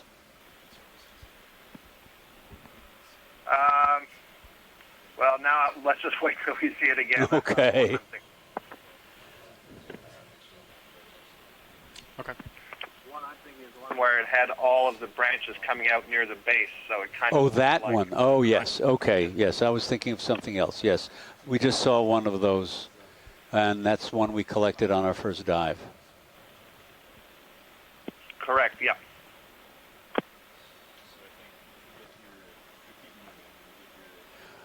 When you said there's pilot video, there is a small chrysogorgiid, a little pale bushy one right moving towards the center bottom on the very edge. If we can get a view of that and possibly collect it. Sure, let's get a good look at it. Or Scott, as we look in, there are several further to the right. I suppose they're all likely to be the same species. They all look at least superficially alike here. Yeah, and they all look a little bit globular to me, so I would say whatever is operationally best for the ROV group to collect.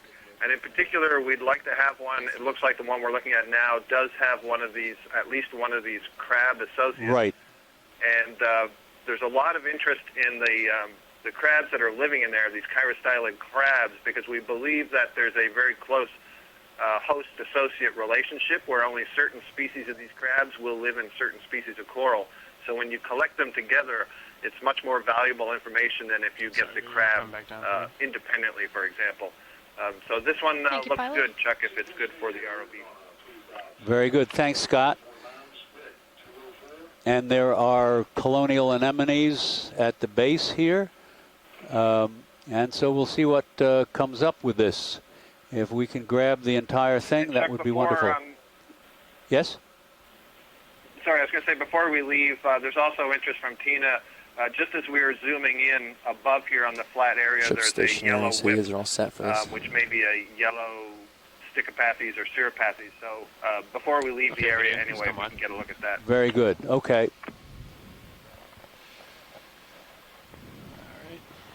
There's the orange one, but there was one previously, and then there's one again to the yellow whip there. We can take that afterwards. Okay. Yes. So, pilot, when you are ready, if we can collect that little bushy guy. Okay. Yeah. Let me think about how this is the best way to set up here. Of course, I use the term guy advisedly. That's not a technical term.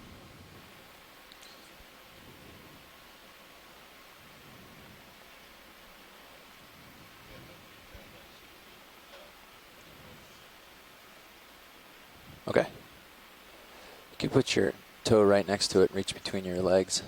Reach between your... In between the yellow and the bushy?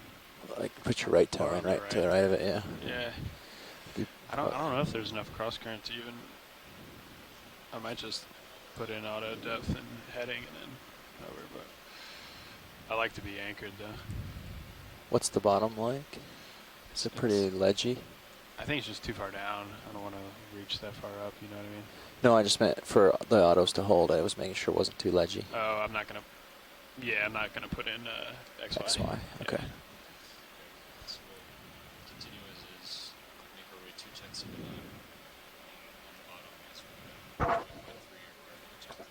Yep.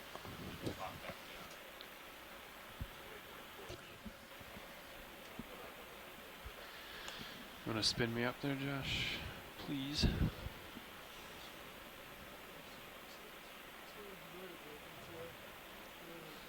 Oh, you're good.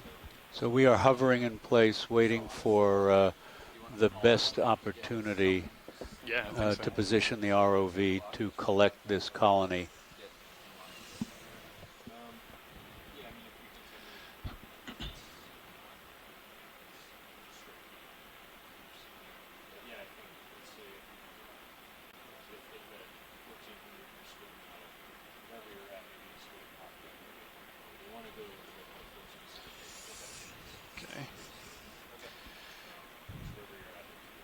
And if you're comfortable, maybe bring in the, actually, can you just bring the swing arm, sorry, mini Zeus around?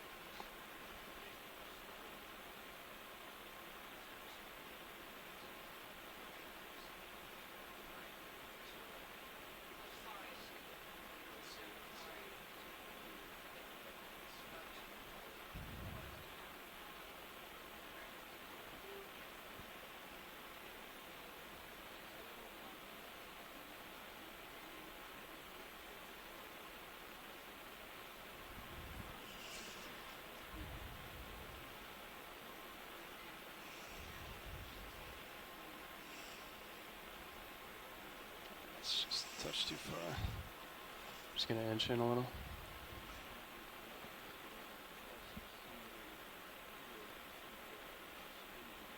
Altitude's been holding pretty steady. I probably could just go auto XY, but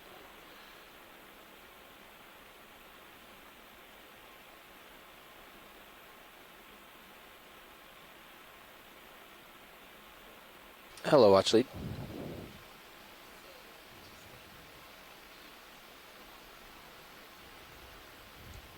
Uh-huh.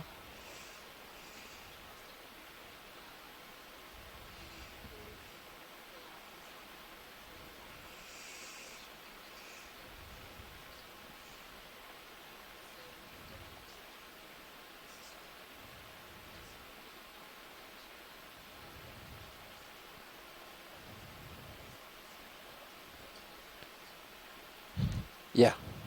Copy. No, we're not planning to jump off this ridge until around 2 o'clock. Oh, okay. Gotcha. Okay. Right. Yep.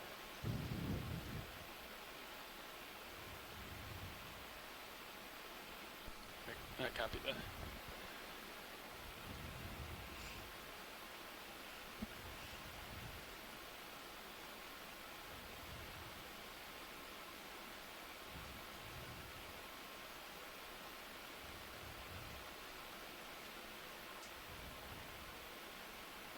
Just keep drifting to the right.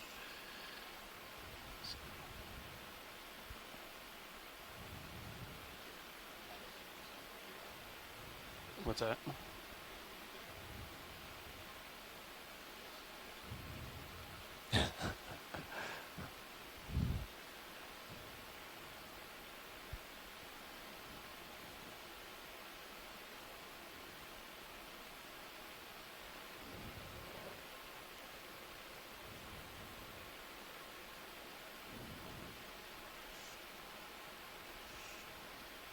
Okay, we can go anywhere we want with this. Copy.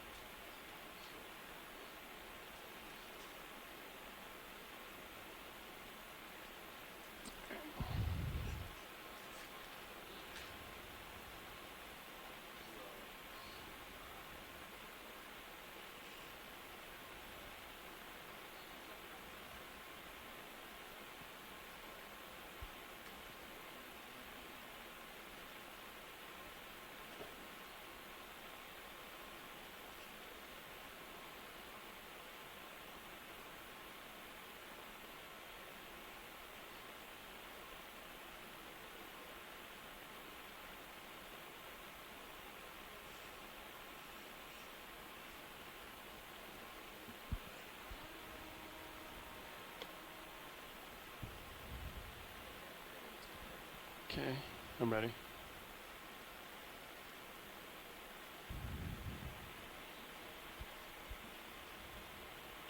Which one are we gonna go?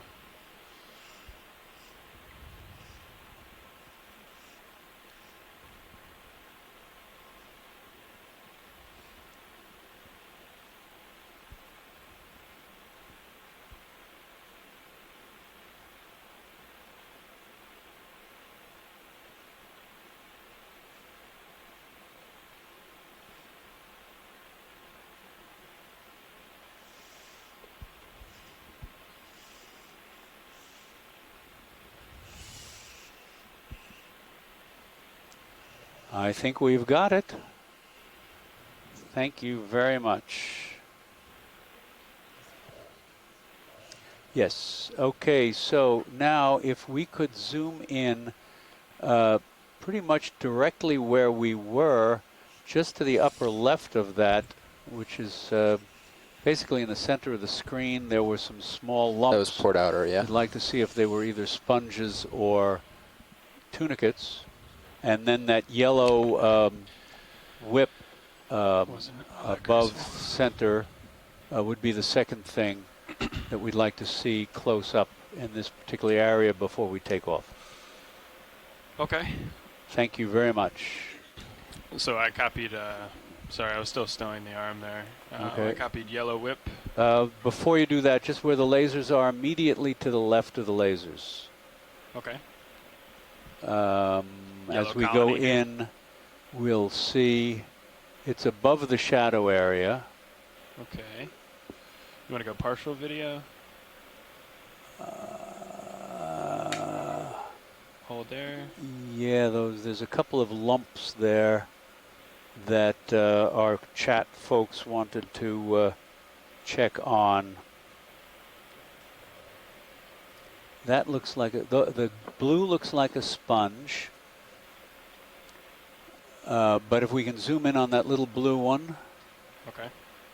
To double check. I think if it is a sponge, it's probably in family Desmacelidae. There's a dead cup coral hanging down underneath. Okay, video, we can come on in.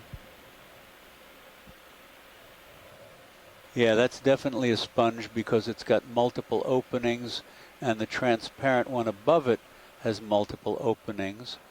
The pale lump to the right could conceivably be a tunicate, but I don't know if any tunicates have that ring around the all right, Jeff, I'm going to check the CTD. Around the siphon opening.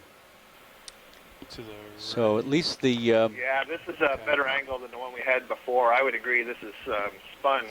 If it were tunicate, we should see the smaller openings, right? The smaller right, the atrial and oral openings. That's a neat crab. I'm not sure what that is. So I think that's a homelid crab because it's got the two legs. Oh yeah, in the two back. short legs. Yes, homolidae. That's right. They use those two legs in the back to hold various things. I mean, it could be a sponge, it could be hydroids, whatever, but it will usually be carrying something. And as a result, I think they're called carrier crabs. Sounds right. Aren't they known as decorator crabs? No, decorator crabs are different. So if we can back off and go up to the starboard and look at that yellow whip. Sure thing. Thank you. Okay, you can come wide video unless you wanted to get more of the crabs. Sorry, Emily. No, that's fine. If you just want to scribble that in the book for us. And a bit more squidding. Write that down? Yeah. Yeah, we keep there's that yellow whip.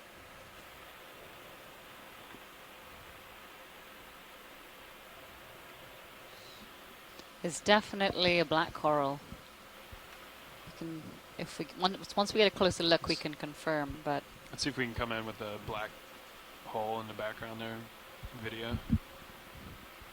Yeah, black coral.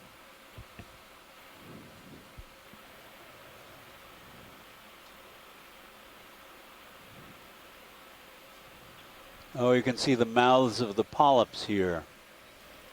And each one is surrounded by 2 pairs of shorter tentacles and 1 pair of longer tentacles.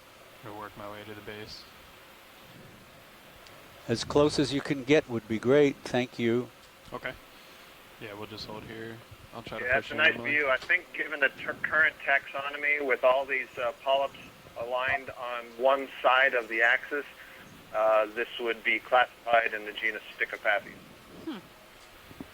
Whether that's accurate or not is still open to question. I believe there are some that look like this that are actually in the family Aphanopathidae versus Antipathidae. You just have to stay tuned for the future to learn more about that. We'll see what Tina has to say here in a second. She has just chimed in with Stichopathes CF dissimilis. We use the CF between the generic and specific names when we're not completely sure. And another great indication or example, Chuck, of how the black corals can confuse people not familiar with them. This one's yellow. We've been seeing orange ones and white ones and brown ones. And we only see them as black when the tissue is actually removed.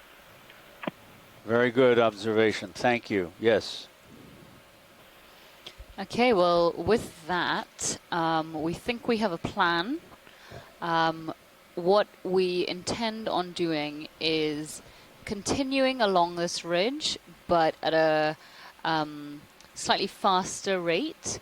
So this will mean that we will not be able to stop really easily. So it would have to be something pretty phenomenal to make us stop, but we will still be able to see the seafloor. So if you do see anything, please do let us know. And the reason we're trying to transit a little bit more quickly along the ridge here is that so that we can jump off of the escarpment and down onto the original area, well, the original depth area that we touched down in at the beginning of the dive, at the base of the escarpment. And from there, we're going to move to a point which is just at the base of the steepest part of the escarpment, and then we can come back up the escarpment, similar to what we did earlier in the dive, and hopefully there we'll encounter some more hard substrate. That's cool. But if we could take a look at well, so this is okay. As literally just as I've said it, and we had a plan. Now we're seeing something what we really didn't expect to see. You know, just a couple tens of meters to the west, we were seeing a completely sedimented hill, which really didn't interest us. And now, as we've come up here, we've got this incredible carbonate platform almost.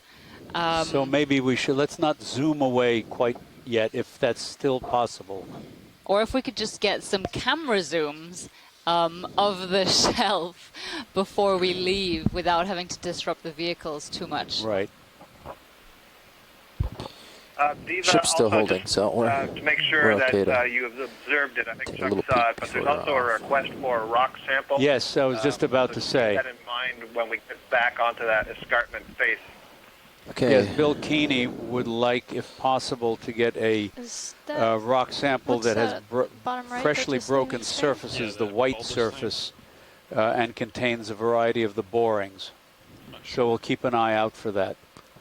Probably on our last transect up the face.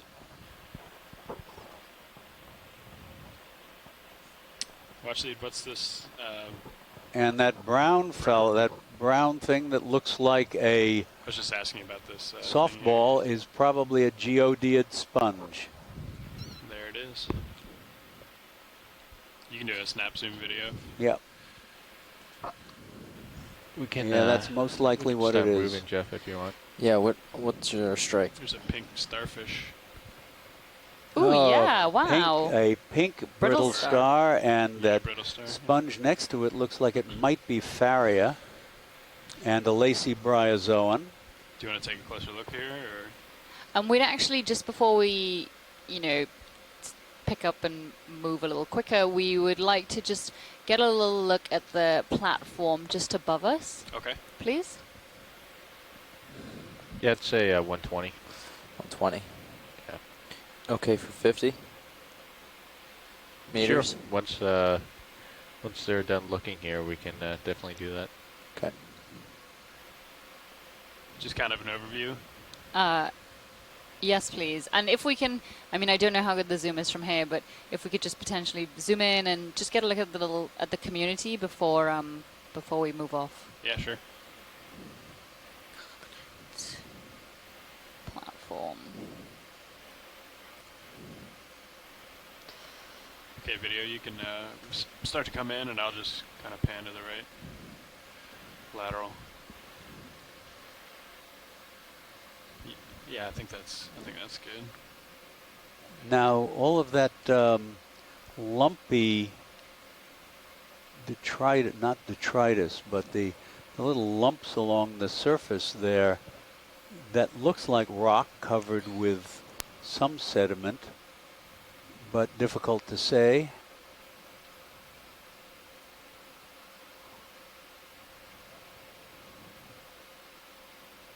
There's another little brittle star.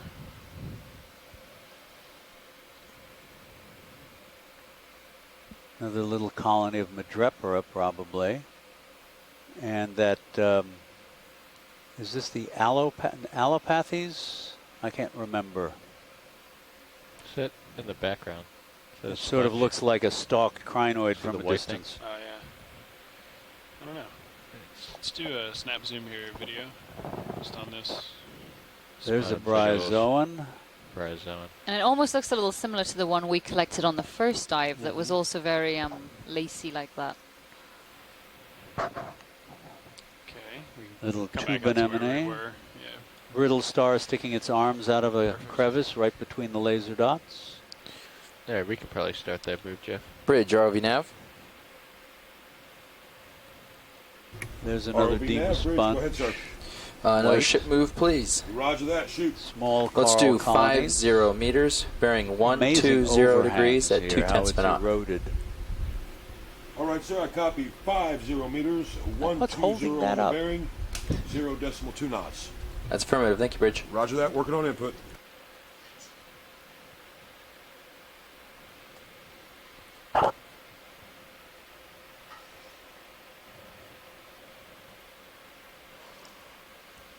And if we were to just tilt up a little bit, does it look like there's much up on the platform further on? I mean, A whip? No, the sediment gets quite deep. You can see the bioturbation. Okay, ROV nav, that's bridge. great. Thank you, pilot. Good, Bridge. Just to confirm, a move of 50 meters, bearing 120 at 0.2 knots. That's correct. Initiating. Thank you, Bridge. You're welcome. Okay, pilot. So this has been brilliant. Thank you for getting all these shots for us. It's really been allowed us to characterize this area a little bit better before we off we go. Move off. But has Nav relayed that we'd like to move a little bit quicker along the ridge crest? He has. Okay, great. So whenever you're ready to start doing that, we are more than happy as well. Okay, yeah, video, we can come full wide. Pilot, we're doing 210s, but we're just going to keep them coming, And you can see how the stop sediment to change direction a little. So gets deeper. It's not going to be that upslope of this ledge. Dramatic. Where there's bioturbation. Yeah, I handle it just fine. That's Scabbard fish, is it? Could be. I don't know my fishes that well. You know, it's like as we decide we want to move somewhere, then all this interesting stuff starts happening. Just to the right, there was like maybe a Scabbard fish. A vertical. Yeah. Hanging in the water. Or it could just be a halosaur. We can do a snap zoom here.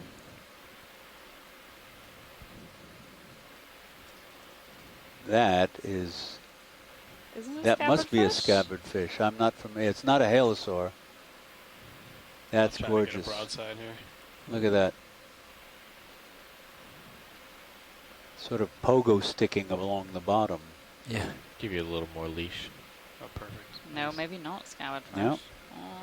Give it some more if you've got it. Sharp it is on the lower jaw. Alepisaurus. He scoops. Yeah. He's a scooper.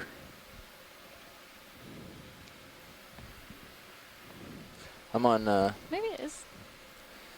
after this.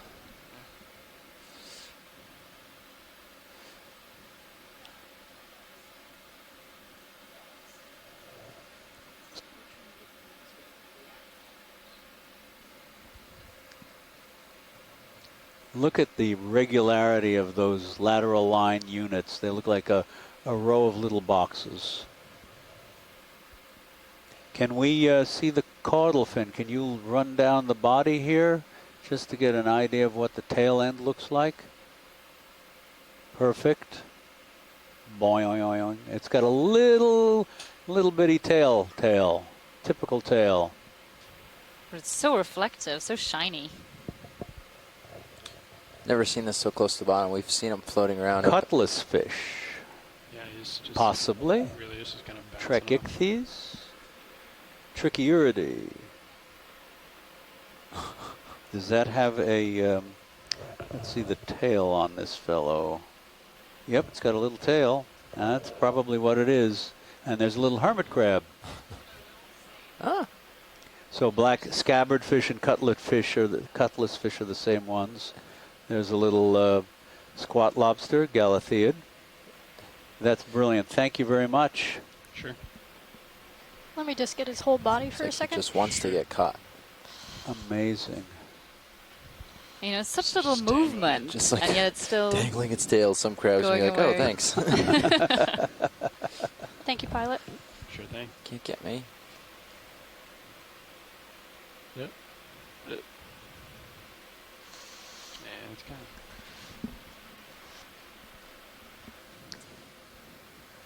Yeah, it's really quite extraordinary how those slight little movements of the tail can keep it buoyant. Might have to adjust the heading on this, the bearing on this move a little bit, Jeff. It's curling around on us? Yeah, it's looking where he's looking now. That's like 0, Okay, 9, science 0. buddy. So we are going to move a little bit more, a little bit more hastily. Yes. Bridge, ROV nav. ROV nav, bridge, go ahead, sir. All right, we're going to need to make a little adjustment on that last move. So if we want to bring the ship to a stop, different. I'll send you a different move. Okay, so that might be right now. Polycanthinotus. Oh. Perhaps. We'll do 50 meters bearing 090 degrees at 2/10 of a knot. But let's wait to see what the group says. I know Andrea is in the chat right now, and she has published an entire study on fish of yeah, the bring the ship to a Caribbean, stop, which and should then overlap put in this somewhat new with move. this area. Okay, and the new move is 50 meters, 090, decimal 2 knots. And just so you know, Andrea, I Roger actually have that open work on my computer right now, and it's been very helpful. That's a better angle.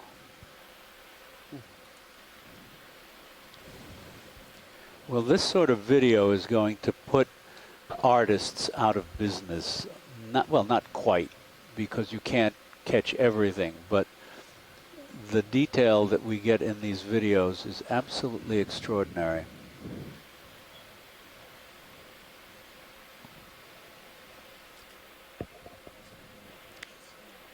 Andrea says it's a halosaur.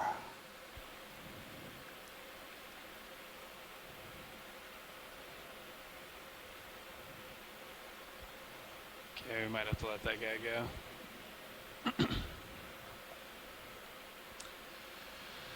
All right. What was that? What did we change the move to?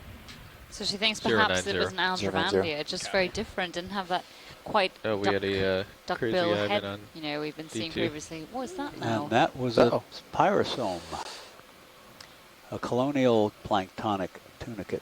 And look at how much more rugged it seems to be here. Oops.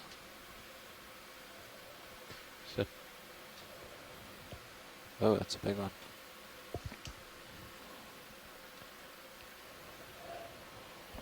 That's more than the depth, right? ROV nav, bridge. 500. Oh, yeah, so. Go ahead, bridge.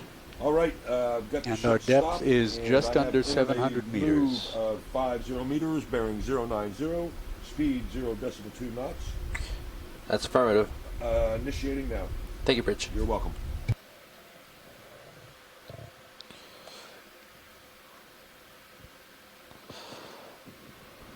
Oh, it disappeared on us. It's probably only tracking like.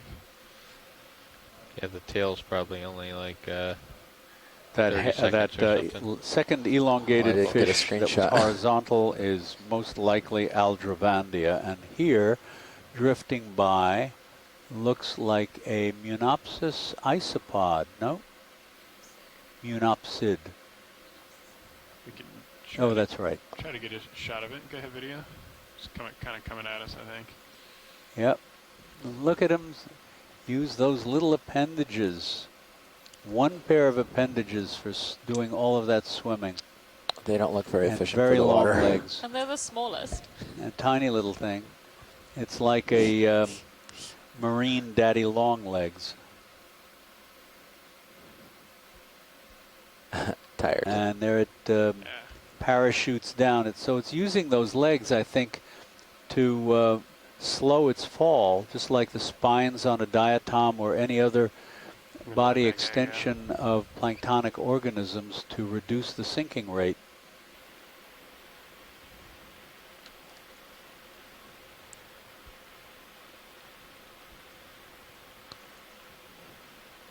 There's a magnificent view.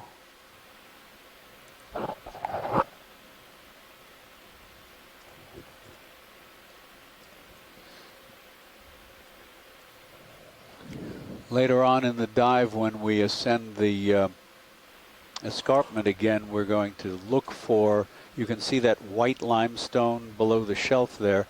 We're going to look for a piece of that, a loose piece that we can collect to look at the borings and excavations.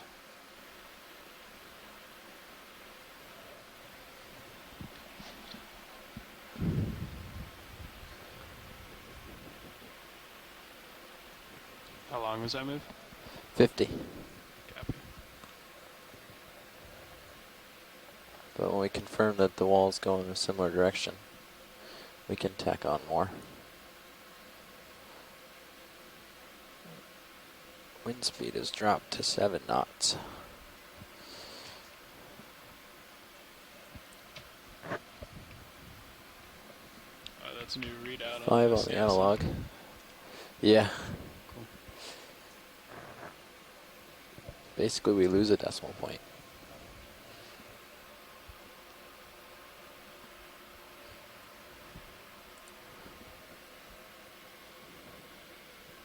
It's alright. But it's nice to have ship heading. Ship heading, yeah. And the wind compared.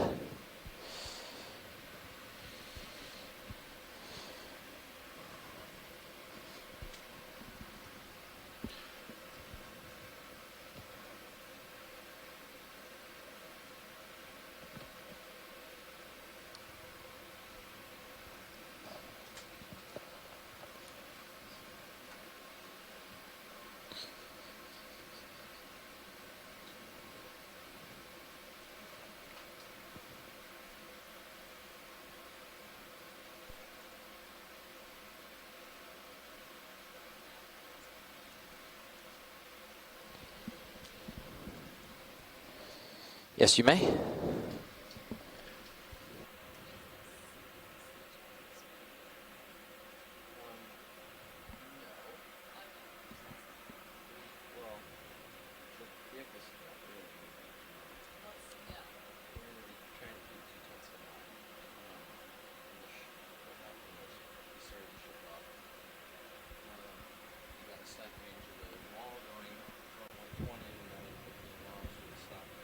Well, it changed. It wasn't wrong, it just changed. But 2 tenths per knot is not that quick, so that's what we can do right now with conditions. So we still will be able to zoom and stuff like that. It's not going to be, we're not going to like flying cars out. Just one different thing for the monitors.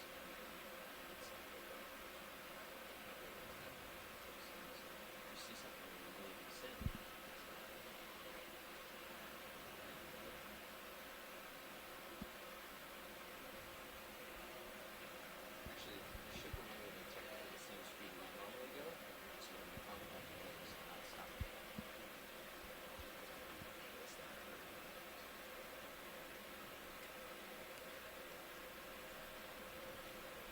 Is there a lot of surface current? Oh, and we're going broadside.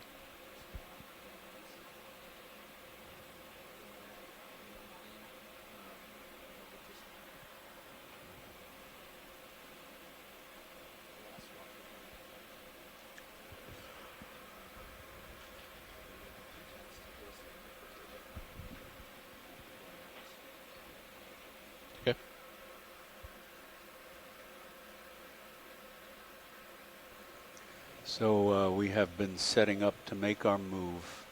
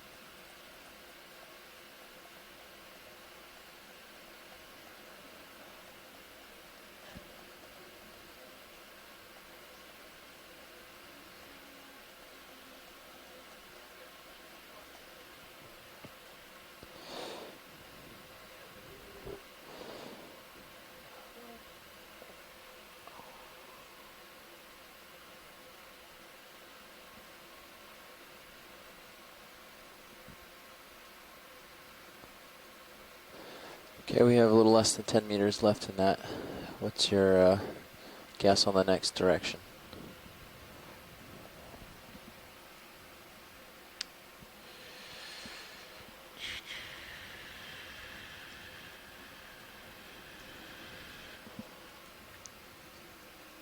Something like, it's really hard to tell.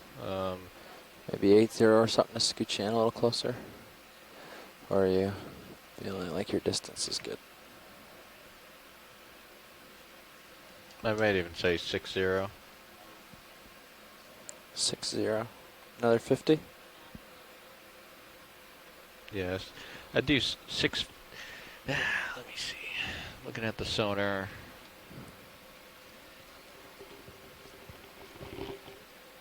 Let's do 70. 7-0 count. Yeah. Yeah, 70 or 6.5. Okay.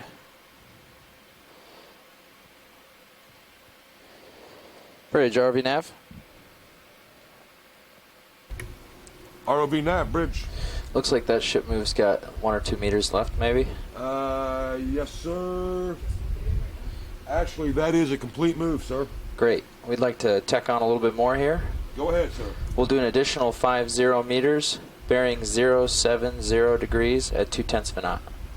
Bridge copies. A move next of 50 meters, 070 on the bearing, and 0.2 knots. Thank you, Bridge. Working on input.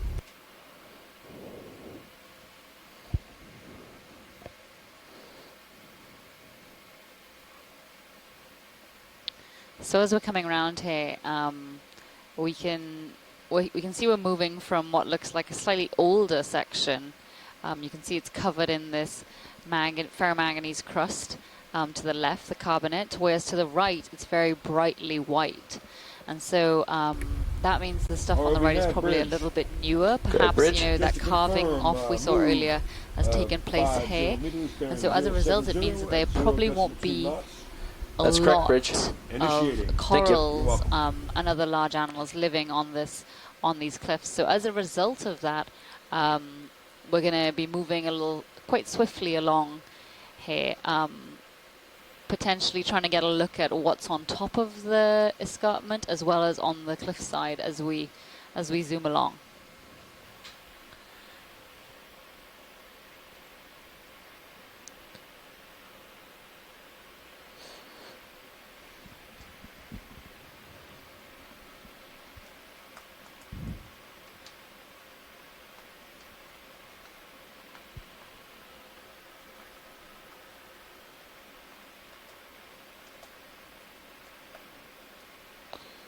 507.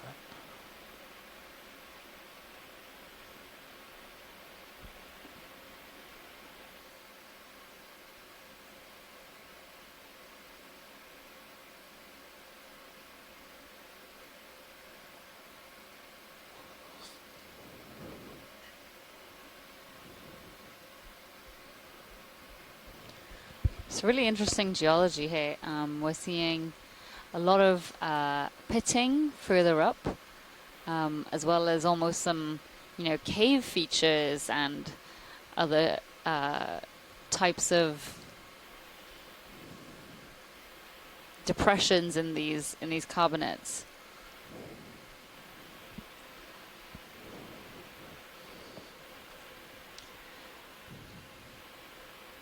But it does appear that there are some Chrysogorgia colonies living on this face of the wall. I'm not sure if we could just zoom straight ahead. Sure. There do appear to be two right in the center of the screen, just above the lasers and just above that.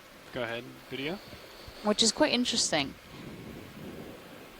And they really blend in very well. Very hard to spot. Thank you for spotting that, Scott. And so these are probably that same Chrysogorgia we collected a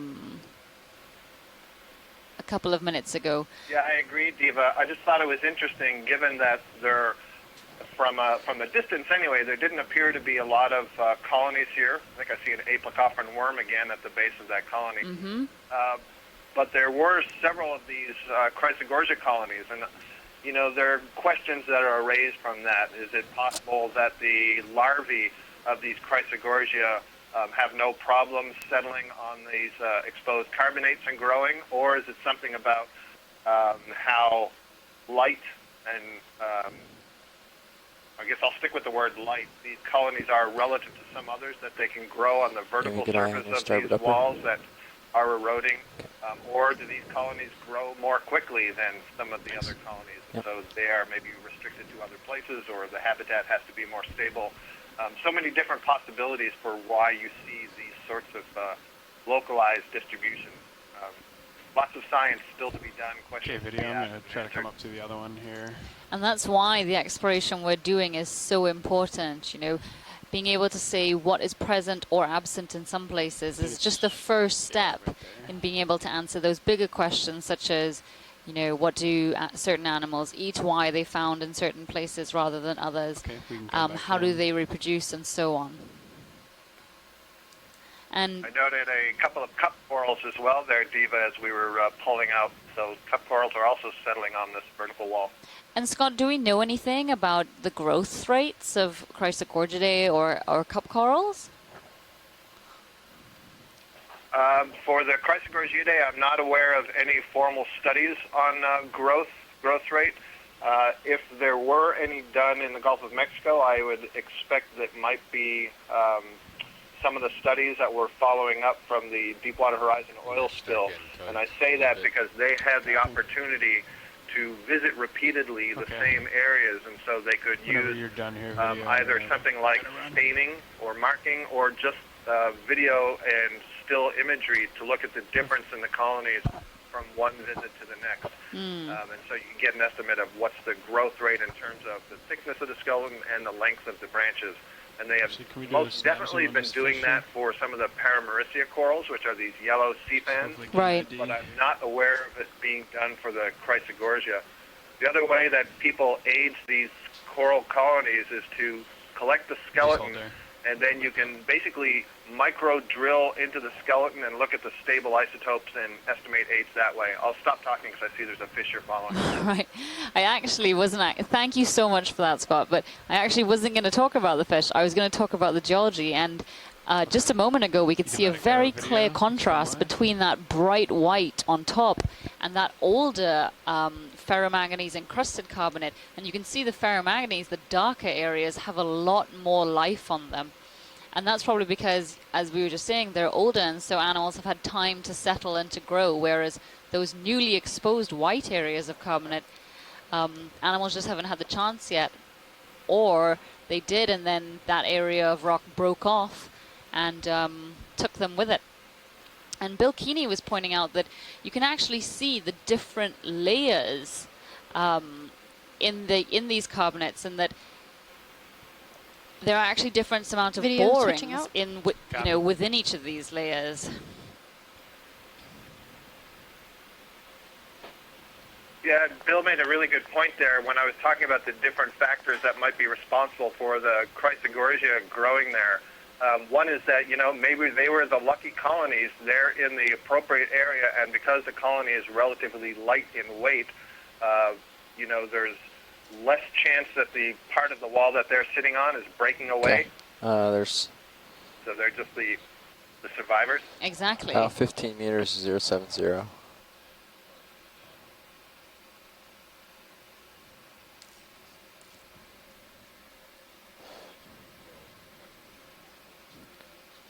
Okay.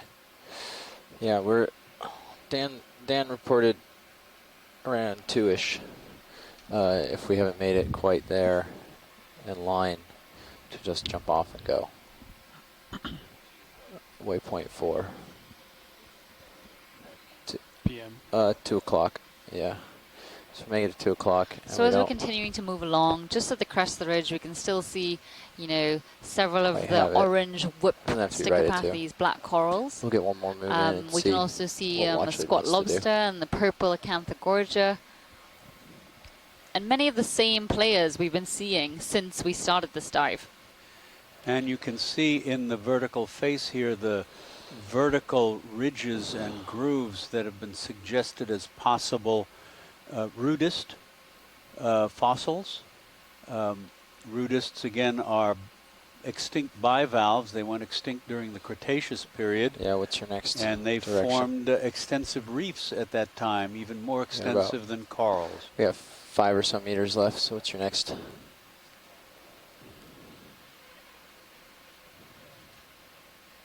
It's all right. I mean, you're far enough from him, you could almost go straight at him, but might cheat a little bit east of that.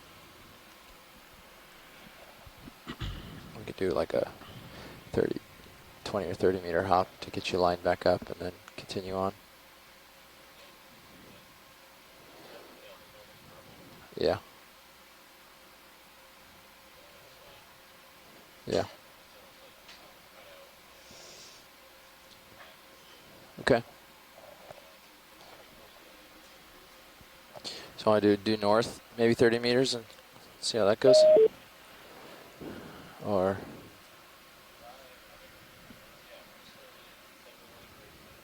yeah, something like that.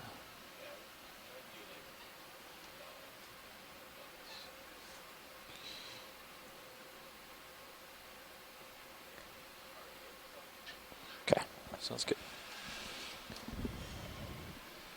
Bridge, RV nav.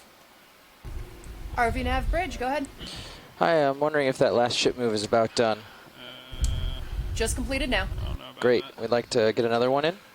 Yep, go ahead. If we could do 2.5 meters due north at 0.2 knots. Bridge copies 2.5 meters 000 degrees at 0.2 knots. This is a nice face. That's correct, thank you, Bridge.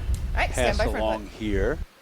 Numerous Chrysogorgiids, the yellow Paramuricea or their relatives, the purple, possibly Acanthogorgia, squat lobsters, small sponges.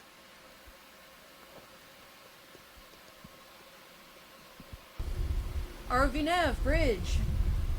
Go ahead, Bridge. Move has been initiated 2.5 meters due north at 0.2 knots. Thank you, Bridge. Thank you. Ooh, there's a sea star.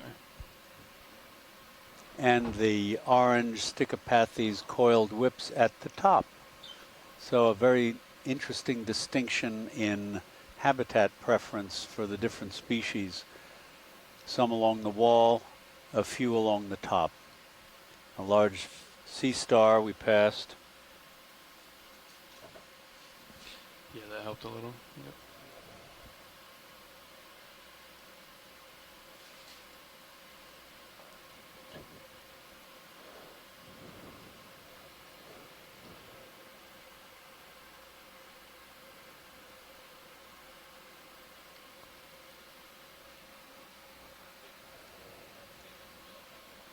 Oh yeah.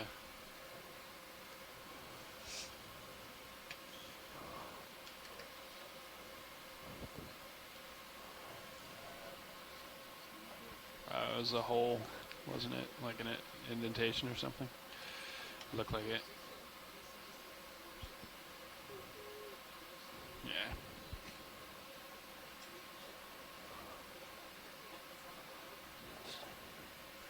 Oh, here's an interesting sponge. That looks like a member of the family Petroziidae.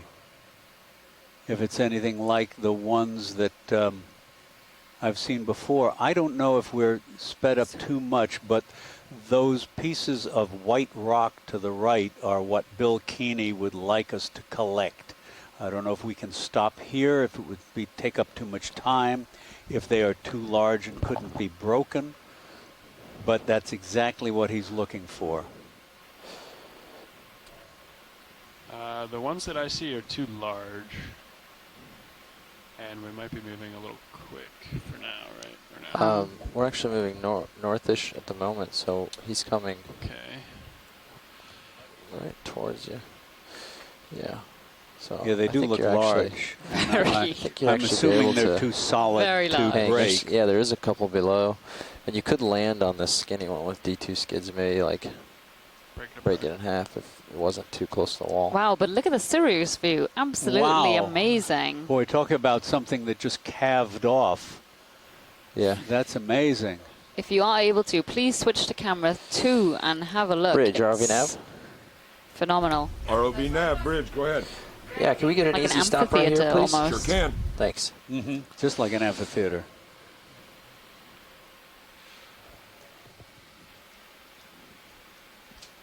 Great. See any rocks down there? Yeah, under that ledge might be. I don't know how big that is. Keep coming. They're going to be hollow, so it might be too heavy. So they'll fit in the box. Oh, no, that's huge. Those are all sort of plates. That's not really what they're looking for.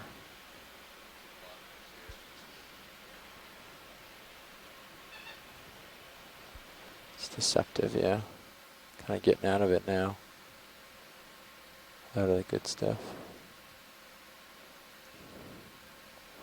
Curious how brittle this is. Ooh, that's that guy. That's big or small enough if it's the right kind of stuff. Yeah. That little one down in the middle? Yeah, that's what we were thinking. If it's not. I'll ask. I don't know how much delay there is. Go ahead, Bridge. We're holding position. Thank you. You're welcome. We're doing okay. We just stopped the ship. So we've got a little bit of time.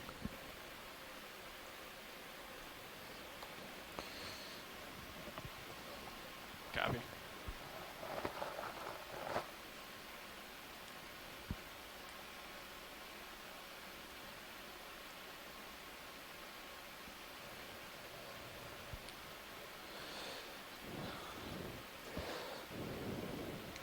I don't know if that looks like it's probably attached to the big piece. You think so? No, I think. No, I think it's loose. You think so? Yeah. Well, it's a good. Just give it a little nudge. Yeah. We'll find out. It's worth a check. Poke it.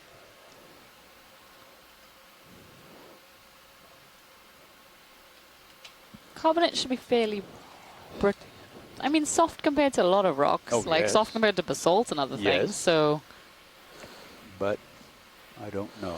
So after this, I'm going to check with Watchley, but after this, I think we're just going to want to make a beeline for waypoint 4, and then go up. Both 4B, yeah. And that's going to be 150 meters. So I want to try to do it at point 3 if the ship's welling. So we're going to have to pick up and boogie over there. Yeah. It's a drop off a cliff. Yeah. So that's why we're thinking we might pick up. And I also don't know how accurate this is. We might be able to cheer a little bit north of that.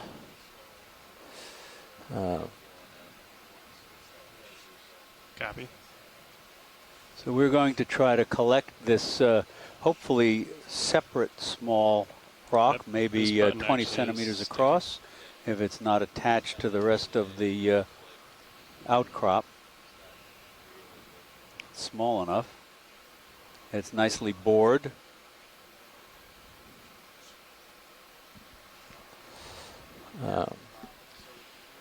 So the other thing is this contour here, Josh, is actually the contour we've been sort of following rather than this upper one.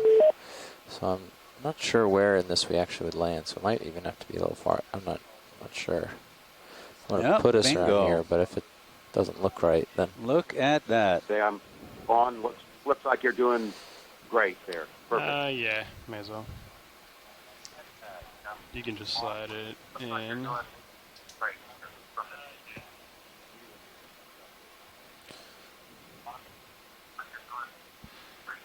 I'm going to tilt me up a little on main HD. Actually, I can get it. Okay, cool. And okay, video. You want to come in on this just to do a quick shot of it?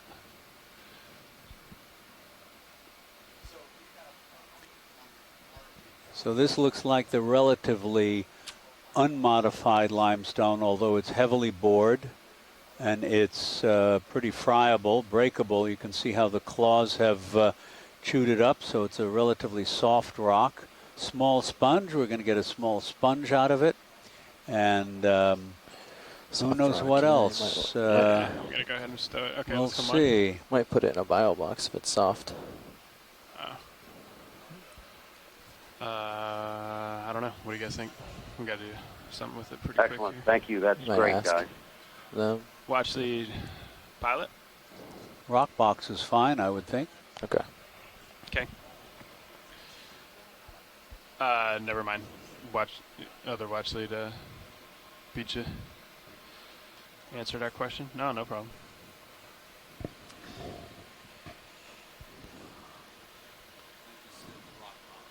Oh, no, yeah. No, I just didn't hear any of that conversation.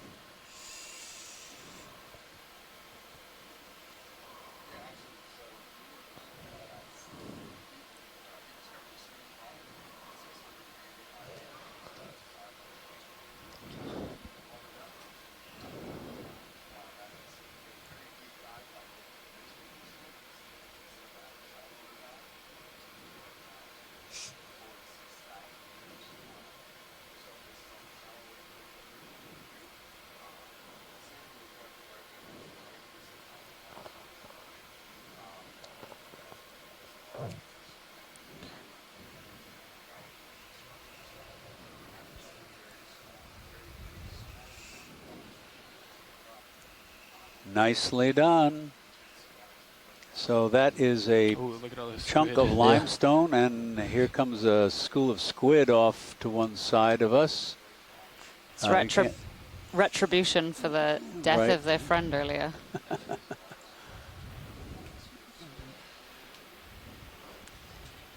Just beautiful. But that was our first rock collection of this expedition. So it should vary up the lab work tonight a bit. Mm-hmm. There was at least one small sponge on it. And here you can see much more of these limestone blocks that have spalled or fractured off the slope, piling up here. Heavily excavated, heavily bored.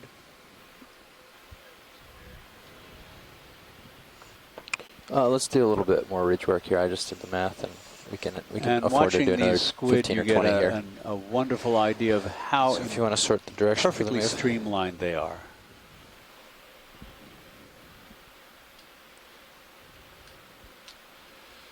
All right. Today, not only has this been a really interesting biology dive, but it's also been a really interesting geology dive. I mean, the scale of some of these features is pretty interesting. This one especially, this amphitheater-like area. You okay with 50, or do you want a little? Okay. Yeah, this is up in the amphitheater from which all of these slabs Bridge, seem to ROV have nav? been calved. ROV nav, bridge, go ahead, sir. Another ship move, please. Roger that, go ahead. Can we do 50 meters, bearing 070 degrees at 2/10 of a knot? Bridge copies 50 meters, bearing 070, we haven't seen today. decimal 2 knots. Thank you, Bridge. Roger.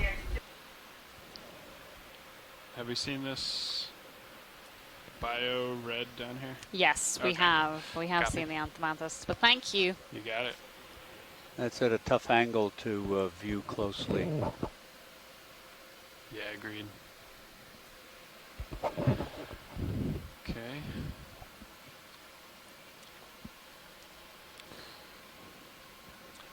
What bearing did you guys land on? 070. Copy.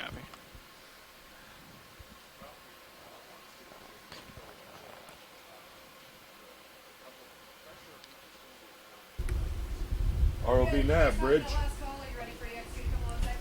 Go ahead, Bridge. Yes, sir. Just to confirm, a move of 50 meters, bearing 070, at a speed of 0.2 knots. That's affirmative. Thank you, Bridge. Initiating. So just in view now, I can see at least 3 species of black coral. Oh no, 2 species. The orange Stichopathes whips, and then the one that with the multiple branches that radiate from a single point that's yellow. We collected one of those on the first dive. And we can also see some Acanthogorgia purple corals, some Paramuricea. Yellow which fans, are the yes. Yellow fans, and then an Acanthocaris blind white lobster, which we've been seeing quite a lot of for this expedition so far. And there are some sponges, white sponges along the ledges. what else can we see? This is like a bioblitz. What can you see in a certain amount of time? A Chrysogorgia, a couple of them.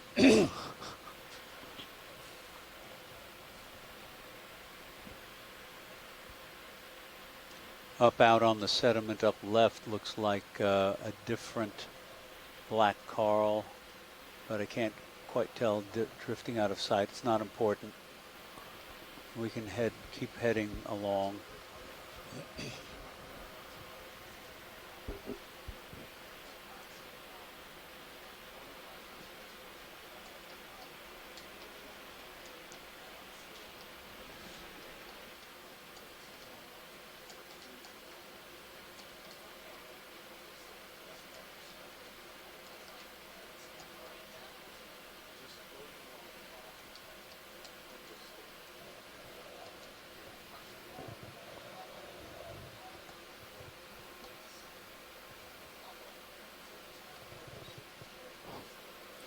Now the surface texture above the ledge is all of a sudden different than it's been. It's all chewed up and eroded with very little sediment. Squat lobsters.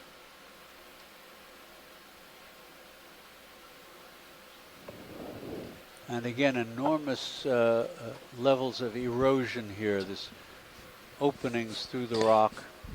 I'm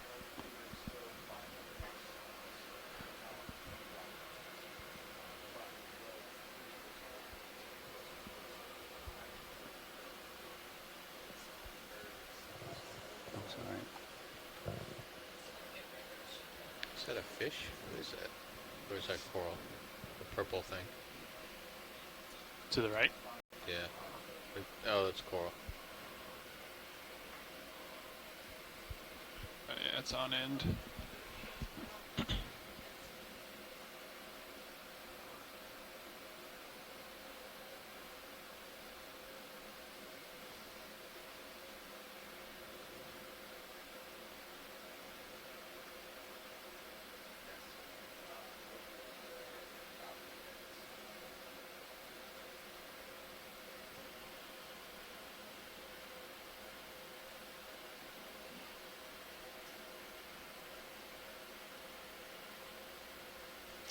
Ichthyologist Ken Sulak, who has several decades of experience with deep water fishes in this part of the world, just came on the sent an email to Scott France, which I'll relay a little bit. In particular, early in the dive, we saw something that looked like a very shiny, silvery fish that looked like a juvenile rat tail, and it turns out it's a fish in its own family. The fish's name is Steindachnaria argentea, and its family Steindachnaridae. And that's another example of a genus being named after somebody, in this case named Steindachner. The fish that was lying on the bottom earlier that we weren't sure whether it was a hake or not, indeed was we do a Merlucius. Snap zoom here video. Is that a fish under there? Yeah, okay.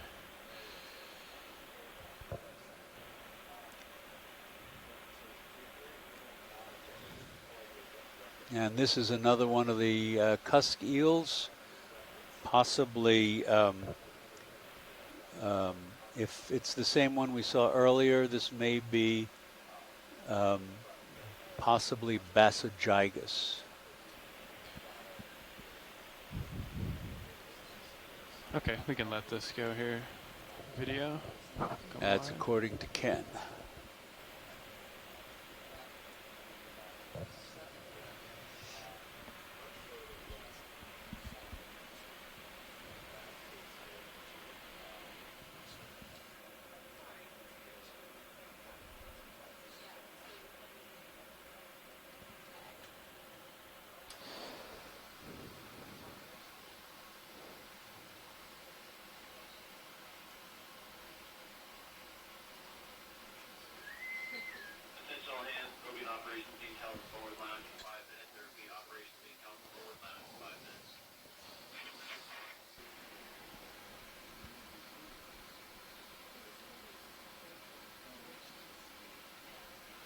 It's going to be a little different here, less of an edge.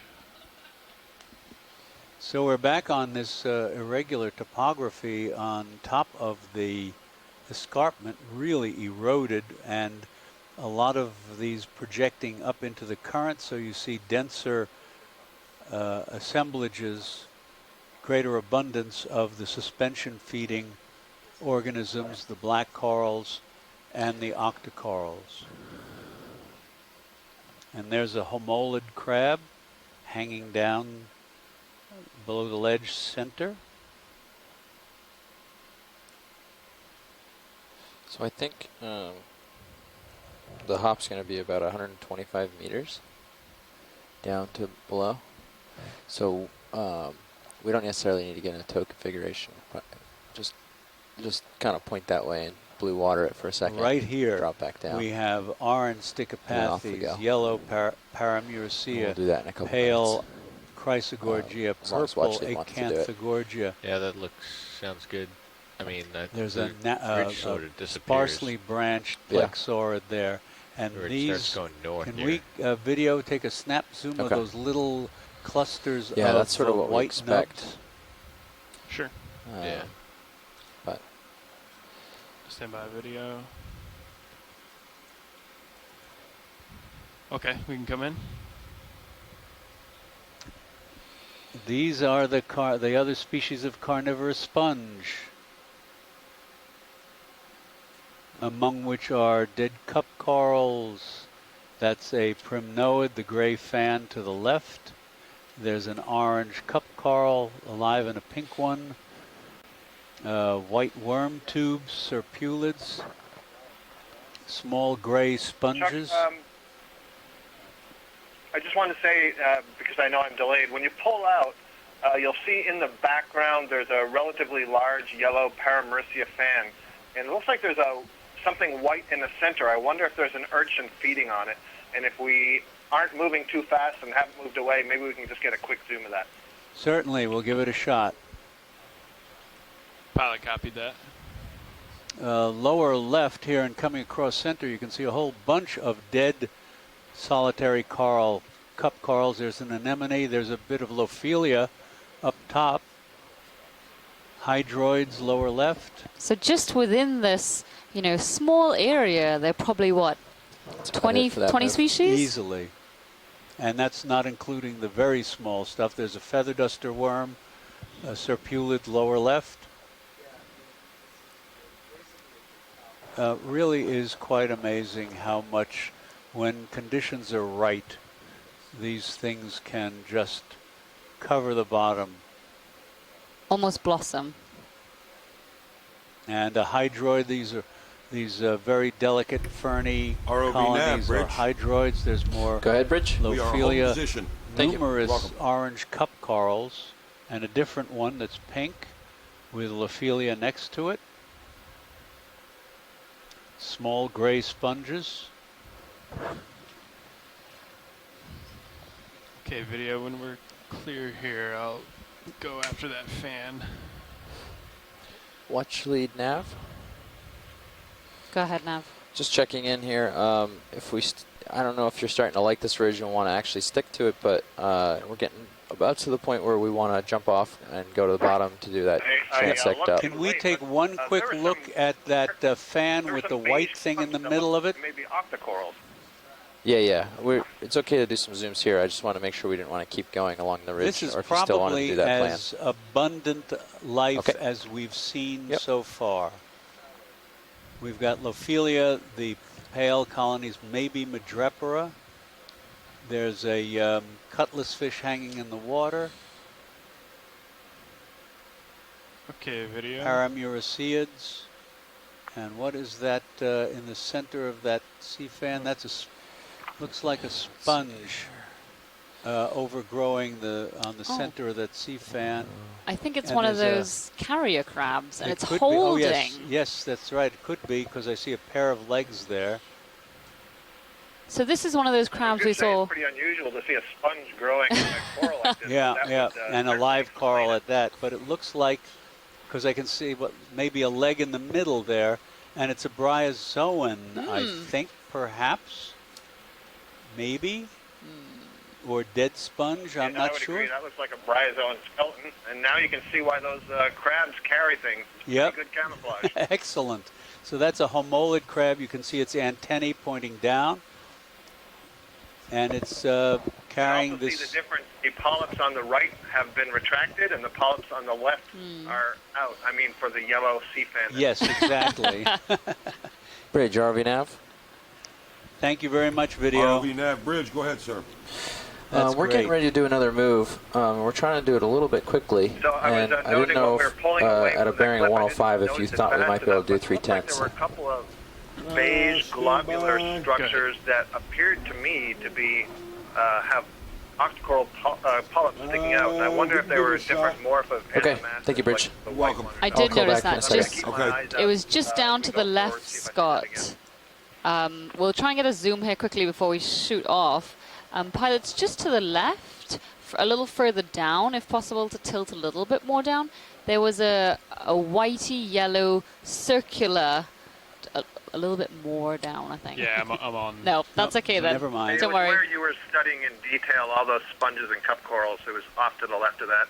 So don't worry too much about it.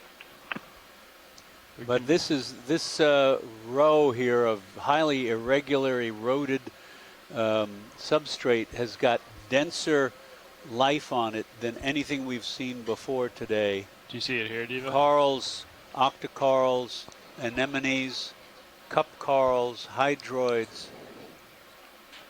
carnivorous sponges. Yeah. That's a chrysogorgiid sticking out off the edge. Okay, let's go on in video. And one of the interesting things also is that when we zoom in, we can see the skeletons of dead cup corals, which suggest there's a zoanthid front and center, pale yellowish tan. There is a large cup coral. You can see its large septae off right. But what it appears to... Are those zoanthids? I think they're like stoloniferans. No, yes, you're right, because they are... that's an octocoral. Some kind of soft coral. This is what I saw.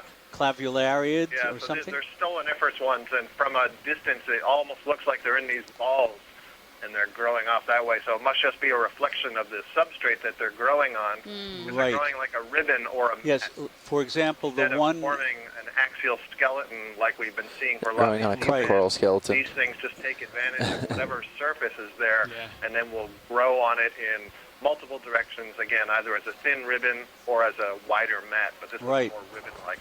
And the one octocoral, though, you can see it's 8 tentacles. That's exactly right. And the one top center with the retracted polyps is growing on a dead cup coral, and just below that, if we could focus a little on those antennae, that's the front end of a unicid polychaete. Oh yeah. Sticking out at us. Another one of these stoloniferous colonies just off screen to the left, and it was right on the corner on the edge of this little promontory, eroded promontory, and that's what I saw that caught my eye. So thanks for coming back and having a look. Sure. Definitely our first dive for this one. Bearing will be 105 for that. Copy. Move. So if you guys want to try to get Watch yourself leader, set we all for set that, here? We however are. you're comfortable, and let me know when I can call it in. I think. Yeah, this has been the most extraordinary area we've seen so far. So he's looking at 105. Look at how densely covered that is, and the fact that that's way off towards we your saw starboard, numerous dead cup I thought you coral were just talking to me. colonies, which Sorry. suggests What's that I thought you were just asking me. the fauna Oh, may no. have changed over time. Yeah, just pull ahead a little bit to get out of the way of your tether. Copy. Okay, guys, we're gonna take a little blue water jump to get down to the bottom of that steeper section that you wanted to transect. It'll take maybe 15 minutes for us to get down there. Great, thank you, Nav. All right, 105. So this is a good time for a little situational awareness. Right Ready? now we are at 685 meters Bridge, depth, ROV and nav. we're about to go ROV nav, a bridge, little go ahead. deeper, which We is would not like to what do a usually move, happens please. during these dives. Go We ahead, usually move upwards, but We'll do right now we're 110 actually going to do meters. That's things a little 110 differently. meters. So we Bearing are preparing to 105 move degrees out into at 3/10 open of an water, knot. midwater, away from any Bridge dangerous copies, they cliff move, faces and so on, so that our ROVs can descend down the escarpment to an area where That's there is a affirmative. very Thank you, Bridge. steep You're section welcome. of escarpment wall. Then our intention is to climb back up that escarpment wall. And during that ascent, we hope that there'll be a lot of hard substrate, kind of like what we Okay. just saw, That puts with a zero lot straight of on different waypoint animals 4B. and a very We'll see diverse if we and have to abundant adjust once we get community, there. hopefully, If you could on that get any that clue from sonar escarpment. as we go. So we're at a That'd be location great, right now called 'cause I have no idea Okeanos Ridge. what We to expect have there. about a little under 2 Hopefully hours it's left downhill. in this dive. We should see blue water for the ROV nav, next bridge. 15 to 20 minutes, Go ahead, but don't Bridge. be alarmed. All right, After we that, are we will gonna be do a back on move the of seafloor 110 and meters, doing more bearing exploration, 105, and we'd like you to come along with speed us. 0.3 knots, initiating. Thank you, Bridge. You're welcome.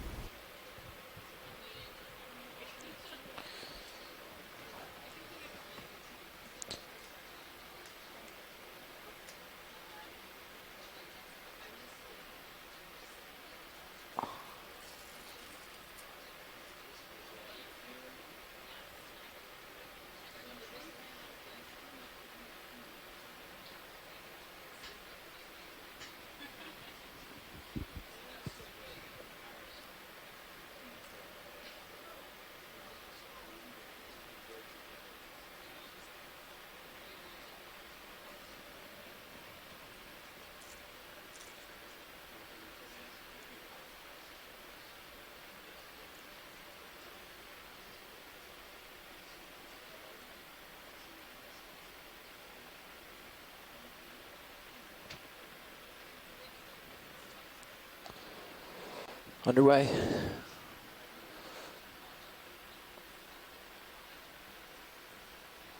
And we did 3/10. Hopefully we get there in a hurry. It's kind of with the current, so should be easy enough.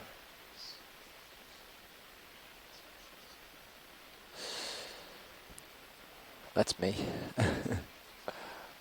I'm coming in your seat next.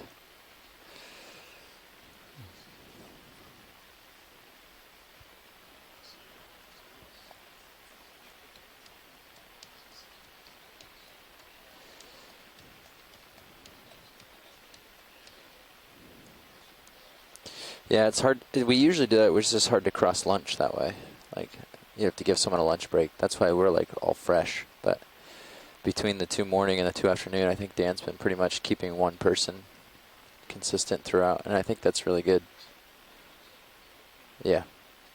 Yeah.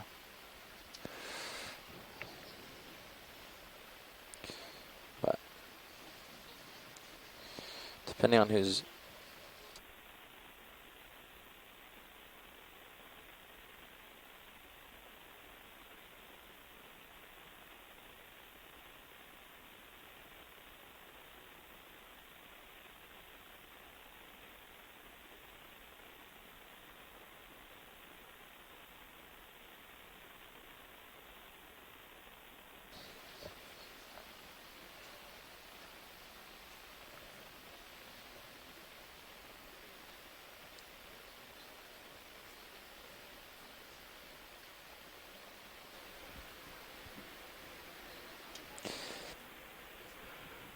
Another squid.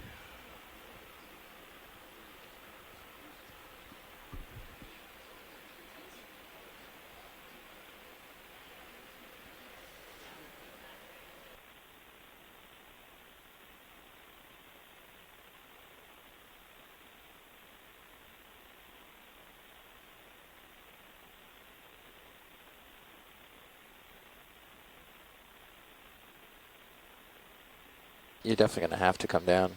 We're going back down to the bottom of the cliff face, hopefully. Ooh. Oh, that's true. It's better to keep. I think it's better to keep the bottom and. That's a gorgeous jelly. And know what's going on. Look at it just hanging there. And I'm blocking on. Start to come in here. I think it's a tracheline medusa. Just delicately hanging in the water there. You can see the truncated conical mouth, or the mouth at the end of the truncated conical mouth tube, which is called the manubrium, and then a disc-like stomach with radiating gastric canals out to the bell margin, and the tentacles appear to be partly contracted, and let's see if it responds. That's responding to the bow wave, or being pushed by the bow wave of the ROV. Let's see if it pulses.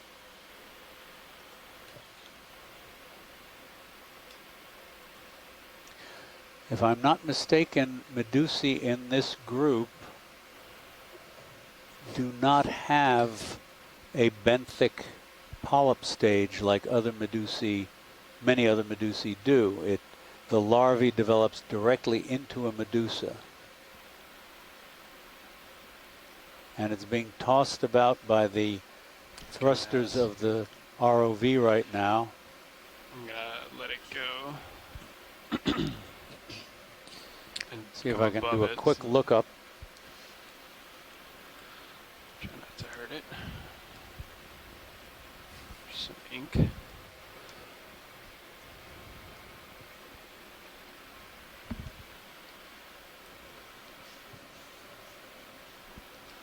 Yeah, you can see them in the rail cams every once in a while. Oh yeah. Yeah, I think let's try to keep dropping. Yeah, I just came up and over the. Yeah. That guy. And keep the bottom in sight, if possible, just so we have a good indication. What is that? Is that something? That was just ink. That's a wad of squid ink, I think. Is it? Squid ink blob.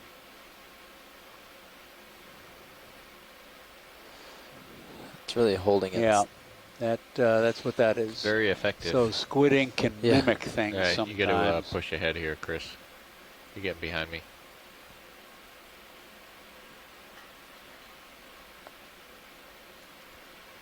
You want to come down with me a little? Yep. I'll come back to heading here. Not that far.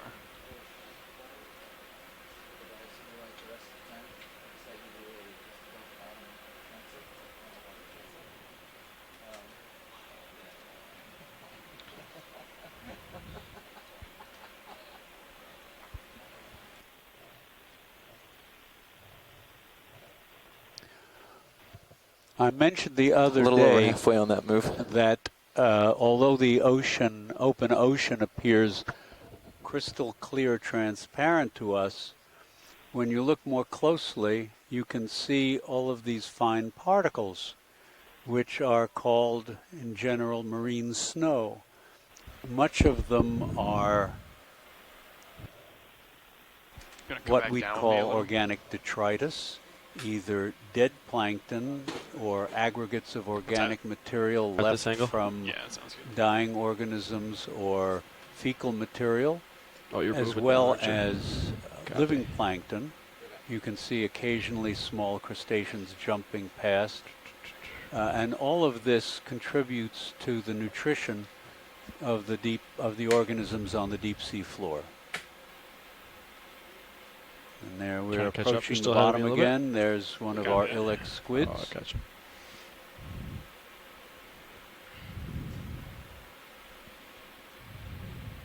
All right, now push out a little. We'll just try to stay on bottom here as we get deeper. Great. At least bottom in view. Yeah.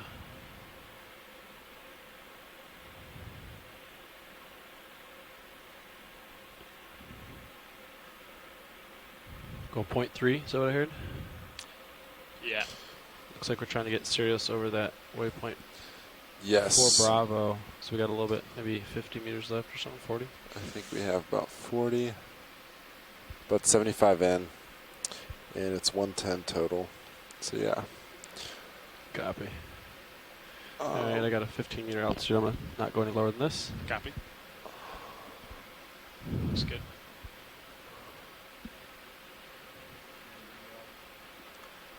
And we are back over sediment, above sediment, heading for our next waypoint. A lot of bioturbation here, similar to how we started out. We do a snap zoom on this fish down here. Bob, I think it's a fish. There's a scorpionid, scorpion fish.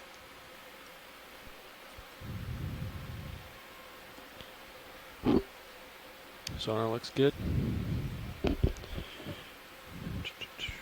Alright, we can come wide. Hey, watch it. So we're almost there, as you can see on HiPAC, or at least D2 is. But Sirius is going to travel a little more. So we're still facing east. We haven't turned upslope yet.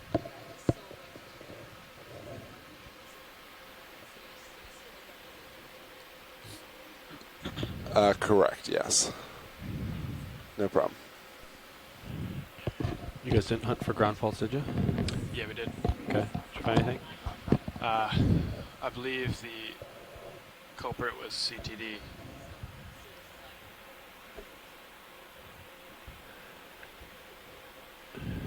Nav. Right now we're waiting for Sirius to catch up with us. Co-pilot, this is Nav. Could you take a look at the ROV CTD computer? Just to see what the dissolved Andrea Quattrini oxygen, suggests that the scorpion fish is probably Cetarches or Cetarches. Stand by. If I guess just when you have time. Cetarches would be Feel correct pronunciation. rushed. So I'm seeing about 3.1. Or do you want to see the actual? Just like drag that. As long as it's not noisy, like it's a straight line, you know. Okay. You should be able to tell pretty quickly. It looks fine. Okay. All right, because I'm thinking if we did get a ground fault on the CTD, right? Yeah. I wonder if maybe the DO got a ground fault and then now the bender's hitting it, make it noisy maybe. I have an idea of some connectors we could look at tonight. Cool. You can just fill them all with yeah, DC4. For the CTD? Yeah. CTD is ground faults. Hey, pilot, so you're about at waypoint 4. Okay. Ship's going to travel, just a couple more meters. So Sirius might continue in that direction for another 5 minutes, but... Okay. I got you at 66. Pretty much there. Roger. All right. Well, we can start to line up for the cliff face here.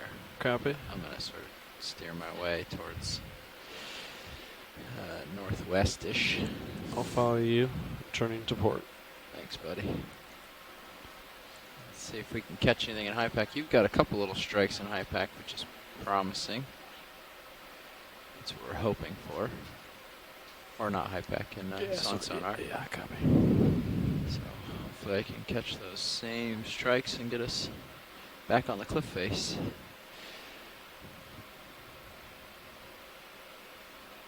Okay, facing due north. Come around a little further. ROV nav bridge.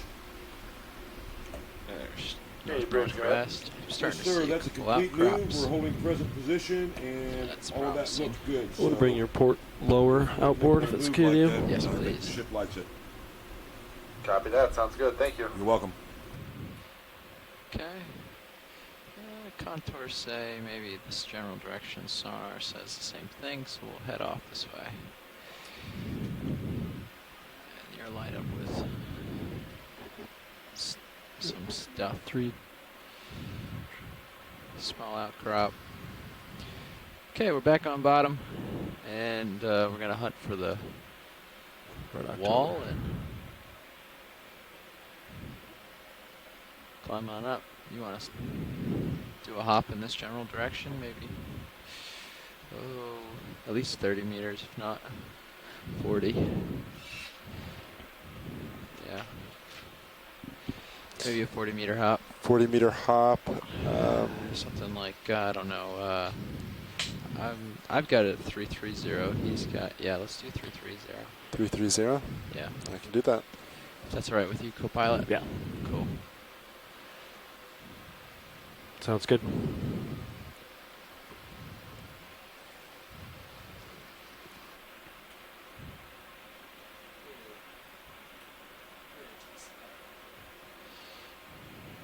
Nav, this is the bridge. Go ahead, sir. Hey, you ready for another ship move? Sure am. 40 meters at 330 degrees, decimal 2 knots. I guess this is supposed Bridge to copies. Next move. 40 meters. section. Bearing Oh, look, I'm sort of landing. 330. 0.2 knots. Good copy. Roger a little that. bit Yeah, we're kind of wandering this way. west of the mount of the hill here, so I'm gonna sort of sidle over. You're okay. You're sort of in line. Can you strike a line 330 on high pack? See how far off waypoint 3 that is? Might end up going a little more north of that on the next move. 100 meters from D2. I just mean from Sirius. What's the bearing to waypoint 3? 34, 35. Okay. Yeah. Thanks. ROV We can nav, adjust. bridge. Yeah. Great. Thanks. Go ahead, Bridge. Okay, I've got a Just gonna sidle over. move of Want me to turn 40 with you? meters, bearing Yeah. 330, speed 0.2 knots. Good copy. Thank you. Initiating.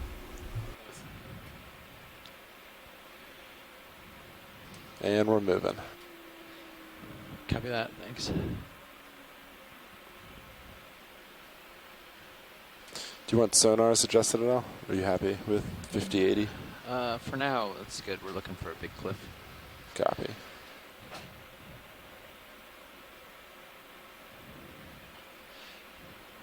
It is believed that this will be the steeper section, so we expect a large, steep mountain here. I don't know if we wanted to be in this or along here. I think this is probably where it's steep, which is where we're sort of trying to aim for. Yeah, I agree. So we're just waiting for Sirius to catch up a little bit with us, but D2 is more or less where we want it to be, at the base of the steepest section of this escarpment. And it looks like we've, arrived in this almost talus field. There seem to be quite large chunks of carbonate rock that You have guys both probably flown today? fallen from I a did. steep section Did you of fly? wall Did you get to much fly? further up from this. And so that's a good sign because it indicates to us that Somebody wants to there jump may in. be quite a Just steep let me know. section up ahead, and that potentially could Sounds be good. laden with coral How big of a sponges ground fault and was other the types 60? of I presume? benthic invertebrates We went that to 4,900. understanding It is the the ground fault. baseline getting that kind of baseline information is incredibly important for the management of this area as well as other deep areas in the Gulf of Mexico. This is allowing us to understand the diversity, the abundance, the biogeography, and the connectivity of communities in this area. And with that, we can make more informed decisions about management. That's what I think. This area is a proposed area for a habitat area of particular concern. That's been proposed by the Gulf of Mexico Fishery Council. And so that makes this a particularly important area to survey and see what we can learn about the habitats here to help to want to come in partial on the blind lobster? Inform the decisions that may be made in the future. Thanks. That's good. And so this is an Acanthocaris sika. It's a blind white lobster. We've seen quite a couple of these during this dive as well as the last 2 dives. This one has got a couple barnacles living on it. And they are just quite formidable predators in the deep ocean, especially in this area where they seem to be quite numerous. Just a little bit below the bottom of the screen, I also saw a brittle star that had its arms flailing around just under that rock. It was a little bit more out, but now it's completely disappeared. Oh. I guess running away from what is a large, vibrating, noisy, bright beast that's appeared in its midst. It's a work of art, not a beast. Oh, and we still have the short fin ilic squid following us around. They have been present throughout all 3 of the dives we've done in this area. Just noticed that. On the first dive, we actually saw a number of dead ones, which indicated to us that there was some kind of mating aggregation, as these squid tend to die after they've mated. It's that new rock we grabbed. We can also see some Stichopathes black corals. These are these orange whip-like structures coming off these rocks close to the bottom of the screen. I don't know. Making that up.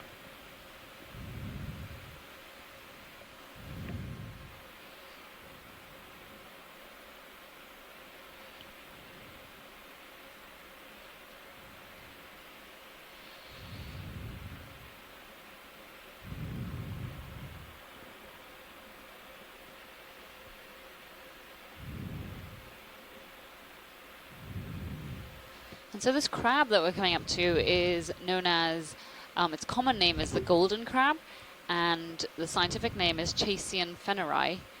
And this is one of the commercially targeted invertebrates in this area of the Florida escarpment, and perhaps also elsewhere, I'm not sure. So information like this kind of imagery is very, very important.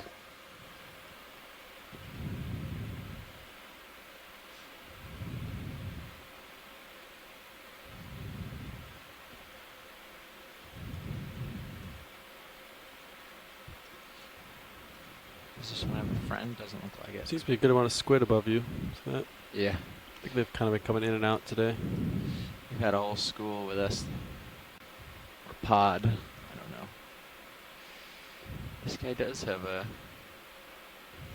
friend. Same as the last. She's darker this time.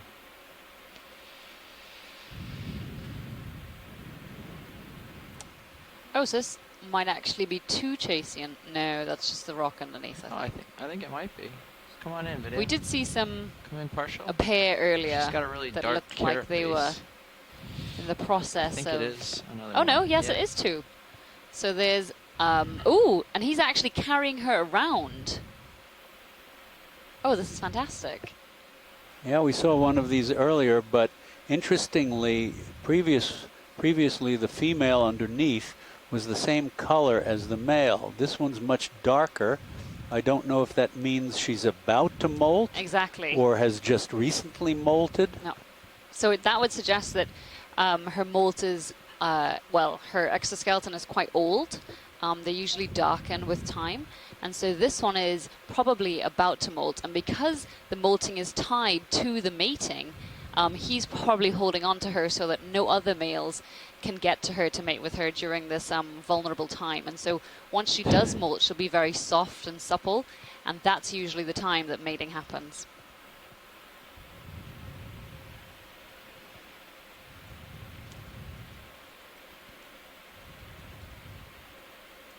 Cool. Well, shall we?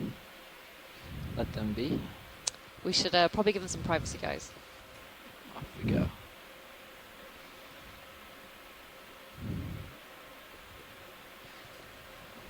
I don't want him to think that the ROV is competition.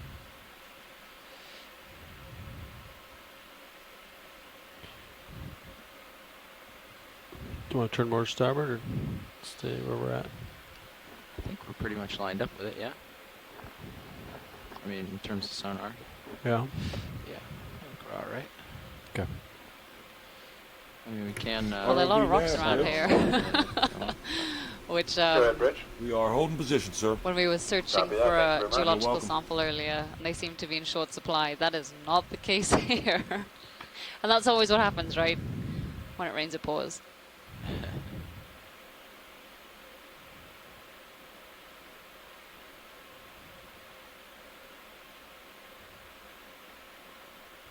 We can also see some sponges on some of these rocks. 2 different types, I think. As well as another Acanthocaris Sika above. And those would be 2 of the Acanthocaris and the Chasian would be 2 of the main predators and scavengers in this area. Just about to go off camera, we can see a Chrysogorgia, which we collected one of earlier. And here comes the squid again. Kind of a cool shot. I'd be interested to know whether they are actually attracted to the ROV or whether there are just, you know, huge numbers around here everywhere. Well, it's funny, one of the scientists on one of the last crews said that 2 things. Number one, we kick up dust every once in a while, which I don't know if that's useful for them, but the other thing is we light things up. So things they wouldn't normally be able to see, they can. So we have about an hour and 20 minutes left in this dive. Pilots, ship move's done. Sirius should be about done swinging. Do you want another move at 330? Yeah, I think so. Yep. Do you want to move and at... during this time, we're hoping to climb this 3 wall, which we're beginning to ascend now. Yeah. Further starboard, I think they're closer to waypoint 3. But yeah. I mean... We can do like 3-4 or 3-5 or yeah. 3-4? Yeah. Copy that. Do you still want 40 meters, or do you want something shorter? His sonar looks pretty much. Yeah, I don't see any threatening on sonar. 40, yeah. 40 at 340. Yep. Good copy. Come sidle towards you again. I'm lined up 340. Copy. This looks like another one of these congrid eels. We've seen quite a couple of them throughout this dive, as well as I think yesterday. Nav bridge, go ahead. Hey, ready for another ship move? Sure am. 40 meters at 340 degrees, decimal 2 knots. Bridge copies. Next move, 40 meters, bearing 340, speed 0.2 knots. Good copy. Roger.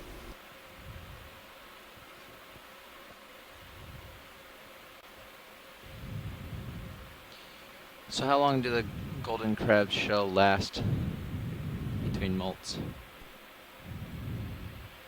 Oh, they can't hear me. Good to go, Hal.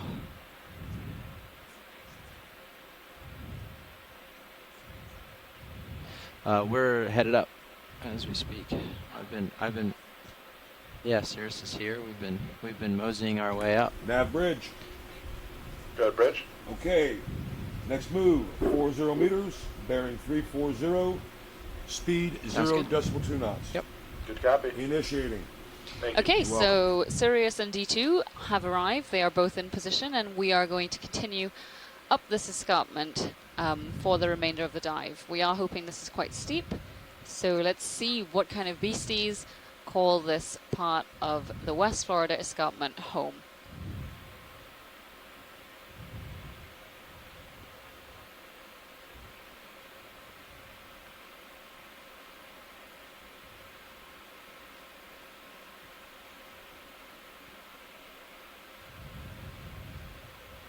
Seen this fish yet?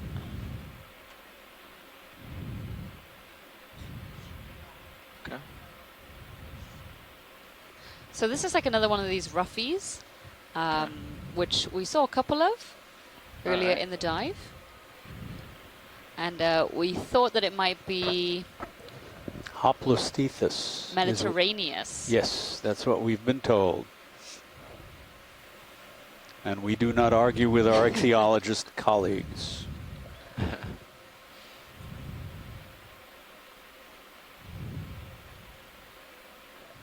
So it's a lot of the same players as further west at our first escarpment ascent. You know, black stickerpathies, these darn squid which keep hanging around. And so if possible, can we get a zoom on this isidid, the white whip we're approaching, please? That looks similar to, but we can't tell. Similar to some that we've seen before, but we can't tell until we get close. And have Scott France weigh in. Or any of the other coral biologists we may have on the line. We have quite a couple. Asako Matsumoto is in Japan. Andrea Quattrini is in the US, as well as is Scott. Chris Kelly is in Hawaii. Les Watling has now joined us, also from Hawaii. So a lot of, as well as I see Sandra Brooke is here. So a lot of coral people around, which is great, seeing as we did expect that one of the most abundant groups of animals which we would see on this dive would be corals. And unfortunately, I don't know that much about corals. Chuck is a good bit better than me, but still, we are no coral taxonomists. Nope.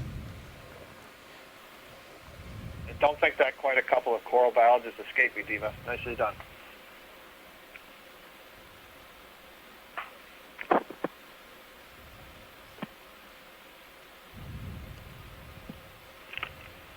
Definitely a bamboo coral, and earlier today we were looking at one, and Chuck had noted that the nodes between internodes were closely spaced. So what are we talking about? The axial skeleton, that is the main skeleton of this coral colony, is comprised of calcium carbonate, the white rods that you see, interspersed with protein, which is the black nodes that you see. And the length of the internodes tells us something or gives us some clues to the identity. And so earlier today we were looking at one that had very short nodes. A couple of dives ago we saw one that had long nodes, and we had collected a piece of that one. Here I'm seeing that the distance between the nodes seems to be alternating. This is not unusual. At the base they're often shorter than towards the top.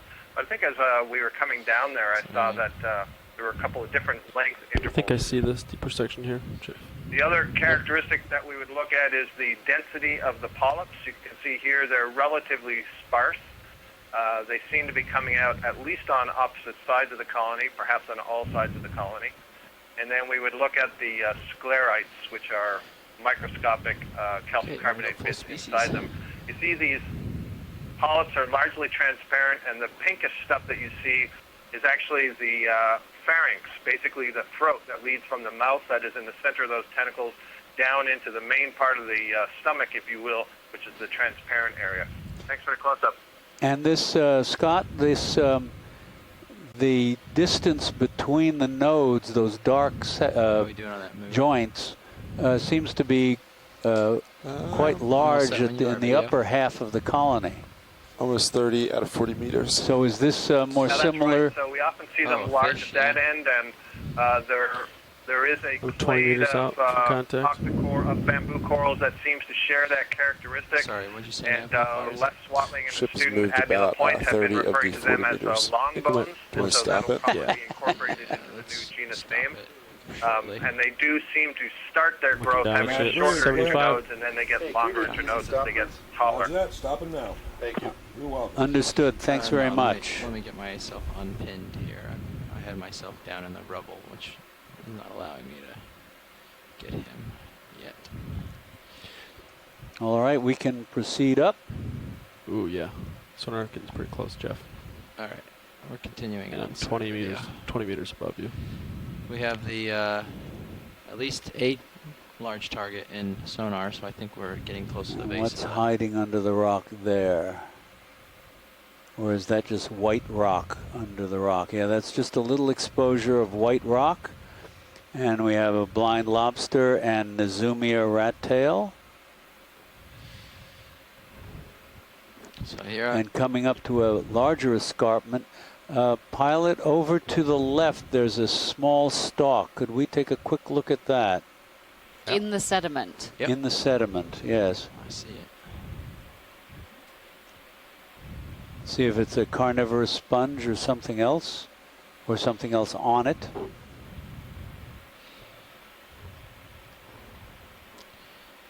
Still swinging? I think I'm swinging into position Can you because bring, we're can you shallow. bring us in? Bring the sonar in on Sirius a notch or two. Bring us into 30. Should be all right. Come on in, video. We're shallow, so layback is quick. Yeah. And no, it's a. What is it? It's a Yeah, it's holding at 15. zoanthid on probably a dead sponge stalk with a galathea. This is a squat lobster that I have not seen yet on this dive or previous dives. Is white with mottled orange mottling on it, and there's another one below it, maybe a male-female pair. Long hooked spines on its carapace, very neat.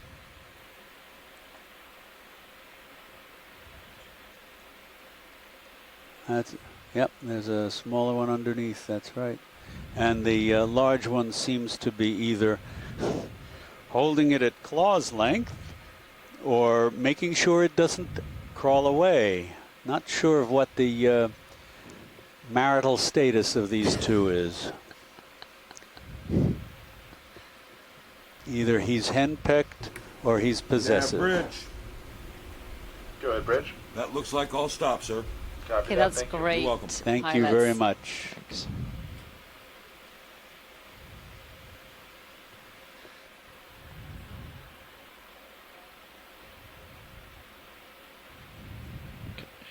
Come back around to the steep section.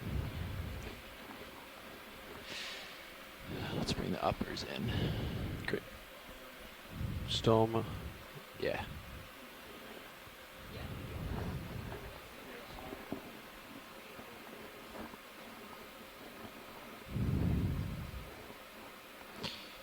Yeah, so on the next one, bring it up before you bring it in, and it won't do that glare.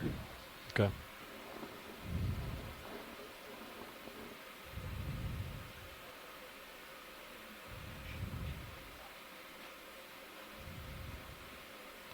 Perfect.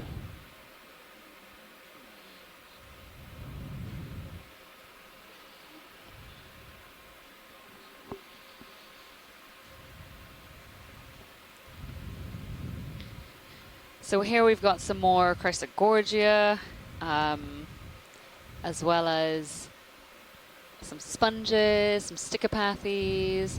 This area looks very similar to the one we were at, maybe an hour ago, which had this ferromanganese encrusted carbonate and these very diverse but hard to see communities because they're so well blended in with the color of the rocks in the background. But it looks like we're moving into an area with a good bit more life. That yellow Paramaricia, purple Acanthogorgia again, bright pink Anthomastus or Pseudoanthomastus coming up, as well as some of those nubby cladorized sponges. And Tina asked for a close-up of the red Pseudoanthomastus soft coral earlier, if we can get a zoom in on that. Yep. Got that, Pilot? Yep. Thanks. And it looks like there's a lot of Lophelia rubble on this platform here too, and some of it growing on this block with the red soft coral, Pseudoanthomastus. This is another example of how a projecting surface can be densely colonized because it's prime real estate for suspension feeders. And there's that carnivorous sponge again in clusters. A hydroid colony. There's a homolid crab under the ledge. Small glass sponge upper right. Orange cup coral below. And you see at very top now coming out of the screen a single polyp of this soft coral, which apparently fragments and allows additional colonies to grow. Its surface is pimpled. That's kind of interesting. Okay. Thank you very much, pilot. Yeah. Video. Hydroids off to the left. And that wonderful carnivorous sponge.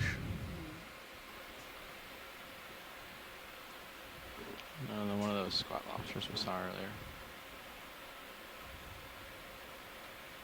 Judging by the hints of color you can see behind this rock, it looks like we're going to an area of quite high diversity. For sure.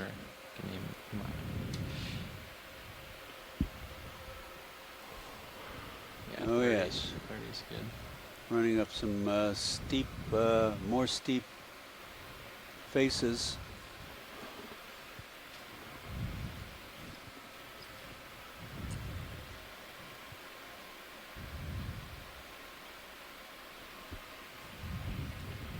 So if we could get a quick zoom on the white coral directly ahead, please. Yep.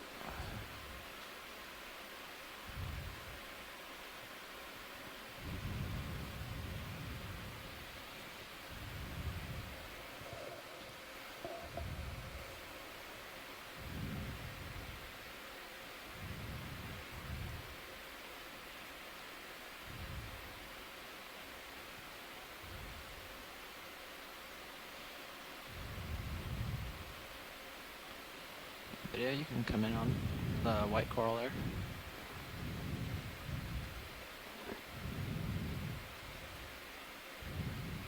And this is Lophelia. Almost certain. Yes, this is definitely Lophelia.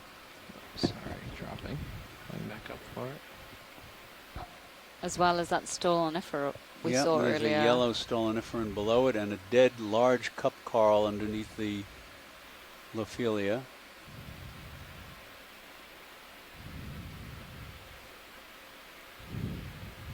Just tilt up and shade a little bit here. Very nice, thank you.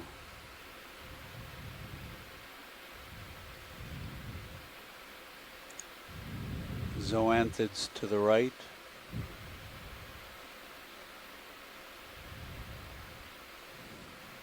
Sponges to the left, and I'm stuck in the middle with you. I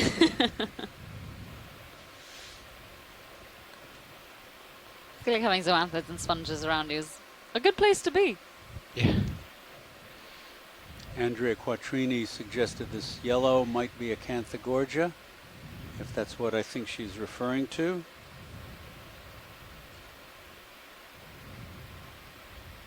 Not sure, it's partly dead, and that's, I think, Eumunida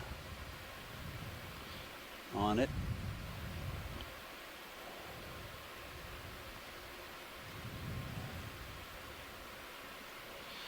All right. Great, ready? thank you, pilots. Off we go. Thanks, video.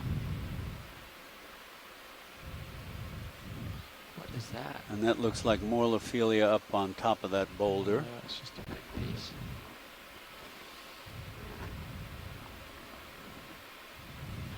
Quite a couple of these squat lobsters hanging around in crevices, under ledges. A siphonophore. Oh yes, going off drifting by. there. Didn't anticipate this. And a Larvacean. And now we come to out on the flat.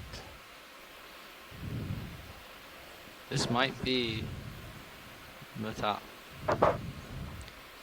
So if we could... Yeah, I'd agree with that. I don't know if we're going too fast. No, By depth probably we're past at it.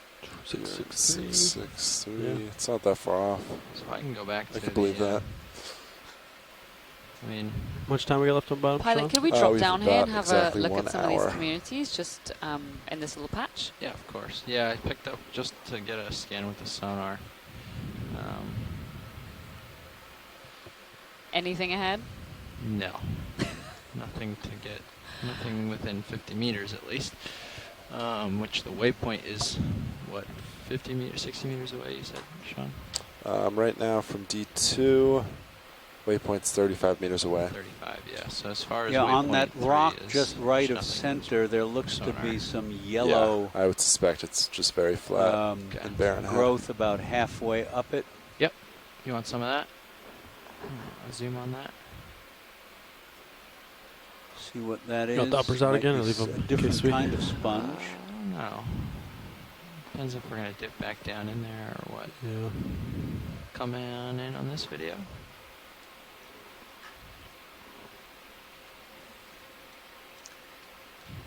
Oh yes. Some sort of sponge. So we have not seen this kind of encrusting yellow School sponge before. Of fish or something to your port side. Oh yeah, squid. Yeah, is it? Yeah, the squid have been coming in and out. Go ahead. Hey, watching? And a nice shrimp. Yeah, Not sure so we're what this about sponge is. 35 meters It's a away Dima from sponge, waypoint 3 certainly. on high pack. But this looks like the There top is another yellow of this sponge flat that I've area seen here. in So I'd say we're at the Florida and the Caribbean, top flat area. called Spongosaurites, but this does not look like it. And a Bryozoan up at the top. Yeah, I think that's fine. Thank you for this. Do you want to move Yep. east? Okay, yeah, we can do that. No problem.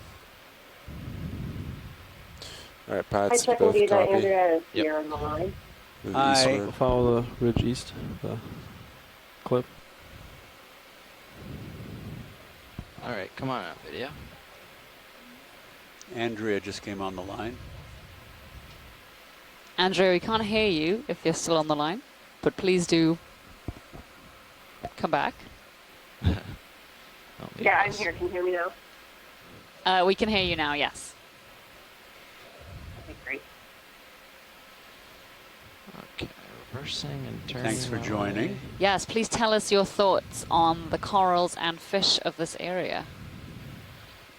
Or whatever you may want to tell us about. Yes, for example, I have a question for you as we move along. Make sure we've seen this fish. Diva said corals and fish. How did you Octopus, get right ahead. involved in both? Oh, we have an octopus. Is there an octopus? I Yes. thought that was a No. fish. Oh, no, that's a fish. Sorry. Goosefish or something. That's yeah. another goosefish, I think. Yep. Sorry, go ahead. That's So, okay. Do you want to sorry, see a goosefish continue, or keep Andrea. going? Yeah, sure. You know, I actually started my career on fishes. I got a master's degree from the University of North Carolina, Wilmington, and I studied larval fish. And so I really learned ichthyology by studying fish larvae. I counted and identified over 20,000 fish larvae. And then after I received my master's, I started working with Steve Ross at the University of North Carolina, Wilmington, where we were studying the fish communities associated with Lophelia reefs in particular along the eastern U.S. seaboard. And I did that for a while before turning corals, which I focused on for my PhD. Let's see what we have. Particularly in the Gulf of Mexico, the octocoral fauna Heading towards in the Gulf of Mexico. I studied the east. population connectivity and Just community structure of east the northeast. corals. So started I would my say career in fishes, I turned to 60 corals, and definitely interested in both. 60. And yeah, Yeah. I think there's a goosefish Let's say, yeah, right in the that's center 60. there. Say again? Make a move Yeah, it- so that was move me I at think that was a goosefish 060. we just passed over. Yes. That's what I would do. Yes. We I don't saw know- one at the Sounds good to beginning me. of the dive. And I'll, I don't know how much of a cut that. delay you have in the video. Copy, so 60 degrees. Now do we're a move passing some ledges 30, 40. that Put have 30 the to start. carnivorous Copy that. I'll sponges, put it the in. little clusters of white spiny knobs, and some Lophelia colonies, probably a Paramuracea with a squat lobster in it. But we'd love to know your thoughts, Andrea, on some of the corals Bridge, go that ahead, we've been sir. seeing on this dive. I think something that you think is an acanthogorgia, I've been calling a Paramuracea, perhaps, or dive in error. Bridge copies. Yeah, I think that's what I needed to call it. 30 Because meters. we saw an acanthogorgia below the 060. Lophelia. Speed And then 0.2 the knots. one coral colony that you were Roger looking that. at was definitely a flexurid, possibly a Paramuracea. And so that's when I was like, I definitely need to call in so I can talk to you guys instead of trying to type. But in general, the corals on the West Florida slope aren't as well known as those in the northern Gulf of Mexico. And I think, like you collected the Crustacean earlier, and we don't really have a good feel for the species that occur. Confirming a move of 30 meters, bearing 0. It was really similar to what we're seeing now. Pretty much the same players. Good copy, thank you. You're welcome. So as we drift along here, these yellow fans are, I am guessing, are indeed Paramuracea.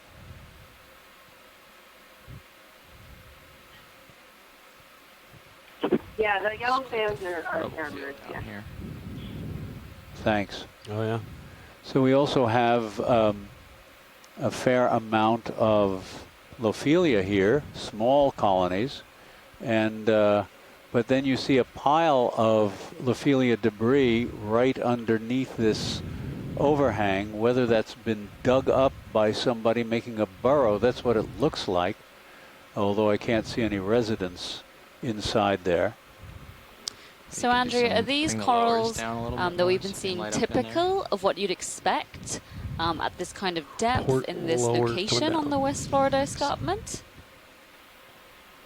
I think this is pretty typical, particularly, for other, similar to other expeditions that we've conducted in the Gulf of Mexico and throughout the Atlantic. But yeah, nothing that I'm bringing it inboard as well. really different. I'm not sure if it's helping. I think, I'm not sure, I don't know if Sandra is still on the line or something else to answer, but the Lophelia sightings at this depth seem a little deeper to me, but I'm not really sure about that. If anybody has a better idea of Lophelia depth observations, or observations of Lophelia at this particular depth. Okay, thanks very much for sharing your thoughts, and please do stay on the line so that we can continue to harass you with coral questions. Pilot, I think, can we get a look at this colony right in front of us, the yellow and orange, please? Up high? Dead ahead. Yeah, at the top of the screen, I'm sorry. And then also there's a fish to the right. Which would you like first? The fish, just in case it swims away? Whichever you want to do first.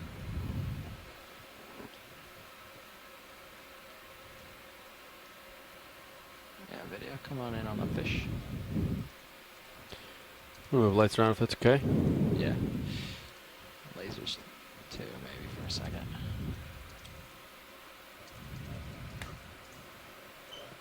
Thanks.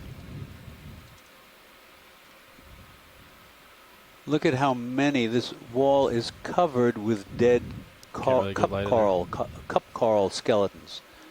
You can tell you're an invertebrate biologist because we're staring at a fish, and yet you see all of the invertebrates around it, like these fossilized cup corals, which are beautiful in their own right. Yeah, all day. So, Andrea, if you're still there, do you know what this could be? Is this Bathyzetus? Or perhaps a bifidid? Yeah, it's just coming into my view now. So I think this is the same cup eel or bifidid that we've seen a few times. I think Tensuax put a tentative ID on this is Baphodygus. But I'm not quite sure. I think these are pretty tough to ID without a specimen, of course. We'll definitely want to take some images of this and send it to Jorgen Nielsen, who is an expert on this group. That would be great. And if you do find out any more information, we would really appreciate hearing what his thoughts about may 22 be. meters out of 30. Yep. Perfect.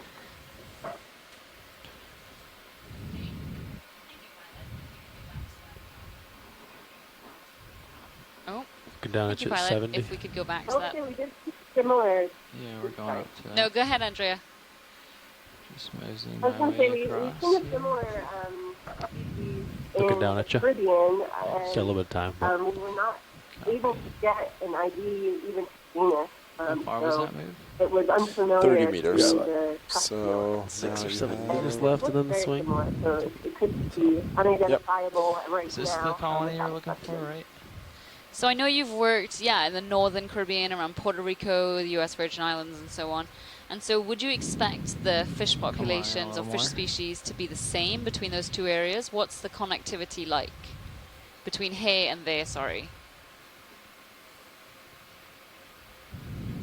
Yeah, I think we're just finally getting a handle on that. It's generally similar at deeper depth. A little bit of time, not much. You know, particularly greater than 1,000 meters.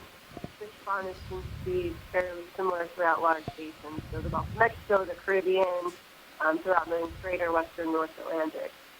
But in shallower depths, where water change, it can change, with increasing depth. Just turn your head. You do tend to see differences in the fauna. Just let me know if you do. From the expeditions we've done in the Caribbean, around Puerto Rico. That's nice. Keep it there for a minute, please. There are definitely different species of cat shark.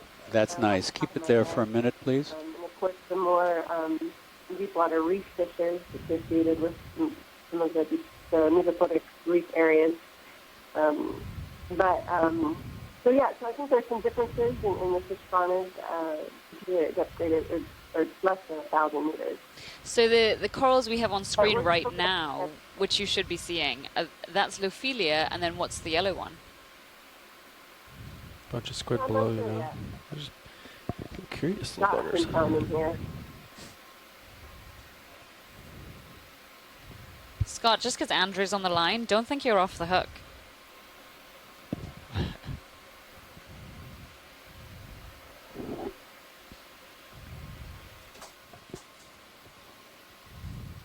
Oh, yeah. So what we appear to have here, and there go a pair of squid. This looks like it may be Madrepara. The zigzag, you don't think so? Lophelia, zigzag appearance, okay. And these orange cup corals may be Bathopsamia, not 100% sure. And then the chirostylid squat lobster on top of a plexaurid.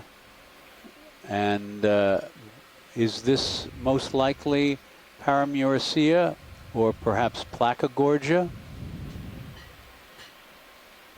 You know, a lot of people still think the Placagorgia and Paramuricea, I think, are very confused. From the genetic work that I've done, they don't fall into separate groups. There's really no great support for them to be two separate genera in the data that I have. So I'm not sure yet if this is Paramuricea or not. It's definitely a plexaurid. Okay. Yeah, I agree with what Andrea has just said, and Janatoma did some genetic work on this as well, and Placagorgia and Paramuricea couldn't be separated. However, when I use the term Placagorgia, I'm using it to denote some morphological differences, at least in the species that I'm aware of. So the genus level, not sure that you can tell them apart. What's kind of a placeholder for me when I see something that looks like polyps retracted, like little pin cushions, I'm using Placagorgia to describe that as morphologically different from some of the Paramuricea species that I know.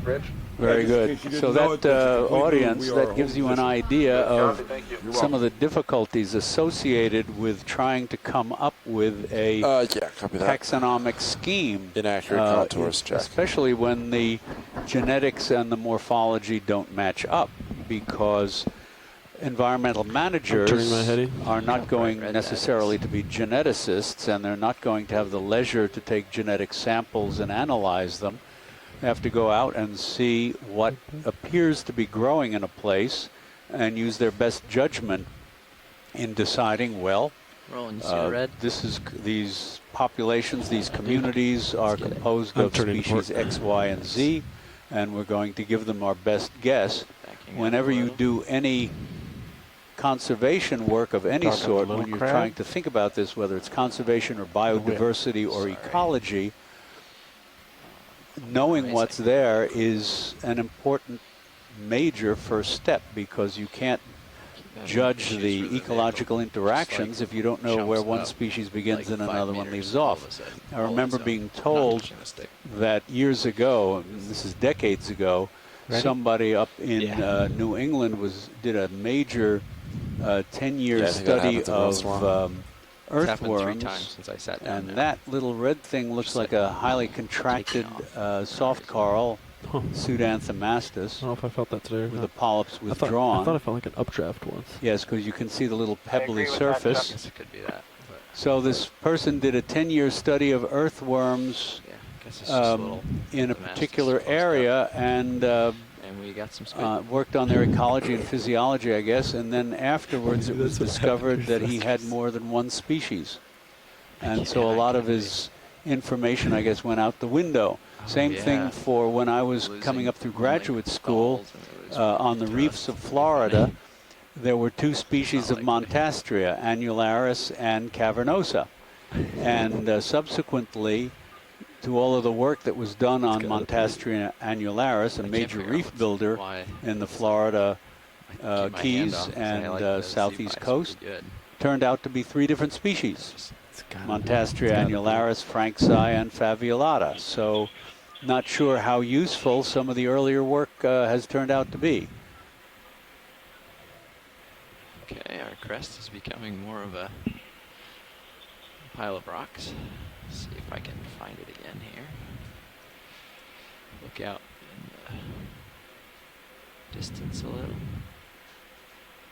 And here you have an area of sediment with almost no bioturbation. I'm turning my head to starboard with you. Maybe some ripple marks, facing faint northbound ripple now. marks. Copy that. And there's an interesting fish hovering above the bottom.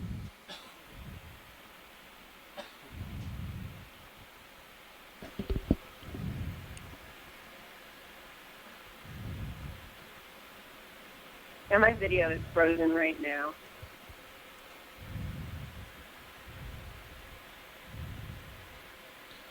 Keep this interesting stuff in view. Best we can. And again, you can see how where the seafloor outcrops project up above the surrounding bottom, that's far more likely where you're going to find more abundant, dense populations of suspension-feeding organisms, whether they're octocorals, black corals, or sponges, or stony corals. Floating up that fast or thrusting up? Floating. Okay. And the erosional features here are just extraordinary. Like, for example, here's floating. Yeah, pretty positive.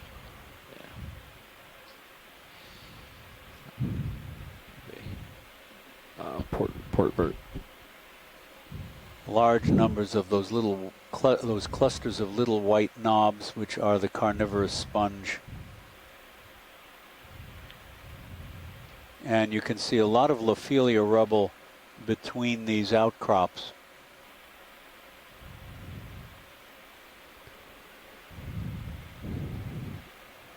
I'd be okay with a 20-meter move. 7-0 maybe. 27-0. Yeah. And put it in if ready.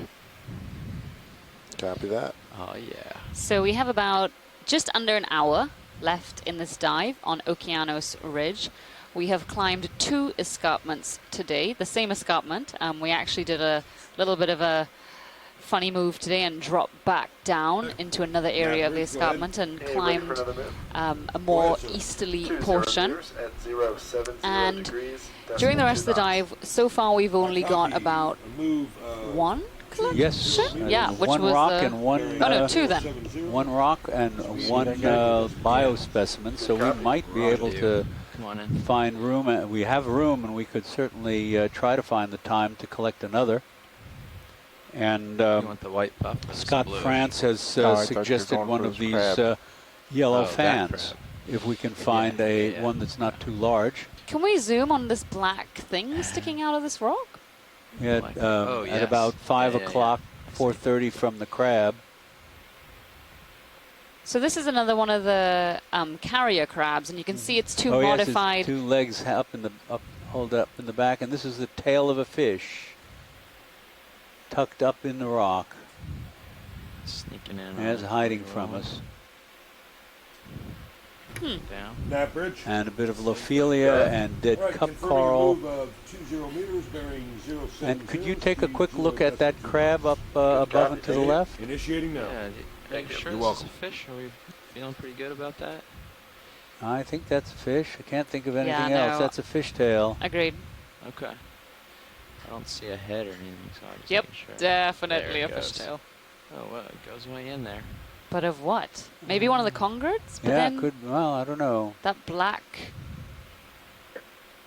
Wait, can we just? I don't think a congrid, but Let me circle around definitely an here eel. and see if we can look around this blob of stuff. It's shy. Well, maybe come around the side here.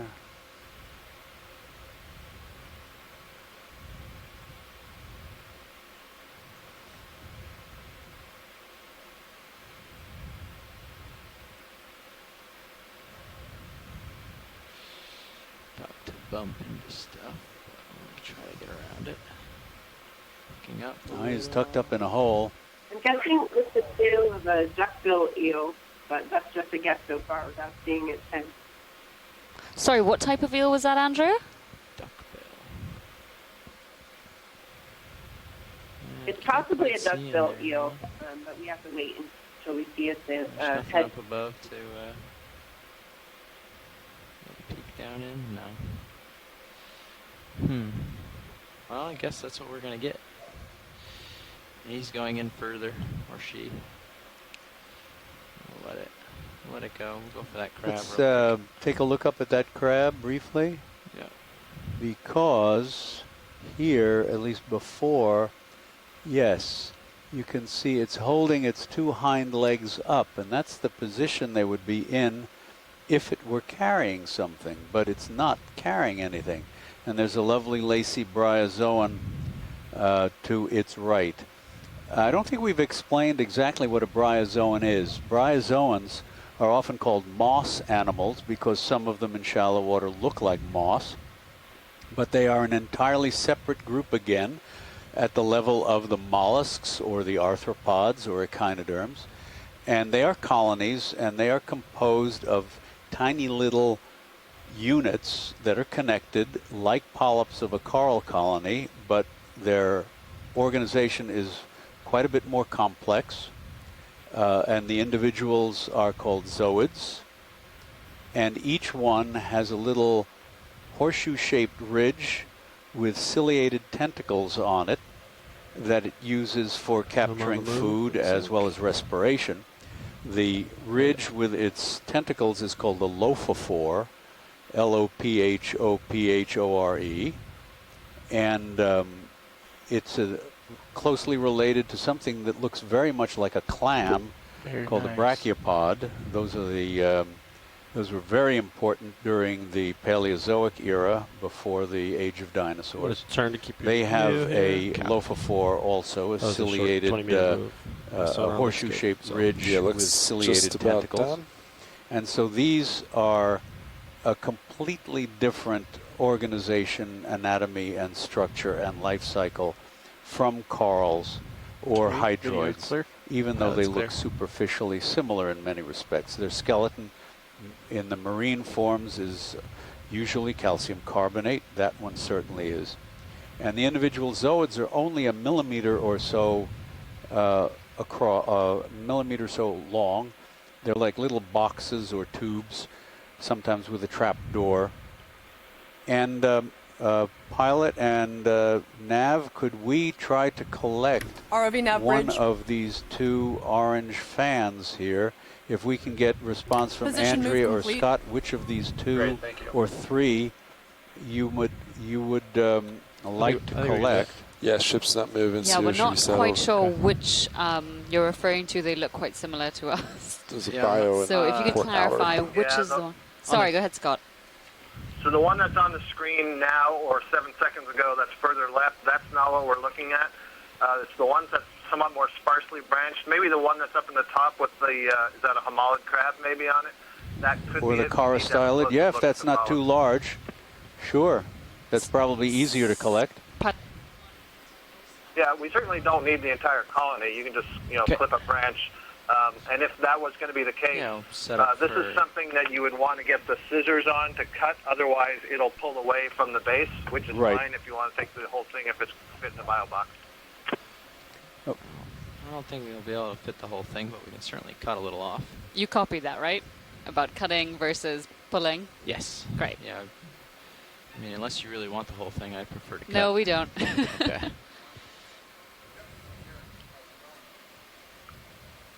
So we are going to try to collect a we are not going to try. No try, only do. We are going to collect a portion of this colony. Come on in, Roland. With this chirostylid on it. See if we can have our experts eventually puzzle out what these are. Yeah, you want to zoom in. Now, what boxes do we have open? So the only one that is taken up is the port outer. Copy that. So port inner or anything on the starboard side. All the polyps are in. And is this going to be pretty flexible? Do you imagine? I'll be able to sneak my fingers in. I think, yeah, so it's not going to be like a corallium, the ones that kind of shatter. This is going to be pretty flexible, but I guess just a bit hard to try and pull away, and that's why we suggest cutting it if possible. Oh yeah, definitely. We generally wouldn't pull. We try to leave a good portion behind. So to yeah, grow back. this is not the spiny one that we were looking at earlier on when we were talking about Plankogorgia versus Paramerissia. This one looks to me more classic Paramerissia-like. It's the one we saw that had the purple and the yellow together. I can't identify this to species, but let's see if other folks have an opinion on whether this is of interest for collection. All right, anybody want to weigh in?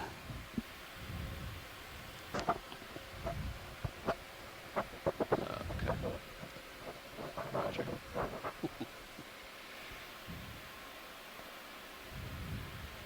Have any Paramerissia been collected from this dive yet, during this dive? No, the only thing that's been collected biology-wise is a Chrysogorgia. And I don't think we collected Paramerissia on dive 1.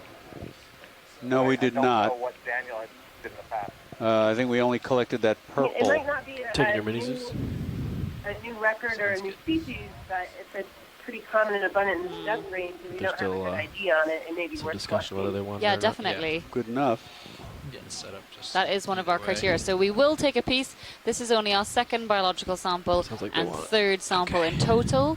So, and it is one which we have seen quite a lot during this dive. So it does fulfill the criteria that the Okeanos Explorer tends to use when trying to decide what to collect, which is, in this case, something which is... Sorry, go ahead, Scott. Snipping above where the crab is, that main stem that's going up on the right side. Ready to go. Wherever it's easiest for the ROV claw to get in there, so we're not taking the whole colony. Did you copy that, pilot? Yeah, he wants some branch points. Is that what I understand? No, I don't think so. I think he said he wanted to the above the chirostylid and to the right, snipping somewhere around there, so we can get a good portion of the fan, but not too much of it. Yes, ready to go.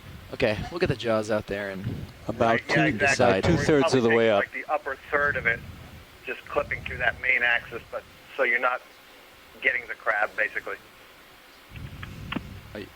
Yeah, so you don't want to collect the crab. This button.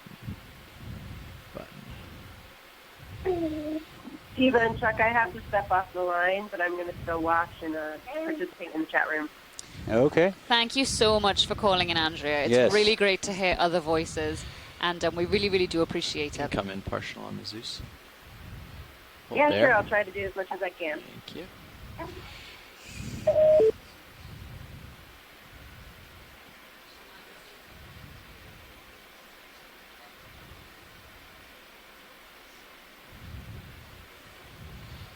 Excuse me, sir. Don't mind me.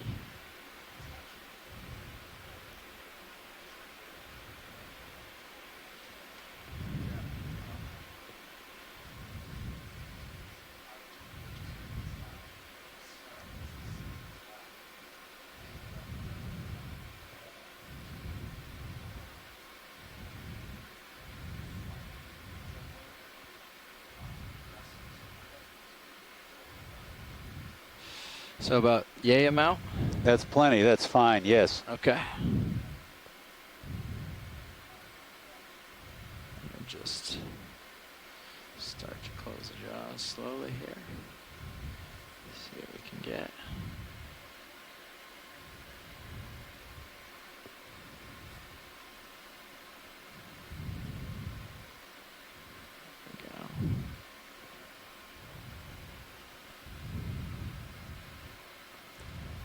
And the Chirostyle bailed out, but he'll be able to climb back.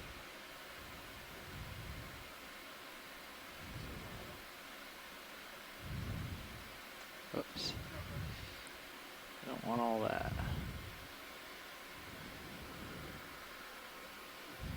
Just try to give us a little twist to make sure that we don't take. That was a beautiful clipping right where Perfect. I was suggesting. There we go. Nicely done.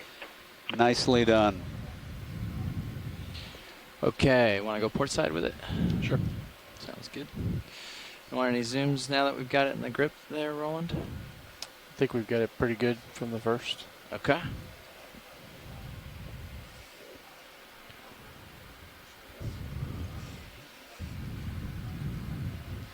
Copy that. Do you want to try extending here or do you want to take off?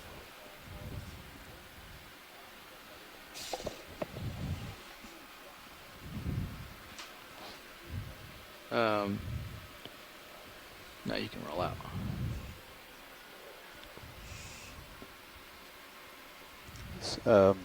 Extending drawer.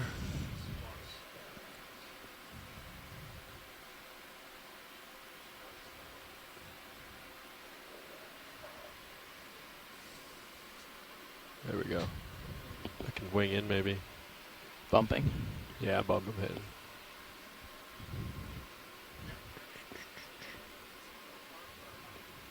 Trying to starboard wing inboard and then maybe it'll clear. I don't know. Wait, is that worse?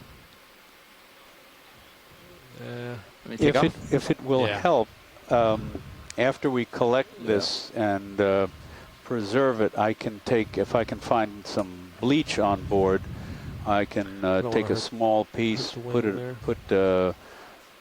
dissolve it in bleach and see if, I'm not sure if our microscope is powerful enough to take any images of the sclerites, the little calcareous bits, but I can give it a try. And then forward any photographs. This is outer material. Is there something you in the want to outer? go port inner? Yeah, go inner. Go inner? Yeah. Sure, Chuck, absolutely. If you're looking for things to do at night. I didn't realize. I've still got a dozen undergraduate research papers to grade, but I'm sure I could find the time to do that instead, to do the sample instead. Yeah. That digital microscope is pretty good. I was using it to get some sclerite images last year, or early, I guess it was earlier this year, and get some polyp level close-ups, but don't feel compelled to do it. It's at your leisure. Thank you very much. I'll give it a shot if I can. Ooh. Thank you, pilots, for that wonderful collection.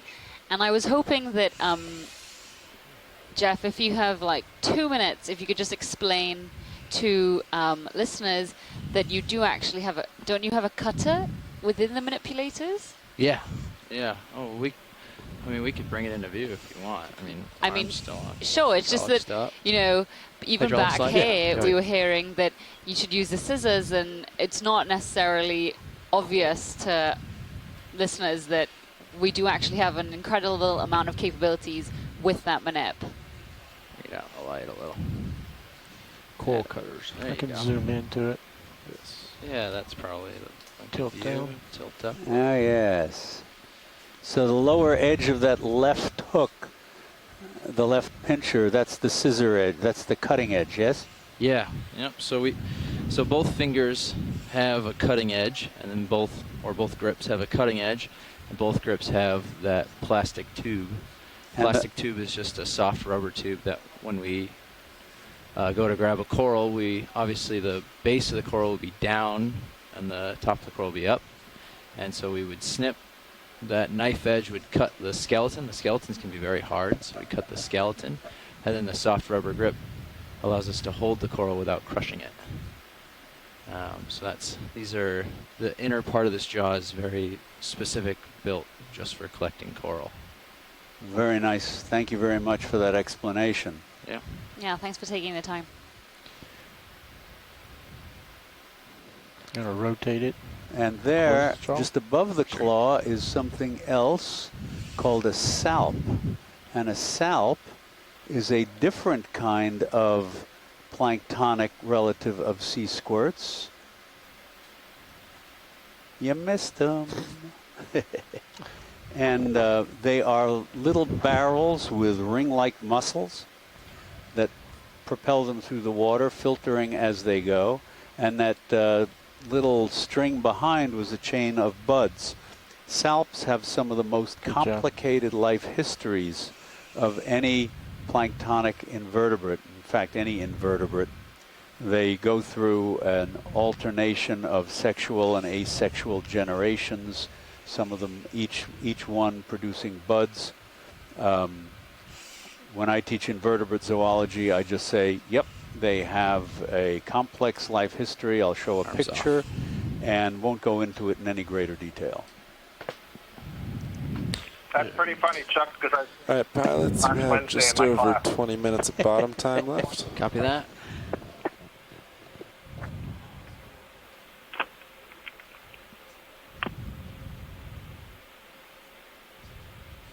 Scott, did you so cover while them? we were doing that last collection, Asako Matsumoto had sent around a screen grab taken at one of the areas we'd stopped at about 20 minutes ago, and there was a soft coral that was seen in the lower corner. I so be on the lookout for. Start in. It's a true soft coral, a Nepheidae. It's kind of gray, bluish. It's transparent basically. So completely soft, no skeleton. Several large polyps. We'll try to see one of those again. And what? And you said gray bluish? Yeah, it's basically transparent tissue, so it's more or less the color of the fluid that's inside it. Okay. Was it globular like the Pseudanthomastus, or is it encrusting? No, it's more erect. So it was probably at least a hand tall. Okay. We'll keep an eye out for it. Kind of like a tube with very large polyps coming off. Oh, okay. Could that be it? At left center, there's a little blue object on the wall of that short wall there. Three Could little we bumps zoom there. in on that? It looks like 3 little bumps. Yeah, we could zoom in on that. Thank you. Do you see it, Roland, just left of the lasers? Yep. Cool.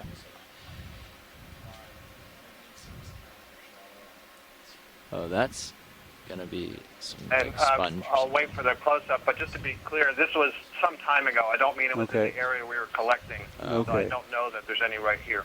No, this is a sponge, clearly. It could be a desmopselid. There's one. There's one that just went off the lower right of the screen. So after you've looked at the sponge, Okay. there's definitely. Oh, yes, that transparent thing? Yes. Yeah. Yes. Oh, here. I see. Yes. Yeah, so this is in the family Nepheidae. Yes. So these are soft corals that can basically inflate themselves and deflate themselves because they have no axial skeleton. And they have quite a ways away. So one type of polyp called a siphonozoa that'll channel water in and out of it.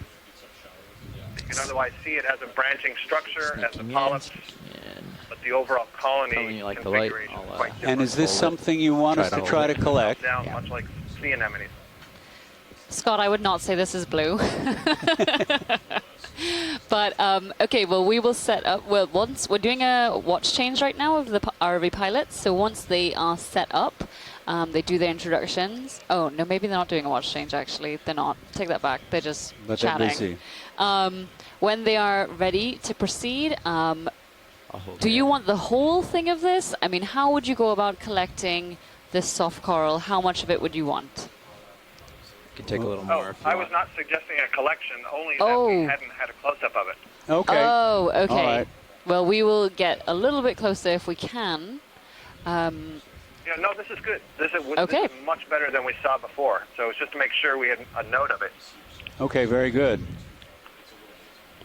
Yeah, that's the kind of thing where you collect the whole thing or nothing. It's Right. Yeah. Squishy blobs, so you have to hooking off the base. So. And there was a little sea spider just above it. Okay, well we have, I think, maybe 15-ish minutes left on bottom, so. Just below the lasers right now, Yeah. there's a pink poof. You Can want we the see what poof? that is, please? Yeah. Stand by, Roland. It might just be a cup coral, but Oh, all right. Well, let's snap it. Make let's, sure we yeah, don't just a wanna snap get zoom. really good I'd like shot. you to pick another name. Oh, no. Because I use pink poof to Urchin. describe Metallogorgia. Do you want the urchin I mean, or the Metallogorgias coral? are actually pink poofs. But no, this one's a spiky poof. It's an urchin. I'm pretty sure. Oh, there's an urchin below, yes, Yeah. flanked by the lasers, but above it is Lophelia and a large cup coral, and they're flanking little Move your starboard lower if yellow-orange it's okay. cup corals as well. And the Yeah, whole okay. wall here is dead cup corals. And this looks like a different kind of Making light be better. sponge. The clusters of white, That's better. because they don't have the spikes on them. Co-pilot. So this is Echinus or Gracillochinus. There are 2 species, Slight I tilt believe, up, in I this give you part of more the zoom. world. Oh, you got more? One is Nice. Affinis, and I can't remember the name of the other one. That's an excellent shot. Try to hold steady for you a little bit.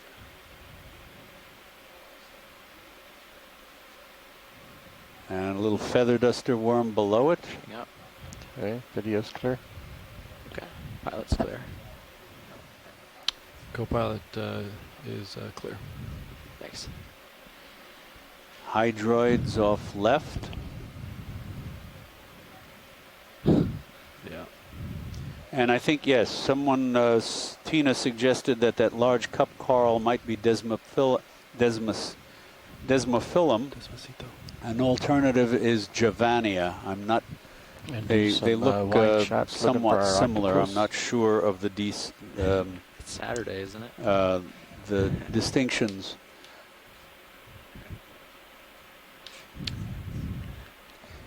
That soft coral is interesting because on the pale pink one that we zoomed in on Look at that recently, weird-looking because on the shrimp. other side of Florida, And very in translucent. somewhat shallower water than this, we have a different soft coral that is one of the most abundant organisms, large organisms on hard substrates, and it's in the genus Pseudodrypha. And Tina suggested that this genus, the genus of this local species, might be Drypha Yeah, come on. or push. Duva. Interesting names. And here's Heterocarpus. Oh yeah, we did see a couple of these. Again, as I mentioned earlier, you can see when we zoom in the side or flank of the second abdominal segment overlaps both the first and the third. And maneuver there, that yeah. places this in the group of shrimp called Caridia. And also I can see here that one of its appendages does have a claw. And it's using, I guess, another portion of another appendage to clean around its carapace. It's that appendage is finely divided and so very flexible.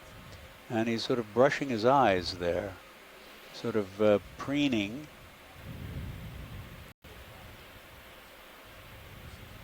Really interesting.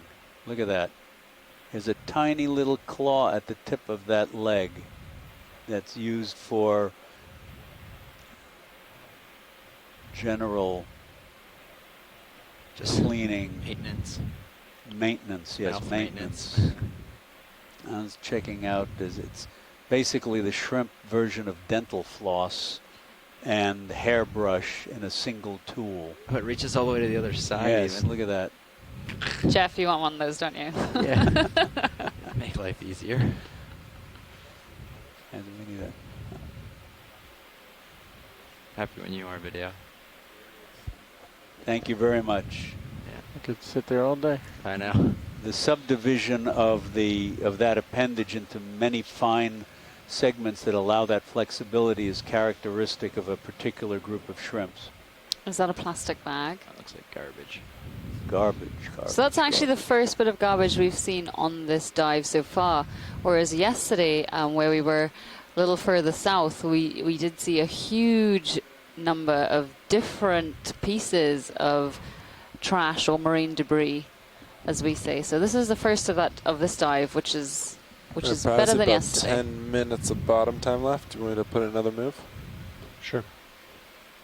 That is 20 meters at 7-0 sound. Sounds good. Copy that. Just plenty to look at.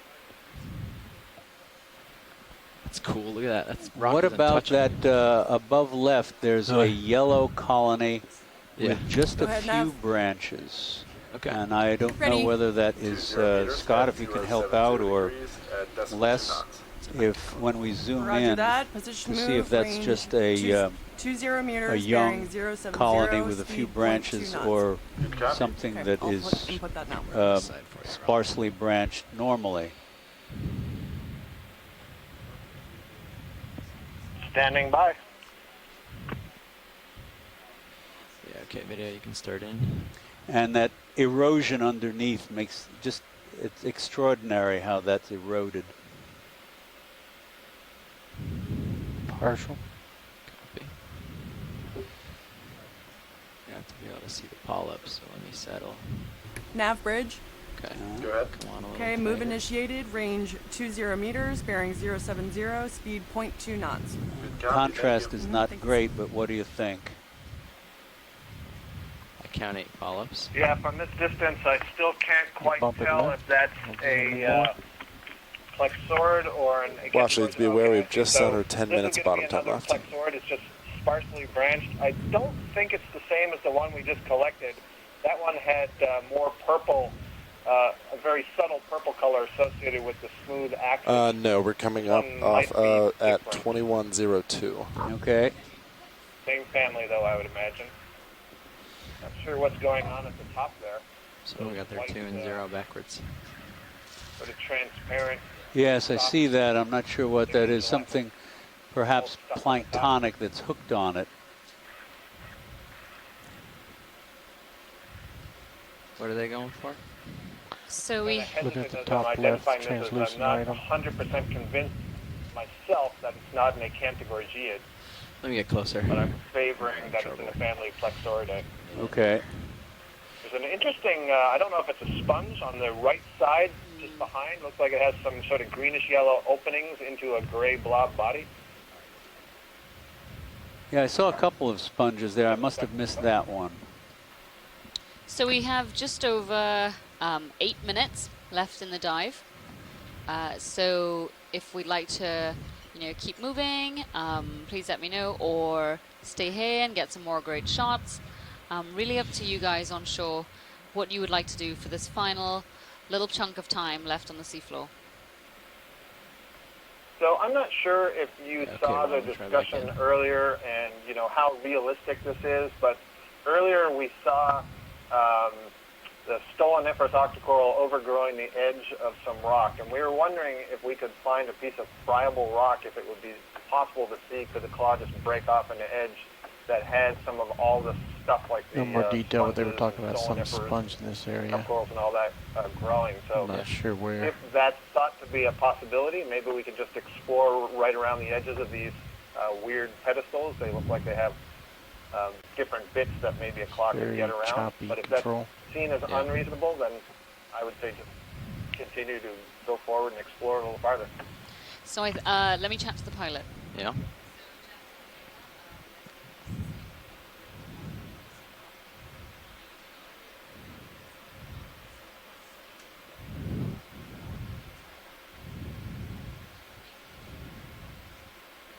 I might be able to find a small piece laying around with it on there. Okay. How about the right-hand projecting edge of this thing that's projecting right in front of us, below and to the right of where we looked at that yellow sea fan? Yeah. Is that up and to the right there? No, below and to the right, about 4 o'clock. Hanging piece. Where we just were, we looked at that yellow By your right toe. gorgonian, and about, I don't know, a foot or so No, to the it's the lower hanging left. one. I'm Hanging sorry, rock. lower right of it, where this thing that's sticking out in front of us projects. I don't know whether that's grabbable or not. So I'm down here. You see the lasers. If you could give me a to the direction. directly to the left of the lasers and in front. There's something white at the very corner of it. Okay. Right just to the left of the laser. Sticking out, lasers yes, touching right it there. Right then. I don't know if you can break some of that off or not. Break it off. I think when you touch that, it's going to break the entire thing. I mean, that whole thing is cantilevered for sure. But it might crumble. I'm not sure. It's kind of difficult to get to. Also, if you think we'll run out of time, we don't have that much more left. It's Up true. to you, pilot. We have 6 minutes left. I can try to rub the other side with the skid Yeah, it and was see just, if you know, that it's gets just us a any suggestion, progress. and it's not, we're not desperate for it. Video's pointed out, if you look, this is sort of thin here, and this rock isn't touching the bottom of the ocean floor. So Well, as we soon may as I be touch desperate this, for it, that whole but that thing is going doesn't to come matter. loose.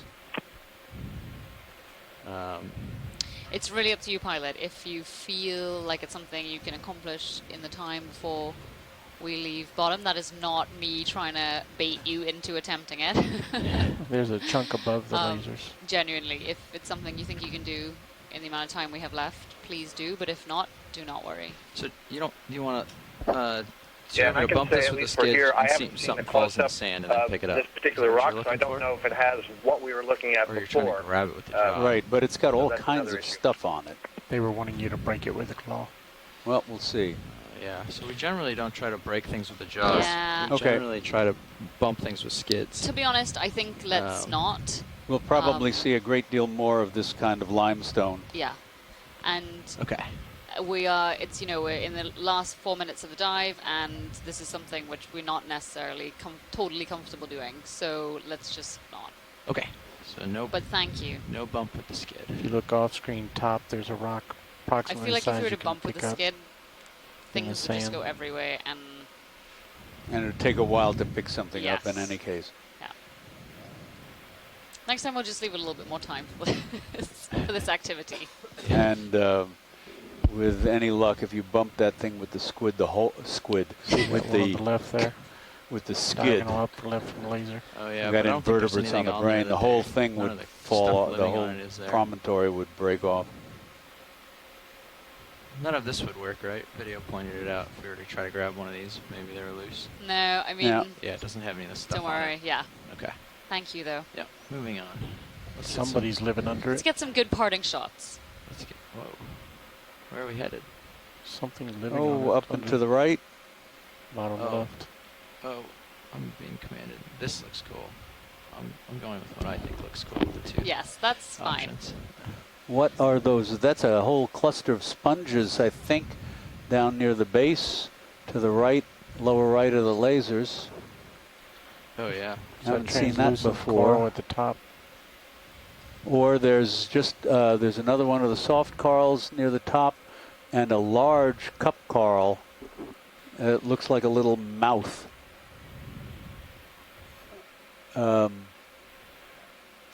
Above, right near the top of this rock. Was that? And you're moving in that direction. Yeah.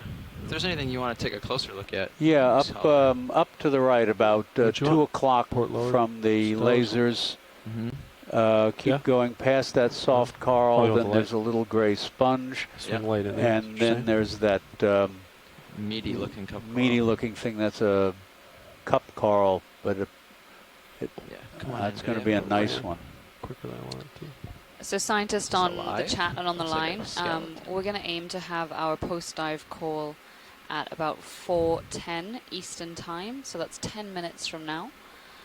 So please do stay on the line if you can. Or in the chat. So this is a solitary stony coral with a lovely transparent encrusting sponge next to it. And again, to remind you that of the almost 1,500 species of stony corals, which of course several hundred of them make up the shallow water reefs of the world, half of those stony coral species are solitaries, and the vast majority live in the deep sea. Some of them actually sit out on the sediment, And this one, of course, is anchored to a hard substrate. Video's clear. There are several different genera. Oh, that's clear.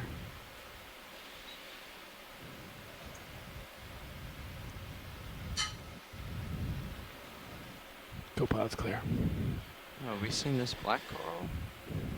So dark. And Yeah, if you want us to start packing up. No, feel free to get a zoom. Oh, two? For us. Someone you have 30 on more the, seconds. Okay. Scott on the chat room said there looked like a telesto type soft coral, octocoral below the cup, but I did not see that. That's a nice black coral. Yeah, it was very small, Chuck. See them again in close The up. position move has been completed. Okay. Great, thank you.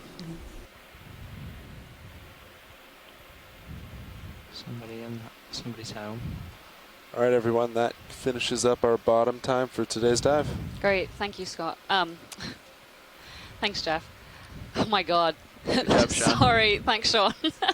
You know what? I've been sitting here for a while. Okay, give me a break.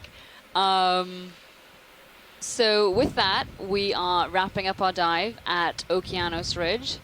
A quick reminder of what happened today. We were the first to explore this area of Okeanos Ridge, just like we were the first to map in very high detail this area in 2012, hence the name Okeanos Ridge. And when we were exploring, we saw a range of different habitats, some soft substrate and some hard substrate, and we really did see quite a large diversity of life, including many commercially targeted species such as the Chasion pheneri and Heterocarpus shrimp, as well as a lot of coral, which are actually, part of the reason that this area may be so productive, especially with regard to fisheries. So it was a really great dive, a lot of walls, a lot of great geology as well, carbonate geology, which was really spectacular in some places. And Want to line up with ship? we're really glad you could follow along with us, and it was a pretty good dive. Anything, I Chuck? would say yes, and it was also wonderful to be able to see this incredible diversity of organisms Rotators maxed out. of different sorts, and My introduce turn you to zero, your turn to zero. the some of the basics of their structure and biology, things that you don't normally see, like siphonophores, and comb jellies, for me. I just went for it. Yeah, I already even though figured that out. they all have representatives in shallow water. Just give me a little bit more. And the like exploration of this area, Okeanos Ridge, as we were one of the first to do this particular area within this habitat area of particular concern.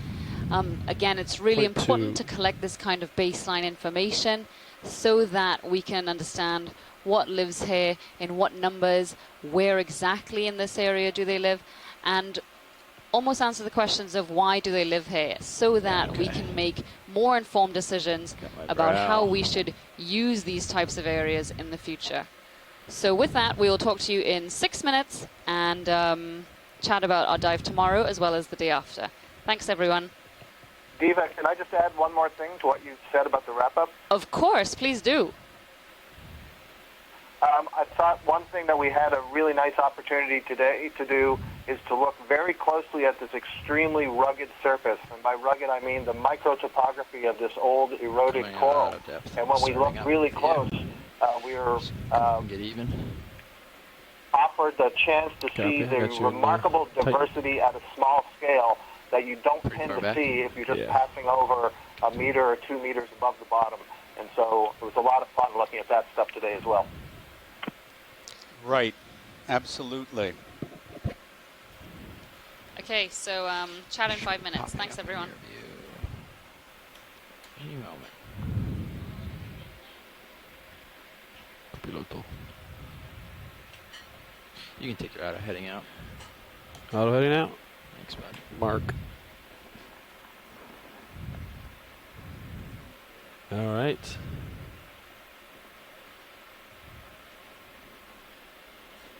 Oh boy. What's going on with us here? Hi, Blue. All right, Pat, so...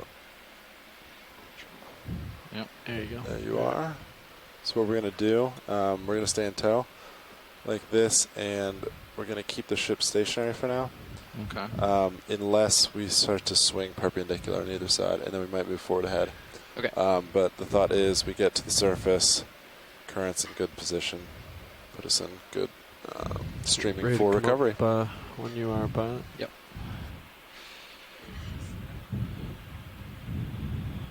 Go ahead, Nav. Hey, just want to let you know that the ROVs are off the on up. bottom, but we're just going to keep the ship stationary as of right now. Roger that. Thank you. Thanks. Oh. RV Nav Bridge. Yes, go ahead. Are we clear to change center of rotation to midships? Yes, you may. All right, thank you. Like 75 to get us up. No rocks yesterday? Yeah. And a pretty light rock today, I think. So hopefully it's Dialing in something similar. 30.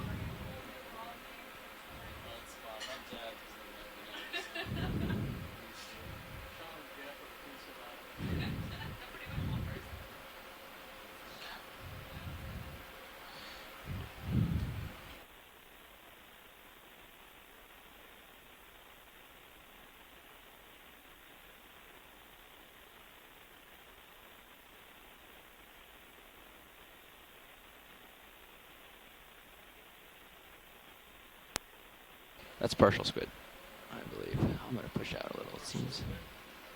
Yeah. Trying to figure out which way we're going here. Whoa. Facial hair. So many people have.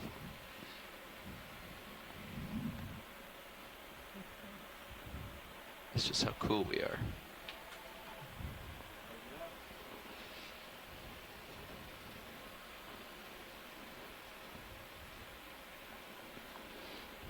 I'm still getting blown back towards you. I'm just going to push out a little and sidle to my starboard and see if that solves the issue.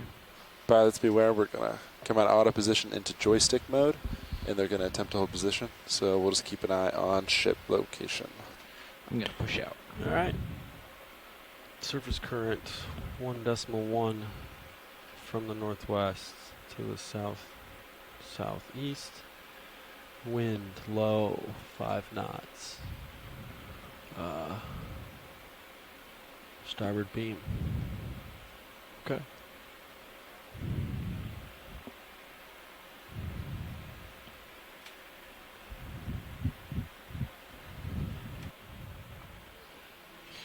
Oh yeah, you know what you want to do. You want to stay here for it? Recover, recover. Going once, going twice.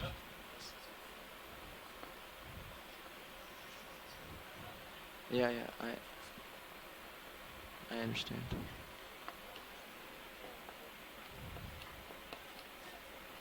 But do you want to recover?